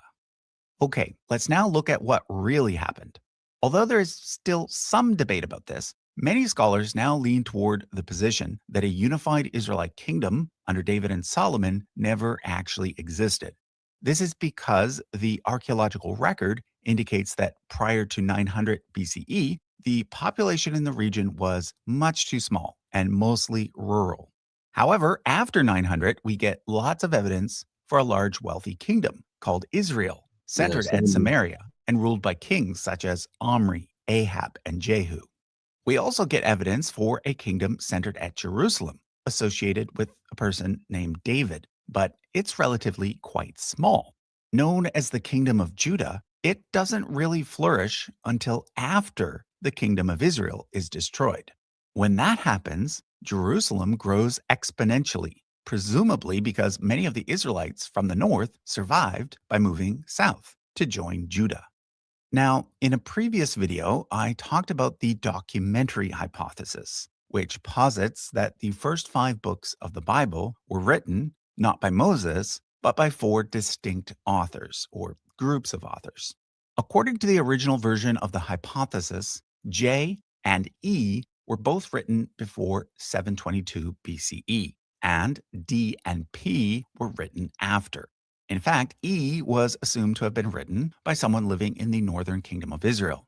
If this is true, at least part of the Bible was written by the Israelites. But this is no longer the view found in the most recent scholarship. The leading hypothesis nowadays is that everything was written, or at least heavily edited, after 722 BCE, and therefore it was all done by scribes from the southern kingdom of Judah. In fact, the idea of 4 distinct layers has pretty much been abandoned as well. The D part still stands out. We know that it was made by the same group of scribes that wrote Joshua through Kings, although this is now thought to have occurred in several stages, the first being completed before the captivity and the rest being completed during or after the captivity. But when it comes to Genesis through Numbers, the only layer that really stands out as being unique is P, which almost certainly was created after the captivity by Second Temple priests, which is why it's called P. J and E, however, have mostly been abandoned, or at least combined as JE. But even this is a bit misleading because it appears that the JE parts contain lots of different layers and edits, something I'll come back to later. What a lot of scholars are now suggesting is that the Israelites and Judahites originally had 2 or maybe even 3 or more different origin stories. The 2 main ones seem to be the one involving Abraham, Isaac, and Jacob in Genesis, and the one involving Moses in Exodus. In a previous video, I suggested that the 3 patriarchs story may have come from Judah and the Moses story from Israel, but keep in mind that this is still highly speculative. I've seen other scholars suggest that both origin stories came from Israel, and others who suggest that maybe the 3 patriarch story can be broken down further into independent traditions, and that maybe only Abraham and Isaac were from Judah, and Jacob was from Israel. But regardless of how it all breaks down, what a lot of scholars are now concluding is that it was P who stitched everything together for the very first time. And remember, P was writing after the captivity. So the conclusion is that the entire Torah, or Pentateuch, as well as Judges through Kings, was done by Southern Judahites. In fact, these 9 books, 11 in the Old Testament, were probably at some point considered to be a single work, one that explained the entire history of the Jewish people, all the way from Adam and Eve to the Babylonian captivity. Now, within this grand narrative, there might be a few fragments here and there that can be traced back to the Northern Israelites. But even in these cases, they've been heavily edited and carefully placed alongside supplementary material in a way that clearly shows a Judahite spin. Now, at this point, you might be thinking, well, what does it matter? Weren't the Judahites just a subset of the Israelites? Well, that used to be the thinking, even in secular circles. But nowadays, a lot of scholars are leaning toward a new idea. But before I introduce it, let me point out that I've put a big list of sources in the description. So if you're wondering who I'm referring to whenever I say scholars, just take a look there. One book in particular that I'd like to highlight is this recent one, Why the Bible Began, by Jacob L. Wright. It provides more detail on just about everything that I'm covering in this video. So here's the idea. Judah was most likely not a part of the original Israelite Confederacy. In fact, it likely had no association with Israel at all until after the fall of the Northern Kingdom. To help you understand what this means, let me give you an analogy. I happen to live in Canada, which is right next door to the United States. Of these two countries, the US is by far the more dominant one, with a much larger population and a much larger impact on global culture. Both countries are a part of North America, but only people in the US call themselves Americans. In Canada, we would never call ourselves American. We are Canadians. Okay, but let's now imagine the following scenario. There is some sort of global catastrophe or war that leaves America in ruins, but Canada intact. At this point, Canada is flooded with American refugees, and after about 100 years, the words Canadian and American become synonymous. In fact, after another 100 years or so, Canadian history books start saying that Canada had actually started out as one of the 51 states of America.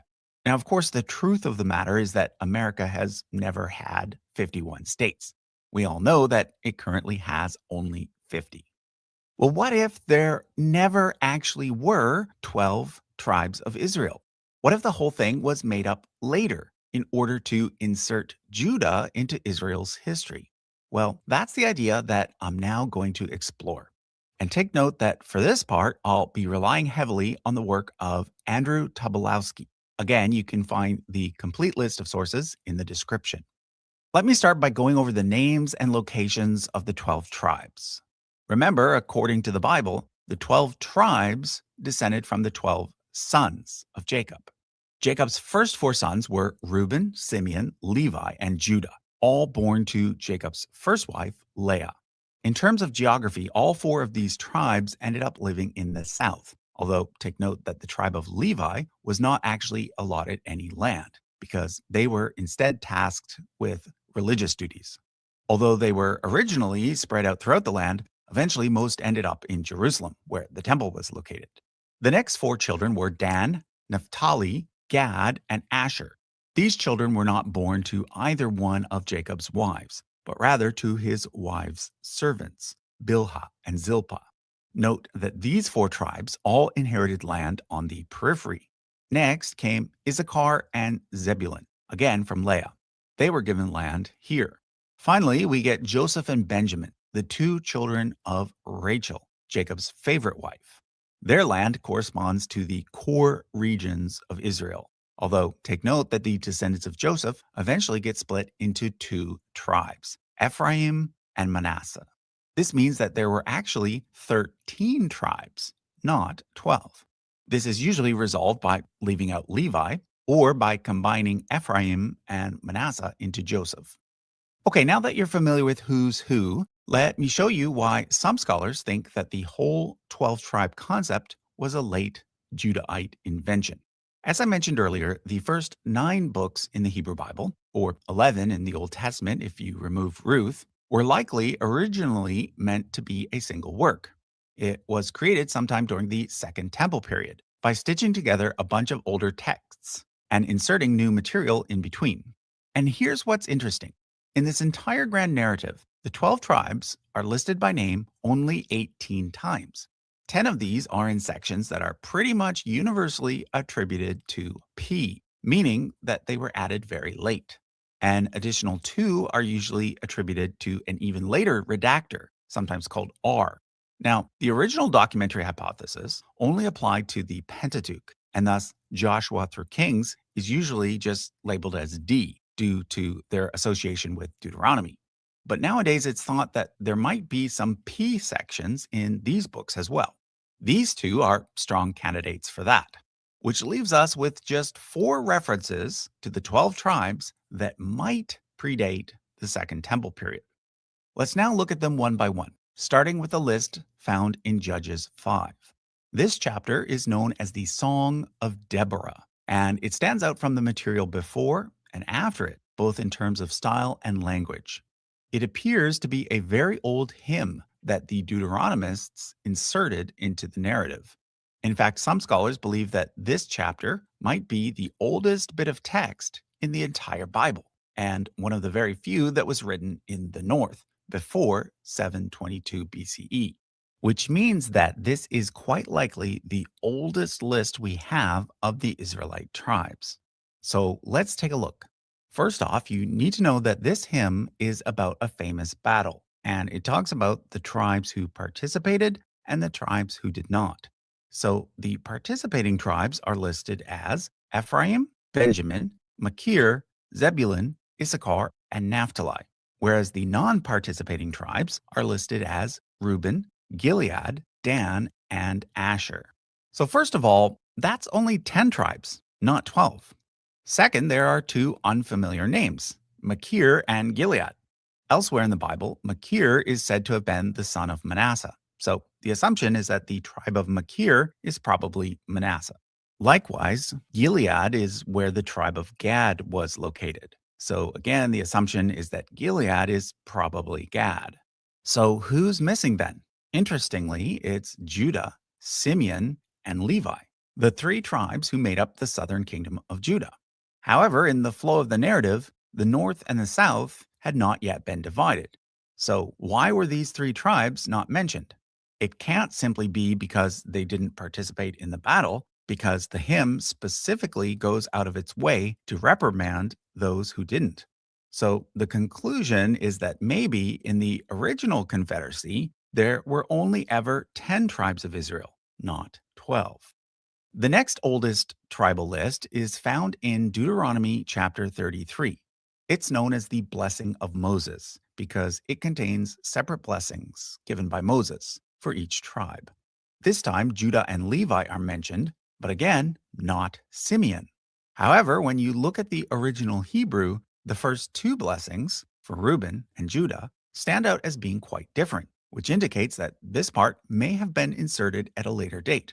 In addition to this, Ephraim and Manasseh are combined into a single blessing, as are Zebulun and Issachar. And therefore, the conclusion is that the original poem likely had only 8 blessings. When you put this next to the list in Judges 5, what it shows is that even in the north, the total number of tribes, as well as their names, likely changed over time. For example, it appears that Reuben may have dwindled and eventually disappeared. The blessing for Reuben, given in verse 5, seems to hint at this because it says, "Let Reuben live and not die, nor his people be few." Also, it appears that Levi may have been added later.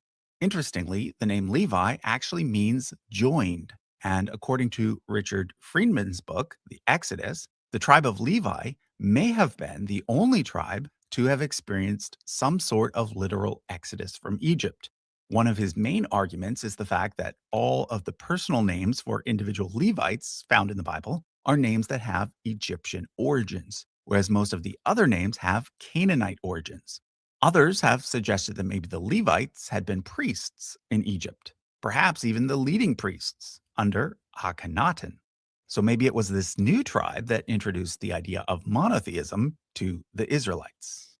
Let's now look at Genesis chapter 49, which also contains a blessing for each tribe, this time given by Jacob. But once again, the text appears to have an original core that was then added to at a later date. All 12 tribes are mentioned, but the first 4 blessings stand out because they're written in the first person, whereas the other 8 are written in the third person. So yet again, it looks like the Judahites have inserted themselves into a much older text, making it look like they were there all along, which is why there ends up being some confusion over which son of Jacob was his heir. On one hand, it would appear that Joseph was his heir because he was Jacob's favorite son and was given a double inheritance. However, on the other hand, it also appears that Judah was his heir because in verse 10 it says, "The scepter will not depart from Judah, nor the ruler's staff from between his feet," which is a foreshadowing of the ruling house of David. The argument is that Reuben, the firstborn, was disqualified because he slept with his father's concubine, Bilhah, and that the next 2 sons, Simeon and Levi, were also disqualified because they were too violent, meaning that Judah, the 4th-born son, is the heir. Let's now jump to Genesis 29 to 35, which is where the birth order is explained. Like I said earlier, Reuben, Simeon, Levi, and Judah were all born to Leah, Jacob's first, but not his favorite, wife. Now, if, as I've been suggesting, Judah was not an original member of the Israelite Confederacy, but was rather inserted into the story later, why then would they decide to place their tribe 4th in the birth order and not 1st? Especially if they wanted to promote the idea that their tribe was the most important. This is, in fact, what they did elsewhere in both Numbers and Joshua. Well, as we've already seen, the tribe of Reuben was most likely extinct by the time that Judah rose to prominence. So they weren't any sort of threat. Some have even suggested that Reuben might have been the Shasu. So maybe they were given the ceremonial top spot because they were the first to worship YHWH. When it comes to Simeon, although they were once seen as being a separate southern tribe, by the time this was written, Simeon had been fully integrated into Judah, so they too were not a threat. The Levites, of course, were religious leaders, not political leaders, so they weren't a threat either. Therefore, Judah was able to place themselves 4th, making the insertion look less obvious. Note, however, that they very diplomatically made Joseph and Benjamin the sons of Jacob's favorite wife, Rachel, but placed them at the bottom of the birth order. This is because these tribes were still a threat in the present. The 2 Joseph tribes, Ephraim and Manasseh, had been the core part of the kingdom of Israel, and some of them had likely fled south, where they maintained their tribal identity long into the Second Temple period. Likewise, the kingdom of Judah eventually stretched to contain the former territory of Benjamin, so there were a lot of Benjamites still around too. Note that the name Benjamin literally means son of the south, indicating that in the original Confederacy, Benjamin was the southernmost tribe, not Judah. This leaves us with 6 more tribes, the 4 born to Bilhah and Zilpah, and the 2 later children of Leah. As I mentioned earlier, the 4 born to Bilhah and Zilpah all received land on the periphery of the kingdom of Israel. Note that Dan was located just north of the Philistines. It has long been suggested that the Philistines might have been one of the sea peoples who destroyed and then settled some of the coastal Canaanite cities. Well, it has also been suggested that Dan might have originated as one of the sea peoples too. However, unlike the Philistines, they opted to join the new Israelite Confederacy. One of the main arguments for this hypothesis is the fact that Dan is often associated with boats. There's also the fact that the main hero from the tribe of Dan, Samson, is a lot like the Greek hero Hercules. So maybe this legend came with the sea peoples and got passed on to Israel via Dan. I'd also like to point out that both Asher and Gad are named after Canaanite gods, which is further evidence that at least some of the Israelite tribes had been Canaanites all along. So I think we're ready to make some conclusions. When it comes to the origin of the 12 tribes of Israel, the first thing that we can say is that the idea of 12 tribes, specifically, as opposed to 10 or 8 or some other number, originated with Judah long after Israel even existed. They probably chose 12 simply because it's a nice round number and therefore symbolic. In reality, there very likely never were exactly 12 tribes of Israel. However, the second thing we can say is that at some point before Judah inserted themselves into the story, there was indeed a group of Israelite tribes, although the exact number probably fluctuated. When it comes to these tribes, there was not a single origin. Reuben might have come from the Shasu. Levi might have come from Egypt. Dan might have come from the Sea peoples. Asher, Naphtali, and Gad might have been former Canaanites. As for the rest, Zebulun, Issachar, Ephraim, Manasseh, and Benjamin, they might have been Canaanites as well, in particular, hill country Canaanites. Or maybe they were the Habaru, which might explain where the name Hebrew comes from. Now, before I go, I have to address the question, where are the Israelite tribes located today? Because even if there were never exactly 12 of them, there were in fact Israelite tribes at some point. Well, like I said earlier, a lot of them ended up moving south, where they integrated into the kingdom of Judah, meaning that they eventually became Jews. And those who were carried off, well, most of them likely integrated into other Middle Eastern societies. But what about all those various groups around the world who claim to be members of the so-called Lost 10 Tribes? Well, I might do a future video on that topic, but for now, I'll just say that if there are any legitimate Israel groups out there, they almost certainly trace their lineage from Second Temple Judaism, not directly from the northern kingdom of Israel. This includes both the Samaritans as well as Beta Israel from Ethiopia. So to sum up, even though Judah was not one of the original Israelite tribes, it is only through Judah that any notion of Israel has survived. You see, by creating a story about 12 tribes who dedicated themselves to one God, they gave themselves something they could cling to.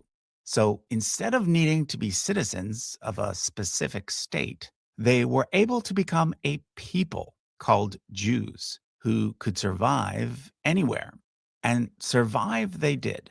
And not only did they survive, their story went on to inspire others, and various different understandings of it led to the creation of the world's two largest religions, Christianity and Islam. Okay, so that was a look at the origin of the 12 tribes of Israel. As a reminder, there is now a join button on this channel. This allows you to become a channel member, which is slightly different from being just a subscriber. Subscribing to the channel is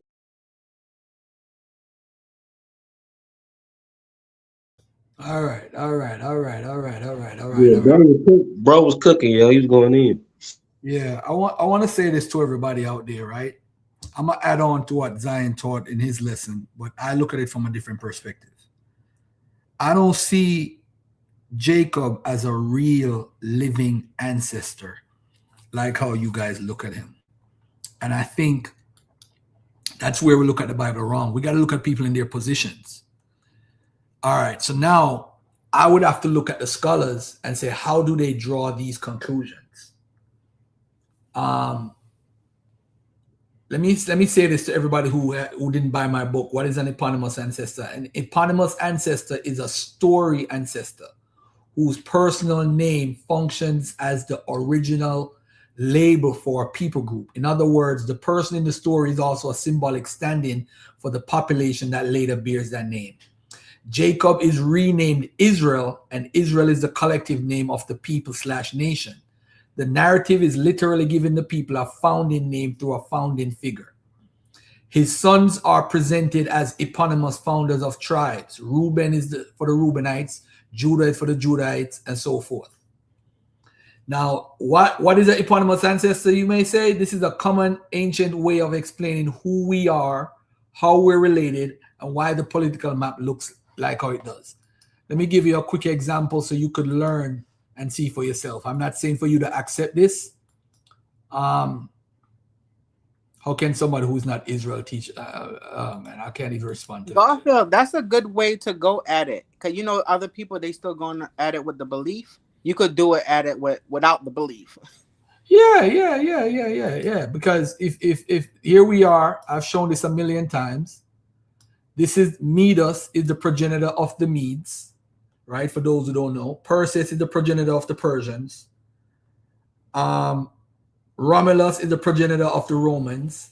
Helen is the progenitor of the Hellenistic Greeks. Ashur is the progenitor of the Assyrians. Jacob/Israel is the progenitor of the Israelites. This is how people wrote in that region. This is how they wrote. There's writing style.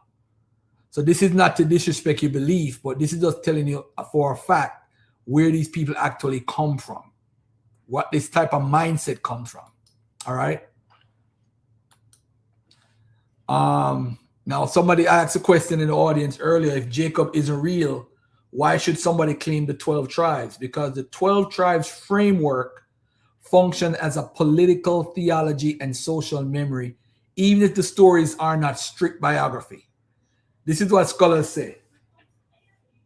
The 12 tribe system looks like a conceptual schematic way to represent all Israel, and it may also reflect later editorial shaping as traditions were gathered and standardized. Biblical tribal lists also vary by context. All right.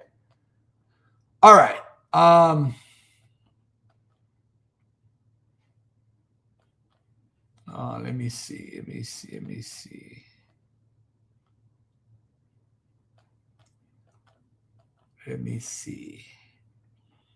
What would be a good example? If you look at the screen, Ashur is for the Assyrians. Ashur functions as an ancestral eponym for Assyria in biblical ethnogeography.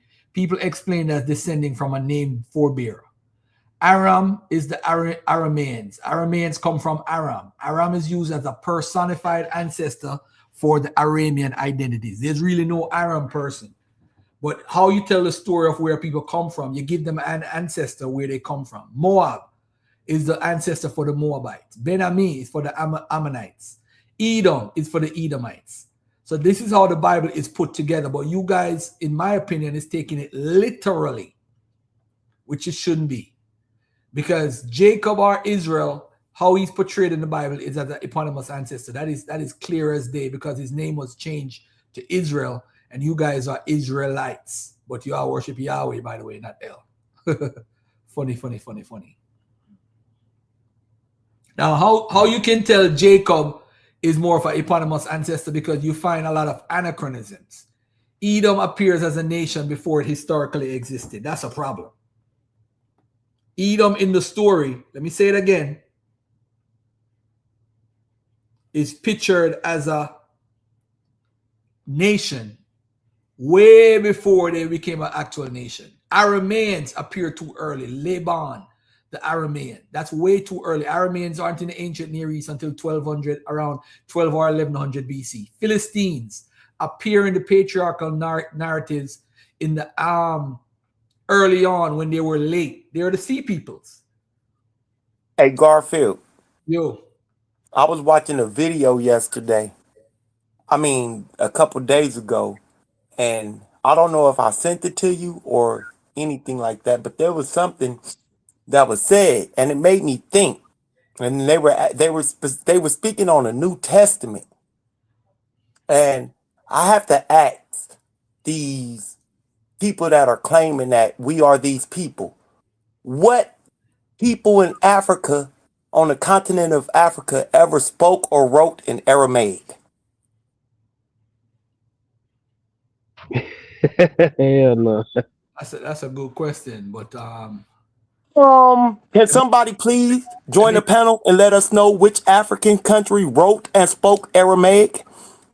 All right, let me get into this, and everybody mute up. Let me get into this carefully. Now, I did this last week for Abraham, and I'm gonna do it this week for Jacob. You gotta ask a question. How does scholars come to the conclusion? What methodology are they using to come to the conclusion that Jacob is an eponymous ancestor? How do we go about breaking this down?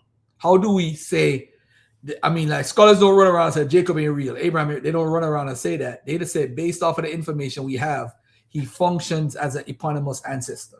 So that's another way of saying he's not real, but they're saying it in a gentle way. So we look at it through 4 lenses.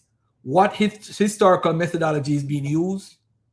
What counts as an anchor in ancient history? And this is very important. How does Jacob fails those tests step by step? Why this is not anti-Bible bias? Because that's what everybody's curious about. So the same methodology used for Romulus, the same methodology used for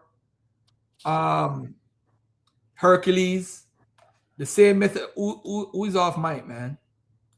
Damn, bro. The same methodology used for Minius, the same methodology used for King Arthur, etc. So scholars use what's called the historical critical method. This includes source criticism, which is are multiple sources combined, do they contradict? Form criticism, what genre is this? Legend, etiology, saga, etc. Is there some called redaction criticism? Is this edited later to serve later theological, political purposes? Traditional history, how did the story grow over time? Another thing that they look at is archaeological correlation. Does the story fit the material culture of the claimed time? Do settlement patterns, economy, religion, politics match? Number 3, comparative ancient history. Does this look like how real people are recorded at that time period? Or does it look like how nations invent origin legends? That's very key. External corroboration tests. Do we have independent inscriptions, records, or documents, or does this figure exist only in much later literature? All right. So what counts as a historical anchor? In ancient history, real historical figures usually have at least one of these. I'm going to read 6 things. 1, inscriptions. Whether from the Assyrian culture, Egyptian, Babylonian, etc., you have an inscription mentioning the person. Number 2, contemporary administrative records. When the person supposedly lived, you're looking for administrative records. Number 3, him or her is mentioned in multiple independent sources. Number 4, archaeological context that fits tightly. Number 5, plausible chronological placement. And number 6, coherence with known political history. Yeah. All right. Hey, I was gonna say, Hold on, the bro. only accounts. My bad, bro. Hold on, bro. All right. So now Jacob has none of these. Now this doesn't mean he's not a historical person at this point when the historians are looking at this. All we're looking for is an anchor to say, you know what?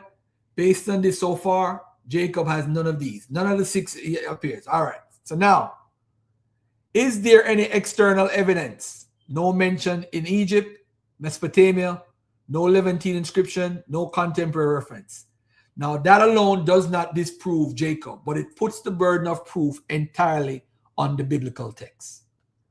Now we got to go to step 2. What kind of literature is Genesis? When scholars analyze the genre and find it is a saga, legend, national origin narrative, it's full of name etymology stories, place name origin stories, symbolic numbers, folklore motifs, theological storytelling. That is not the genre of a biography or a chronicle of history. Let me say that again. That is not a genre of a biography or a chronicle of actual history. Let's go to step 3. Does the story explain later realities? Now, why is this important? Because there's something called an etiological ancestor, where like Abraham, he is invented or put in the story to explain why we have certain things. So last week I talked about Abraham. Abraham is why we have a covenant through circumcision. Why do we have a land called Israel? Why was it promised? So he's invented to explain later realities. That's called an etiological ancestor. All right. Now, Jacob is an eponymous ancestor, but he also has some etiological realities. Why is there 12 tribes? Because Jacob had 12 sons. He's explaining that. This is where the 12 tribes come from. So that's the etiological reality. In this type of genre, you don't have to be a real guy, because we see this type of writing style with Romulus, with Aeneas in the Roman story, the same type of thing. He's promised the land, and he gets the land, and he's traveling the same way how Abraham had traveled and so forth. Now, step 3 says, does the story explain later realities? The answer is yes. It explains why Judah is dominant, why Joseph is split into 2 tribes, why Levi has no land, why Simeon is weak, why Bethel is sacred, why Israel and Edom are brothers, why North-South are rivals. This is the signature of an etiological myth. Stories created to explain realities that already exist. Let me say it again. Stories created to explain realities that already exist. Step 4. Do the children map perfectly onto known tribes? Yes. Reuben with the Reubenites, Judah with the Judahites, Dan with the Danites, etc. That is classic personification of groups into ancestors. No historian treats this as literal genealogy. Step 5. Is the number 12 suspicious? Yes. 12 tribes, 12 sons. But the list don't agree. Joseph becomes 2, Levi sometimes count, sometimes not. That tells you 12 is a schematic ideological number, not a census result. Step 6. Are there anachronisms? Yes, many. Edom exists too early. Arameans appear too early. Cult sites reflect later monarchy period. Political geography reflects Iron Age, not Bronze Age. This means the stories are written backward into the past. They are written retroactively. They are retroject a certain mindset or a certain schematic, a system or a belief system theologically wise that they want to project backwards to make it true, like it's a part of the history. Do we see this pattern elsewhere? Yes. Everywhere in the ancient world, Ashur, Assyrians, Aram, Arameans, Moab, Moabites, Ammon, Ammonites, Edom, Edomites, Romulus, Romans, Hellen, Hellenes. No historian treats these as literal biological ancestors. Nobody's running around saying we hate the Bible, therefore Jacob is not real. What we would say is Jacob behaves exactly like a personified nation. His sons behave exactly like tribes turned into brothers, and the stories behave exactly like etiological national mythology. If Jacob was removed from the story, would anything historically break? I'm going to say that again for the audience. If Jacob was removed from the story, would anything historical break? The answer is no, because the tribe still exists, the places still exist, the politics still exist, the cult site still exists. Jacob is what you'd call the story wrapper, not the historical engine. Yeah. All right, now let me read this last part before we get to you guys.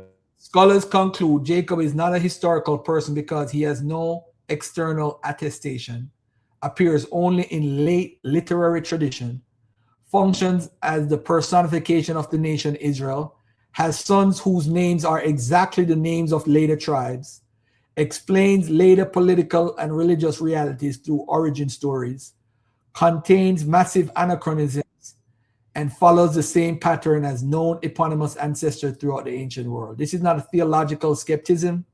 It is standard historical method applied to ancient texts. Hold on one second, guys. Hold on one second.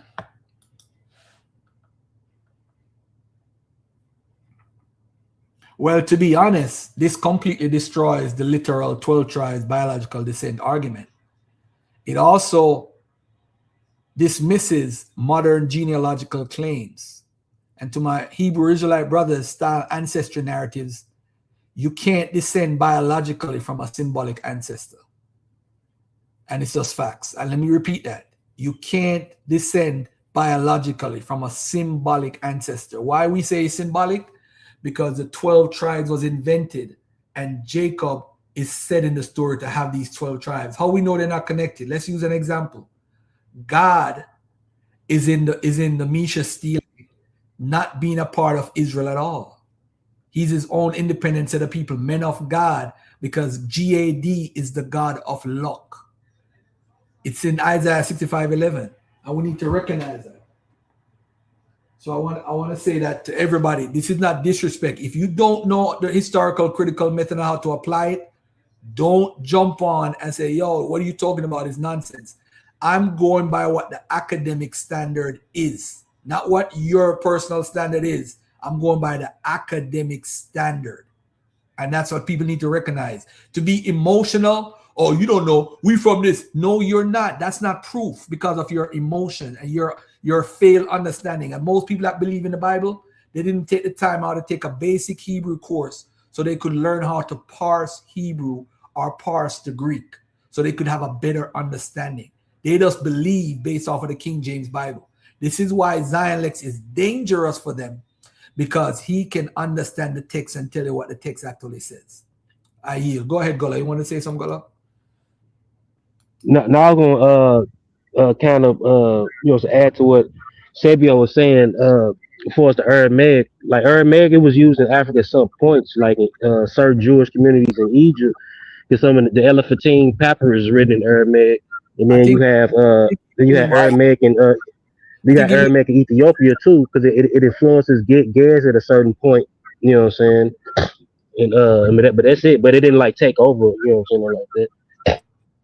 That's why I asked about the whole continent. I wasn't asking about specific communities who were in Yeah, I'm just contact putting in with. perspective. Yeah, I know you would. That's why I put it in perspective. I'm just, you know what I'm saying, to get people like it wasn't like I don't want the people to think it wasn't used in Africa at all. You know what I'm saying? Because it kind of like it influences you know, they have even had an influence on certain gas.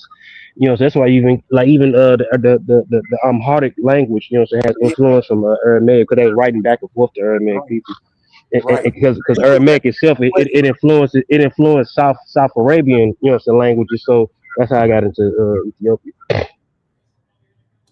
All right. Let me also add on for if people want to know which scholars they could read on. What happened is the Albright School, there's somebody called William Albright. He was one of the leading archaeologists in Bible studies.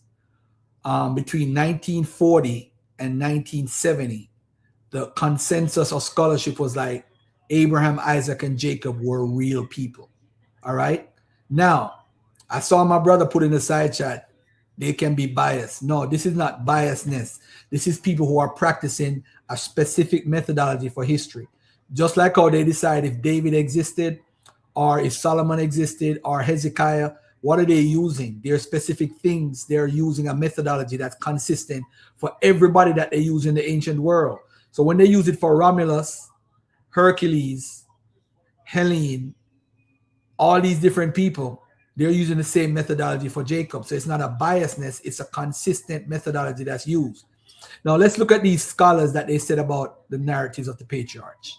John Van Cedars and Thomas L. Thompson were the ones that changed the academic consensus about Abraham, Isaac, and Jacob. The patriarchal narratives are not historical biographies. They are national origin legends in which the ancestors are personification of later social and political realities. John Van Cedars in the Abraham in History and Tradition. Israel is not descended from Jacob. Jacob is Israel. The figure of Jacob is a literary personification of the people of Israel. Thomas L. Thompson, the patriarchal narratives do not provide a historical account of individuals. They are etiological legends explaining the origin of peoples, places, and social relationships. The ancestors are not historical persons, but figures of tradition used to structure Israel's understanding of self. Philip R. Davies, the patriots are not historical figures, they are characters in a story of origins. Mark S. Smith, the 12 sons of Jacob are transparent eponyms for the tribes of Israel. The stories are about relations among tribes, not about family. Martin North, the 12 tribes are not the result of a single family. The genealogy is a later schematic construction. Roland Deval, the genealogies of the patriarchs are not records of biological descent, but expressions of social and political relationships. Ancient Israel, its life and institutions. John J. Collins from Yale University. There's no extra biblical evidence for the existence of the patriarchs. If they are historical at all, they are not acceptable to us as historic figures. Let me see who else I want to read off from. That's kind of more conservative. I need a more like conservative scholar. Mainstream biblical scholarship agrees that Jacob is not a recoverable historical person. He's a literary, etiological, and eponymous figure who personifies Israel itself. While his sons personify the tribes, the narratives are national origin legends written centuries after the period they depict, reflecting Iron Age political, religious, and geographical realities rather than Bronze Age history.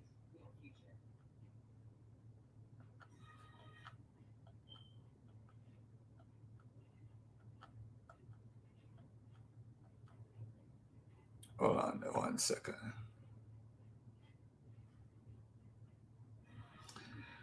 I want to read something carefully here. You cannot descend biologically from a symbolic ancestor. You can't do DNA tests for Romulus for the Romans, Helen for the Greeks, Ashur for the Assyrians, or Jacob for the Israelites, because they are identity stories, not family trees.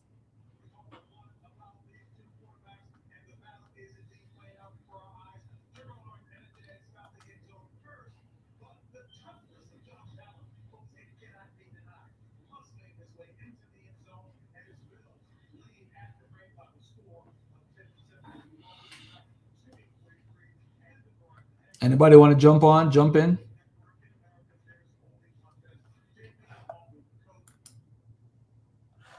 So when you was reading that, it made me think about how people have forced or turned Jacob into a literal person based off the reading and took it out of the context of the land. And but you can see that done in other places like Gog and Magog. Gog and Magog is referencing the East Asian, the Central Asian and the East Asian plains, those areas over there. But people would take Gog and Magog as literal giants.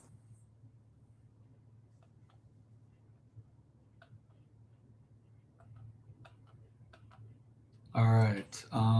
So it makes sense how the Bible writers,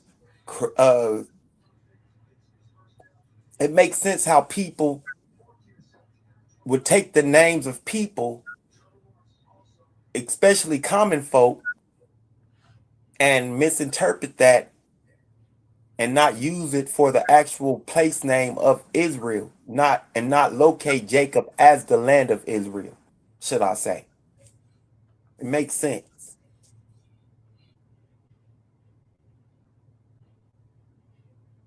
Yeah, it's crazy. Yeah. Mr. Marcus had called me up and he was telling me, he was like, Mika, you remember that debate they did on Isaac 53? I was like, yeah. He said Isaac 53, he didn't even write it. So what was they arguing about? Yeah. But those are two believers, so that wouldn't even make no sense for them. Now, this brother put something important. Jacob was buried in the cave of Machpelah near Hebron in the land of Canaan as he requested despite dying. All right, just to let you know, brother, that is a symbolic area that goes back to around 7th century BC. It's a symbolic burial. It is not a real burial. It's something that folks have used as a legend, just like how people say Ezekiel was buried in the 13th century. They said, this is Ezekiel's tomb. Those things are symbolic. They're not real. Okay?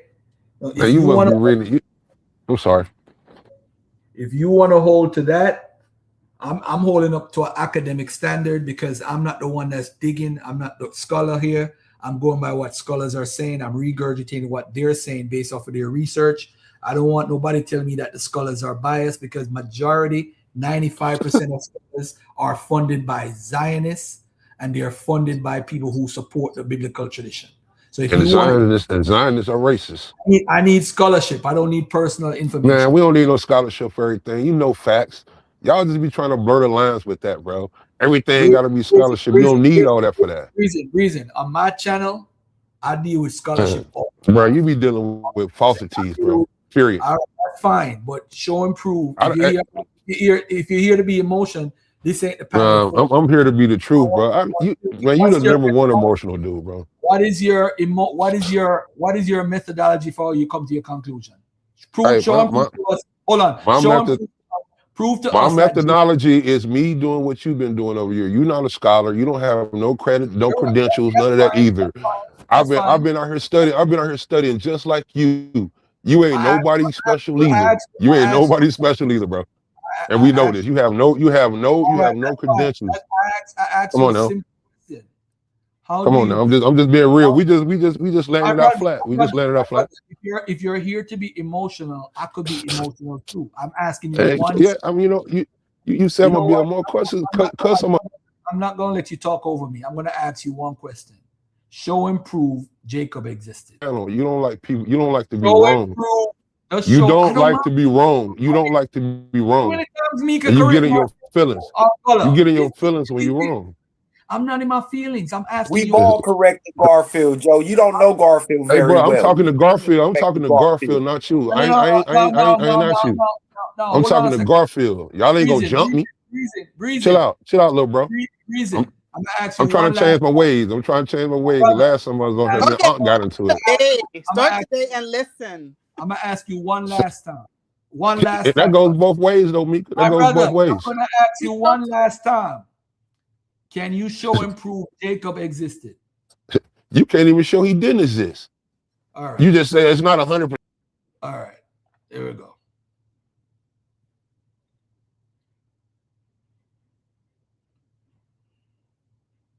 I ain't got time for the foolishness. No time. That would be emotional. No time for the foolish. No time for the foolishness. They're just emotional. And what happened is you follow the cult. I'm gonna give you an example, right? Why people are suspicious of Abraham. I'm gonna show you why. Why they're suspicious. We ain't gotta get emotional and say, "Oh, Abraham don't exist. That means that my religion is fake." Yeah, but let's deal with it. And he separated scholarship from facts. Scholarship is facts, yo.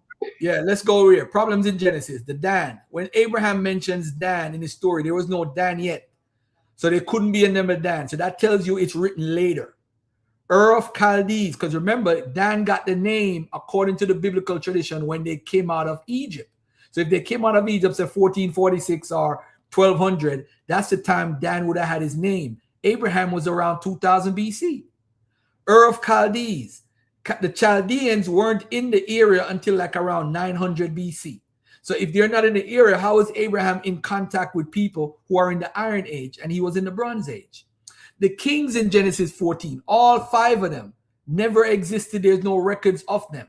So this story is a story that's made up for him to attract, to put himself in the time period when he existed, to say, here what, you see, I mingle with these kings. But the kings that he mentions in the story, they never existed at that time. Philistines. How is Abraham involved with the Philistines if the Philistines didn't reach into the Levant until 1200 BC? The sea people that's documented in Egyptian records. Abimelech, who is the king over the Philistines, couldn't be there either. So that's 5 things so far. Camels existed, but they weren't domesticated at the time of Abraham. Hittites couldn't have been involved in Genesis 23:7 because Hittites never got into the region until 1650 BC, which is almost 300 years after Abraham.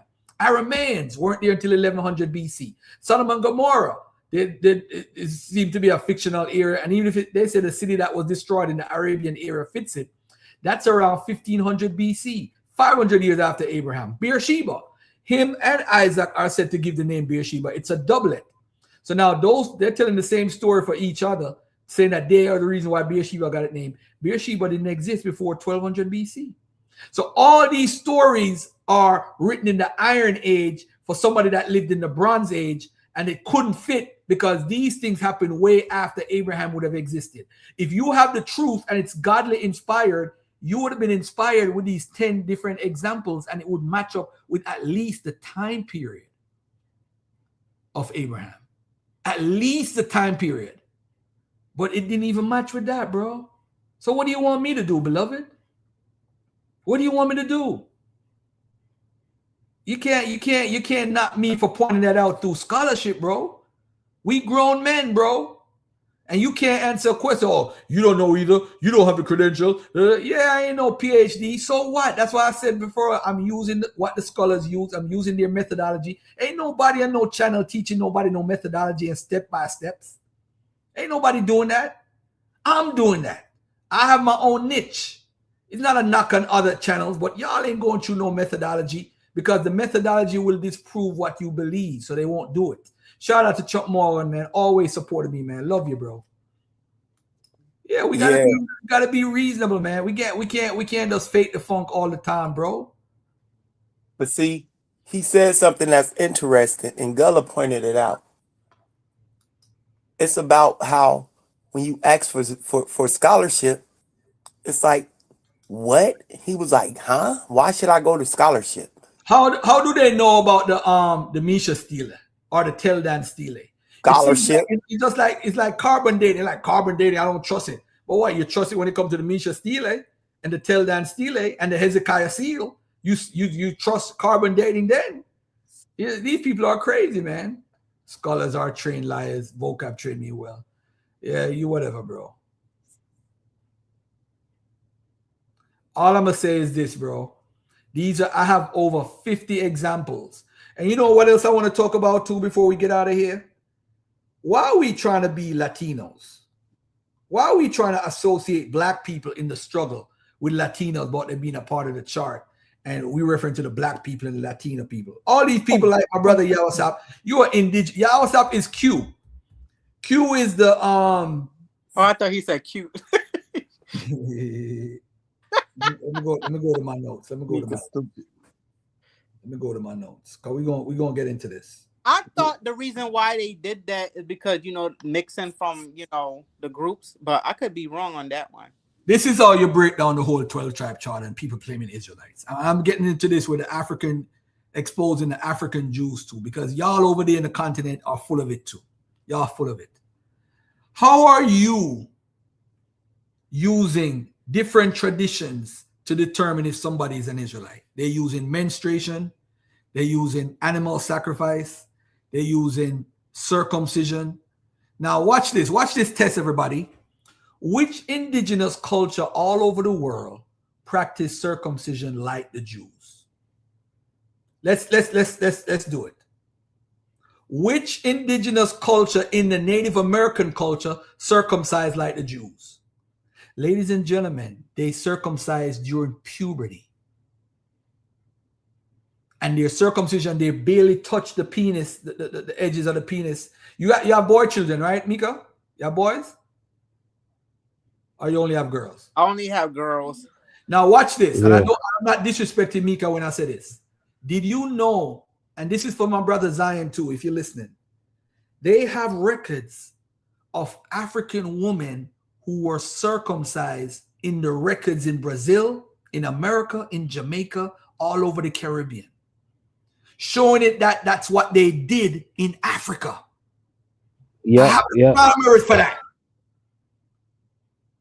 So the Africans are practicing African religion. You see, every time we argue about people being Jews, you know what we do, Mika? We so goddamn sexist, we forget the woman. Every African-American woman, Jamaican woman, all attached to L. L goes back. We got 2 samples in Cameroon of the L marker that mainly women have. Here in America, 99% of them have that same marker. We never talk about the woman. You want to prove you're an Israelite? You as a woman prove you're an Israelite. Guess what? We could use genetics because there's something called population genetics. So you could see at a certain area, Angola, correct me if I'm wrong, but E right now, is it official that E is not Arabian and it's African originally? Yeah, it's African as of now. Yeah, it's African because DE is African. Yep. All right, watch this. Watch this now, family. If E is an African marker for the men, E1B1A, that means you're a Hamite. Based on what you believe in. Captain Tazaryach, Hassad, everybody that got the E marker, you're a Hamite. If you want to be technical. Yeah, we just end the conversation right there. E1B1A is African. You're a Hamite. Game over. What are you talking about? What are we talking about? And it's only certain and it's only certain branches of E3B that mutated in Asia, but them dudes are, clearly, what I'm saying, Middle Eastern people, you know what I'm saying? I'm about to get deep right now with the Native Americans. Did the Native Americans practice Sabbath? You see, this is another thing too. No. This is something that Jews go everywhere they go. Remember, they couldn't trade on the trans-Saharan slave trade. The Jews wouldn't travel with the caravan because what? They would have been violating their Sabbath. These people, everywhere they go, they remember their Sabbath. Where in Africa is Sabbath? Ain't none of them follow no 7-day week until after they got Christianity. I think the Ashanti and them might have followed the 7-day week, but before we have records showing that they never followed it. Where in the Native Americans are they following Sabbath? And when are they doing circumcision? Sabbath and circumcision is the two main markers that Israelites carry when they go all over the world. Did any Native American culture have a weekly Sabbath? There is no archaeological, linguistic, or ethnographic evidence of any indigenous culture having a 7-day week. Gotcha. I got to tell you something. Yeah, go ahead. Kataza said anybody who want to smoke, they could get it. So I'm just letting you know that. So just let it out. Kataza, tell Kataza Zion wants to debate him on the 12 tribe chart. Yeah, he said, and if you want it, just hook it up. Anybody want it, he say they could get it. What's up, Garfield? But Garfield, right? Yo, it seemed that way. Tell him I said peace and love to him. But listen, hit up Zion right now and ask Zion right now. We don't have to do it on my channel. We could do it on they could do it on Divine Prospect because Katazado will not want to come over here. All right. So I talked about Sabbath, I talked about circumcision. All right. Let me see what else we got.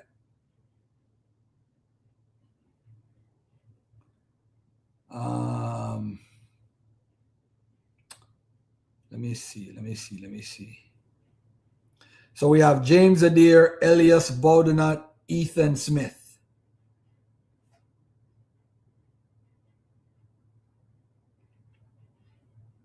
All right, let me see if I could find this right here. James Adair, the Indians observe a day of rest and abstain from work as the Hebrews did on the Sabbath. This is from page 84 in his book, right? That he wrote 1775. No tribe documented by modern anthropology keeps a weekly rest day. Adair probably misunderstood fasting days, mourning days, or ceremonial preparation days as Sabbath.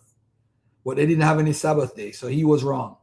But if you read that as an Israelite, you're like, James Adair said they had to celebrate Sabbath, so you believe what he believed. No, you got to do your due diligence.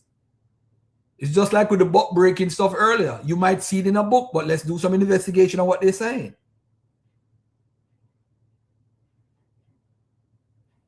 Let me see.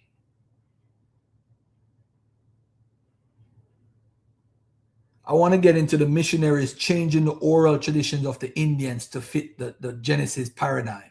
A lot of people don't know that. This is stuff that you'll never hear on any other channel, bro. You know what? I'm going to hold this back for another day because I want to do a whole thing on the Native Americans. Native American stuff is just, it's sad, yo. It's sad. And when you look at the DNA alone, the DNA is just so convincing. How y'all gonna believe that Native Americans are thing that these people carry Q and C as their main thing? Come on, bro. And we got bodies that go back 12,000 years ago with the DNA, and we got a lot of bodies between 3,000 to 8,000 years ago. Come on, man. We gotta stop this, family. We gotta stop this. This is nonsense. So Kataza said he wants all the smoke. I know he don't want no smoke with me. Yeah, he said he want all the smoke. The thing he trying to be saying is he want it at the camp, but that's a safe place for him. So I'm gonna let him know it can't be at your camp because what's that gonna do? It could be. I don't know. Does Zion ever go there? I don't even know. So I don't know. We talk about it in the back. My father protection around him, man. I'm trying to think. Did Zion ever go to ISUPTA camp? No. Okay, I don't think that's safe or whatever, because you know how Kataza is. We talk behind the scenes.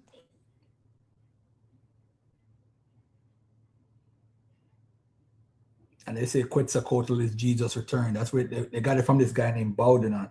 No, Kingsborough. They got it from Kingsborough. That's where they got it from. Because my brother, Gorilla Hebrew, used to teach this. Yeah, he used to teach that. But anyway, family, I'm gonna it's 4:52. We got 8 more minutes left. If anybody got something to say, I mean, I'm pretty much done, man. The chart, the issues with the chart is basically this. You can't prove that people migrated from those areas to go into any area. You can't prove that. But we can show where West and Central Africans came from. We know where the African Americans came from. It's documented. It's right here. It's right there on your screen. We know where they came from. We know their diets. We know everything.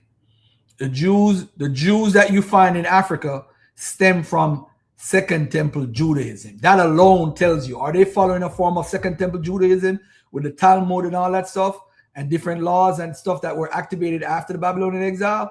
The calendar system, that tells you what root they come from. This is why Divine Prospect is trying to teach that he come from the pre-exilic Israelites. He don't want to come from the after the Babylonian exile Judeans. Because what happened is we don't have evidence of them, the common people knowing Torah. We don't know that. Elephantine papyri exposed that. So we know for a fact. It's just like, all right, look at this right here on the screen. We have the tribe of God, right? This is a proto-Canaanite inscription from Tel Edouir, late Bronze Age. Contains perhaps the earliest attestation of God as a divine name. The fragmentary inscription could be translated, my God, an incomplete personal name. He tentatively stated that it's possible to conclude that the deity was worshipped in Transjordan in pre-exilic times, and that Tel Edouir was one of the cult places of this god. All right, now watch this. Before that, it means the god of luck. First, when it comes to the earliest West Semitic attestation of the god, must be paid first to GD as an element of personal names in the Ugaritic and whatever. Is God a person or a deity? God is the name of a deity of good luck. See, mentioned in Isaiah 65:11 as being worshipped in post-exilic Judah. The god is also attested wherever. All right, now watch this. If you notice, the Igbo people claim the tribe of God. Yet God is listed as North American Indians. How many Igbos came to America? So are they the tribe of God? Are they Judah? North American include Canadian and Mexican Indian, yet they are the same as the Igbo. How do they magically jump based on where they were dropped off? Is divine geography a better method than genetics? Haha, funny. Igbo. So this is the Igbo right here. So the tribe of God, when you look at the tribe of God, you see the area that they were in. The Misha Steeler say, and the man of God dwelt in the land of Ataroth from ever, and the king of Israel built Ataroth for himself, and I fought against the city and captured it, and I killed all of the inhabitants. So Misha is saying, this is theological propaganda. This is the only contemporaneous extra biblical reference that we know of to any of the biblical tribes of Israel. Ataroth is only a few miles west of Dibon, and both are listed as Gadite towns in Numbers 32-34, one after the other, which at first glance makes the Misha Steel and biblical record tally well. But if we read the above text carefully, we can see that Misha does not call God Israel. He claimed that while God had always lived in the land of Ataroth, at some point, the king of Israel came and built Ataroth. In other words, this suggests that God was a native Transjordan tribe that had been conquered by the king of Israel. So you see, it wasn't a brother, as Jacob said. So later on, after the exile, they rewrite the story of 12 and include God as a tribe. But before in Deborah, Judges 5, Deborah, son of Deborah, has it as Gilead, not God. You see, this shit is just easy to break down, y'all. This shit is easy. Easy work. Well, anyway, I'm out of here. Peace and love to y'all. Well, great show. What you thought about Zion Lexx presentation? I thought it was cool. I mean, he held back a lot of stuff. I thought it was cool. Well, he did say he have like 2 more parts. I think he drove down the point of Judah being African American. Of course, they bias. Just like in Jamaica, the Rastafarians claim that they're the only 12 tribes of Judah. They're the only ones. Right. So, I mean, people are going to hold to what they want to hold to. Yeah. All right. Don't want to see the 2-part he got hiding. But, I'm going to try to see what Tazaryach, Tell him to do it live on YouTube, man. That's what I'm saying. But, he's trying to use a safe space, the camp. And I don't think it's nowhere good. These men attitude, I don't think none of them is a good idea for both of them. To meet up, yeah. Nope. But, yeah, great show. All right, family. Peace and love to y'all. Thank you, Mika, for your presence. Appreciate you as always. We out of here. Share the show, like the show, and I hope y'all learned something. Any questions, put them in the chat or email me at axbrothergarfield@gmail.com. Peace and love. Let me go watch my Bills game. Peace.